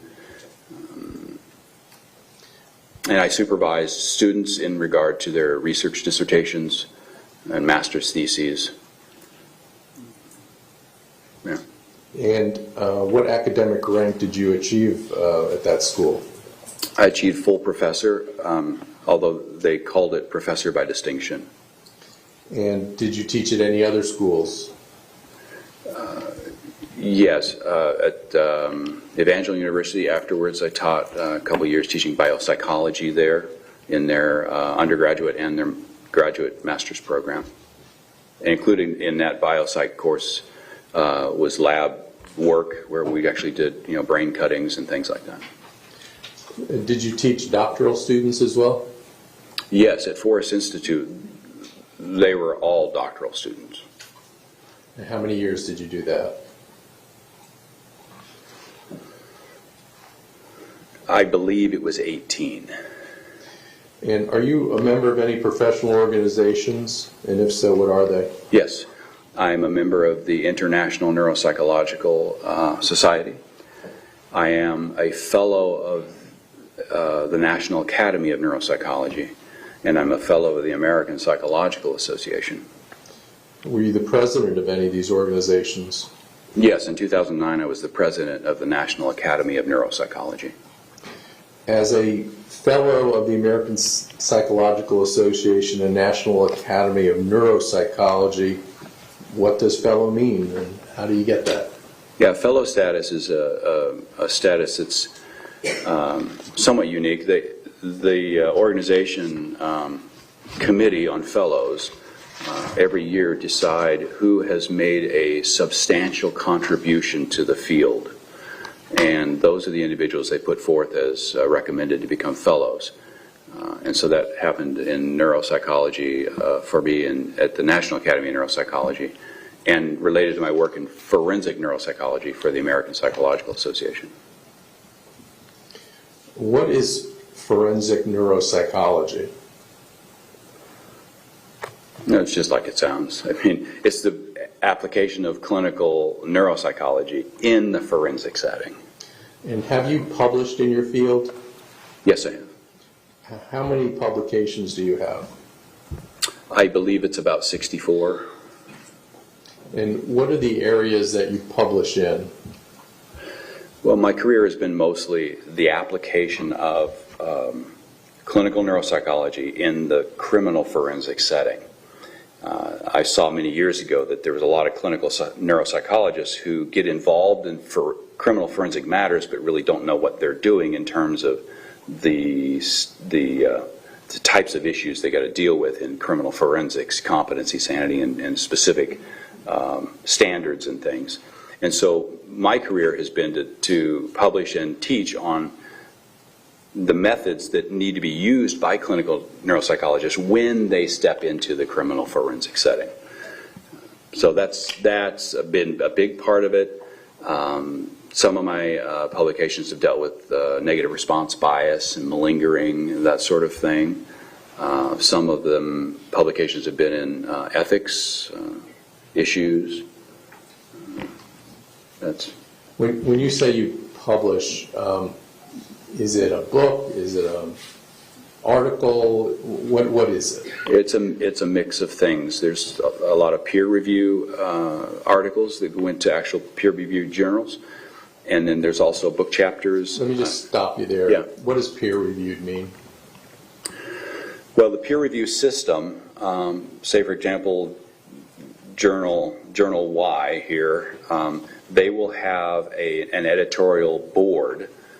These are people who are experts in the topic area of the journal, and they will be funneled manuscripts. So when somebody submits a manuscript to that journal, it gets funneled to the editorial board, and it's like 2 or 3 reviewers then review that manuscript and decide whether it's good research and should be accepted or rejected, and if it could be accepted, could it be improved to possibly be accepted, and then you write up these analyses of a manuscript that go back to the authors, and you're assigned that task by the journal editor. So that's the peer review process. And then the authors look at those comments and they say, okay, well, I'm going to make the changes the editorial board requested, and then you resubmit the manuscript, and sometimes that goes multiple times, and eventually the manuscript's accepted for publication. Okay. And is this how neuropsychology grows from the research and writings of authors like you? Yes, that's the way science works, through the scientific journals. Are you on any editorial boards? Yes, I am. And what are editorial boards, and which ones are you on, please? Again, the editorial board are those people who review the manuscripts for the journal. I'm on the editorial board for the Clinical Neuropsychologist, Archives of Clinical Neuropsychology, Applied Neuropsychology, Adult. Those are three editorial boards that I'm on. And what is the Journal of Pediatrics? Well, the Journal of Pediatrics, that's the journal by the American Association of Pediatrics. And do you review any manuscripts for them? I was asked to review as what's called an ad hoc reviewer to review a manuscript for pediatrics. And what is validity testing and malingering? Validity testing and malingering is a big topic area.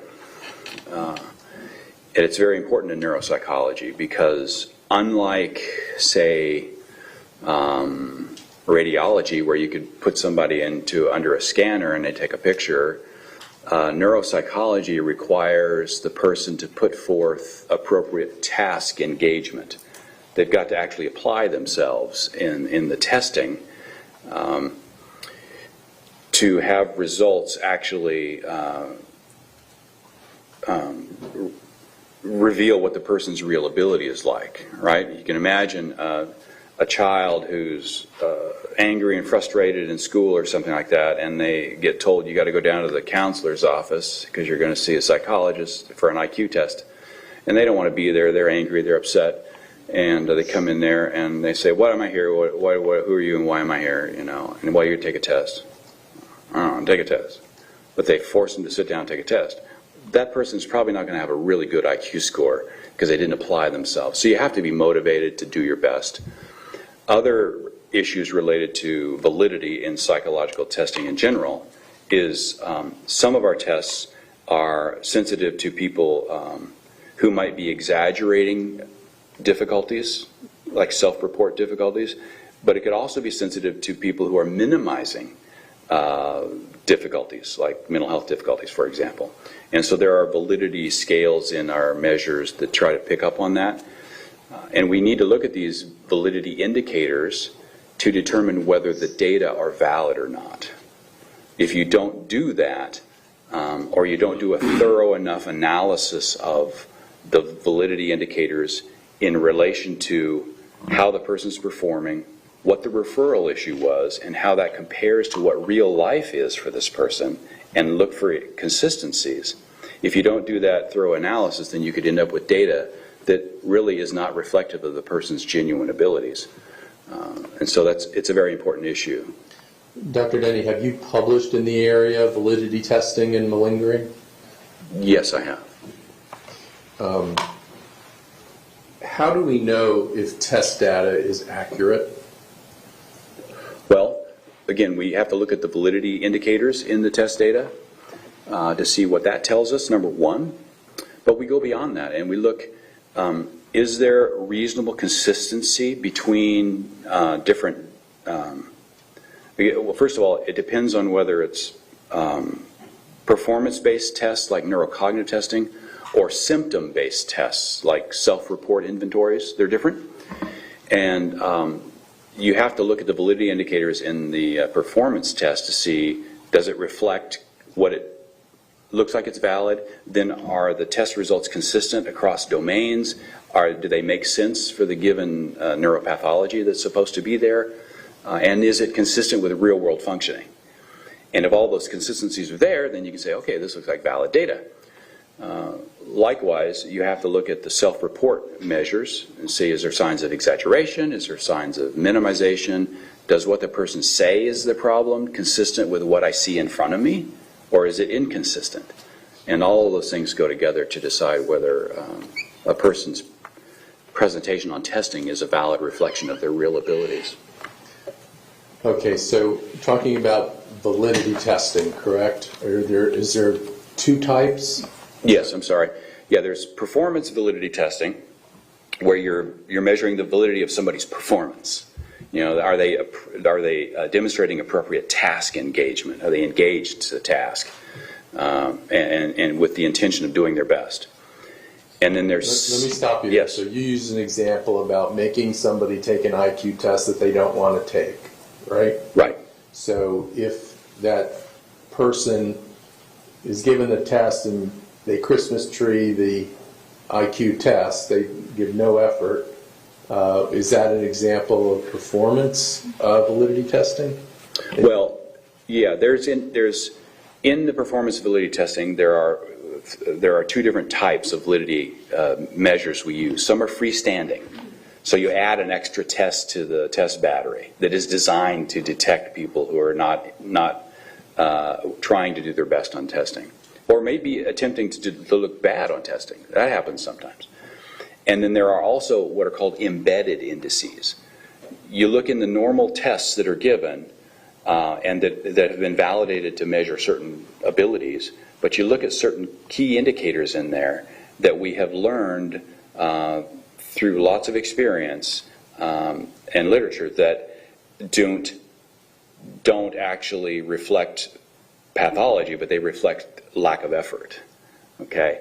And usually these validity tests are measures that look difficult, but in fact are very easy even for people who have significant cognitive problems. So you mentioned you've gone through performance validity tests, and then you said there's symptom validity tests as well? Yes, symptom validity test is designed to work with self-report measures where people are reporting their difficulties, and they help us understand, number one, whether the person understood the items. Maybe a reading, for example. Could they read the items? Did they understand what the item content said? And did they answer in a consistent manner? Then beyond that, you look at were they exaggerating their problems? Or opposite that, were they minimizing the problems and denying having problems? I mean, you can imagine, like, you know, a personnel type test, a hiring test. Somebody's denying problems, right? Or a child custody case, they're going to deny all these problems because I don't have any mental health problems. So that can happen. But there's also instances where people can grossly over-exaggerate their problems in self-report measures as well. In the forensic, meaning court, that you've been involved with when you're dealing with criminal defendants, is validity testing and malingering issues that are important to you to look for? Yes, they are. They're very important. And actually, forensic neuropsychological evaluation that did not do that would be considered not thorough and less than acceptable work if they did not do that. Why is that? Why is that important in criminal cases? But just in the practice guidelines are so very clear that, and not just criminal cases, but any forensic case, could be a civil case, a personal injury case. It's just as important to verify that the data are valid. If you don't verify the data are valid, then, I mean, you're just assuming they're valid, and that's not good. Are you, do you pay attention to their behaviors during the examination and across several tests? Right. Good question. Because there are the validity tests, the freestanding tests, the embedded indices, but there's the tests themselves and the consistency across domains and the consistency of the person's performance with the way they're presenting during the behavioral observations, right, during the examination. Does that make sense? And then you have to take it one step further and say, okay, well, with these scores, could the person, the person would be impaired at this level. Does their real world functioning match that? And if it doesn't, then it tells you the data are not valid. And so you have to do a full analysis of all these things to determine whether the data are a valid reflections of the person's genuine cognitive abilities. Well, what do you mean real life functioning or real world functioning, that the data is consistent with that? Well, for example, if I create, and maybe this might communicate better, let's assume hypothetically that I created this really fantastic back pain measure. It's really, really fantastic. And I give it to somebody and they score out as having terrible, terrible back pain. It's so bad that they can hardly walk or do anything. And yet I find out that they actually live in the neighborhood next door, and I see him climbing a ladder and re-roofing his house. Okay, that real world functioning tells me that the test data are bogus, right? And there's this phrase that I always taught my students is that real world functioning always trumps psychological test results. Because if your test says one thing, but real life says something different, you got to go with the real life. Okay, now if you can describe how do neuropsychological tests work? That's great. Neuropsychological tests, first of all, it's a procedure, like having somebody do something, whether it's putting together puzzles or doing some motor task really fast, or drawing, or answering questions. It could be all of those things. But they're designed to measure a certain construct, an ability, like, say, learning and memory. Okay, well, this test is designed to measure learning, how well somebody can learn something. Then it's validated on to actually be shown to truly measure that. And then you take the person's raw scores. When you give them the test, you take their raw score and you compare it to norms. Okay, so you've got a large normative database of people who've been given this test, and so you know what is normal, right? And when it's somebody who's performing better than normal or worse than normal, and then that gives you a standardized scores. And then with the standardized scores, you can say, okay, well, this individual on this task either has really strong abilities in this area or very, very weak abilities in this area. And then with multiple tests, you get kind of a profile of what the overall cognitive ability looks like. You were using the word domain before. Could you explain what that means? Sure. In a neuropsychological test battery, we try to measure the basic functions, maybe that's not a good word, common functions of the brain.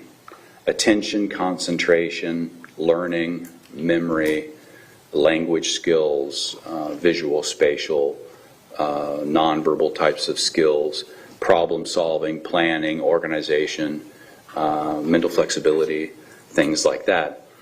Each of those areas are domains inside a neuropsychological test battery. So you might have a domain of memory, you might have a domain of academic functioning, or a domain of attention concentration, maybe speed of mental processing. That's what I mean by domains. Does it matter what kind of pathology a person has that, let's say, knocks out that ability to perform a skill? Well, you know, it really doesn't tell you much about what pathology it is per se. Let's say somebody who's performs very poorly in memory. Okay, they've got a memory disorder. It doesn't tell me what the problem was. That memory disorder could be because of Alzheimer's disease. If they're an older individual, right? That could be. If it's a younger person, it may be due to something else. Oh, it might be due to the traumatic brain injury the person just had. Okay, so it could be any different pathology. It could be somebody who's got MS, but they're later in the course can start having some memory problems. So it really depends. So you can have multiple neuropathologies that can cause a poor score. Does that make sense? Yeah. So is your determinations made just on test scores? Is that how you make your diagnosis, just on test scores? No, it would be really inappropriate to do that. You have to look at the entire clinical situation. What's the referral question? Okay, what's the person's history? What is their presentation over time of those issues? Has it changed? Is it the same? Was it a quick onset? Was it a slow onset? And then what are their behavioral presentation look like? So I can look at the test results, I look at their behavioral presentation, and then sometimes you're able to be in a situation where you talk about a spouse or somebody who knows the person at home and they can describe what they're like at home. All of that factors in, and then you use that information and you apply that to your knowledge of neuropathologies and different kinds of brain problems, and you see which one makes the most clinical sense. And maybe there's the number one looks like this one, but it could be this, it's possibly this, unlikely this, and then we pursue the rule out process. That's the way it works. Okay, thank you, Your Honor. I think this would be a good time to break. Okay, may I just speak to the lawyers for a second on the headphones?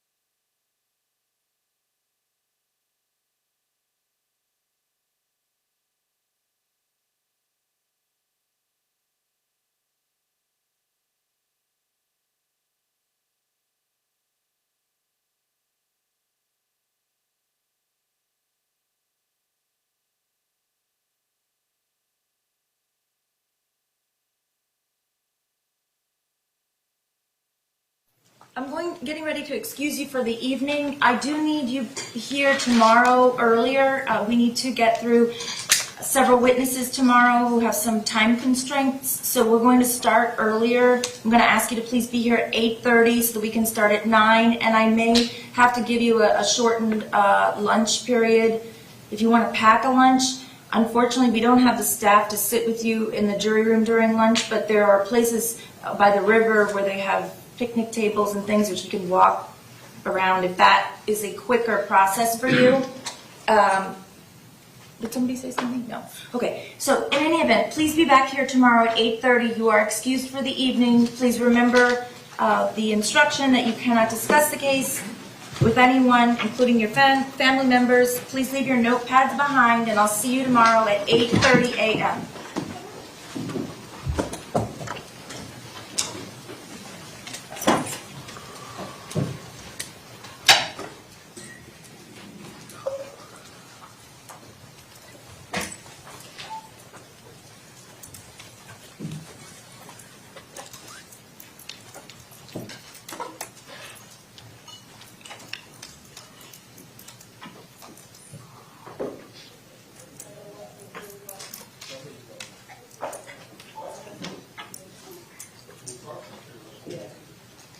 Okay, the jurors have been excused.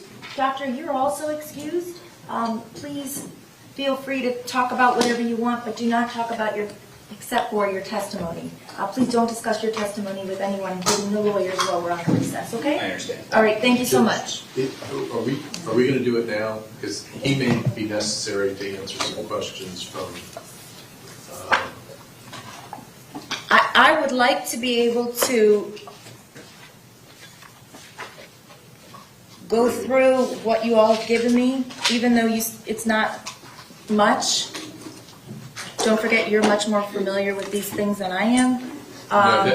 there's a lot there on the PowerPoint, and it's very tough to digest for all of us, even after all the time we spent on it. If you all would be so kind, if you can tab the slides that are at issue, that would make it easier for me. And then, if we can reconvene tomorrow promptly at 8:30, then we'll have from 8:30 to 9 while they're getting the jurors settled to go over these issues. Will that be enough time for you, State, to make any amendments? Yeah. If needed? Dr. Denny would probably be the one to do it. Can you make amendments on the Certainly. It would just be if there was a slide Sure, or I need to two change a title or something. 5 that maybe there's a certain word, or with the defense, there were sometimes, I haven't even looked at it, so I can't give you an example, but there were certain pages that I had them remove the entire slide, and then there were some slides where I said, you can keep this, but take that out. But it wasn't that. Absolutely. That's no problem. Okay, Approach Judge and I'll tab it. thank you. Your Honor, will we be able to get the defendant up early? Yes. He's going to have to be here for. Yes, I will, we can get him up here so we can start at 8:30, please? Yes, that's not a problem. Okay, great. We're bringing you the thumb drive right now. Okay. There's some numbers that we took out, so it's just the ones that are there. I think we took out 4 and 7. Okay, would you, Videos.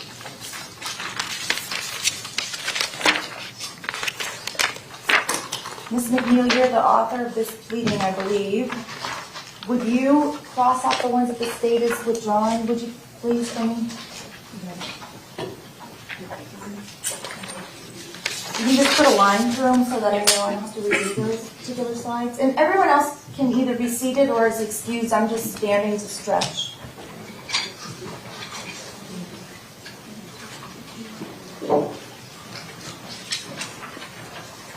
Thank you, that's great. No, I gotta ask. Okay.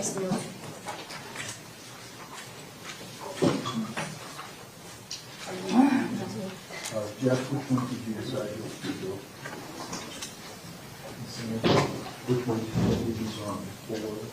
4 and 7. D4? And 7?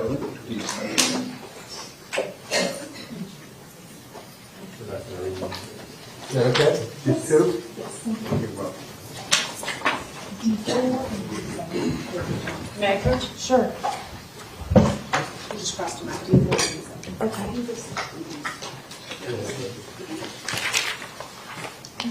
Thank you. And you're putting like Post-its on the ones at issue? Yes, There ma'am. was, without seeing it, it was a little bit hard to follow your motion. I know. It wasn't your fault, it just... Other than that, we're in recess. Can Mr. Cruz be excused?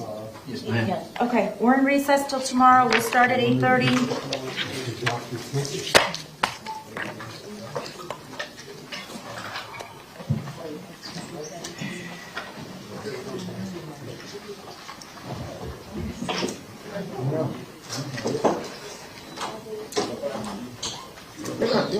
They're not on the stand. What are you looking for? I don't think I have anything.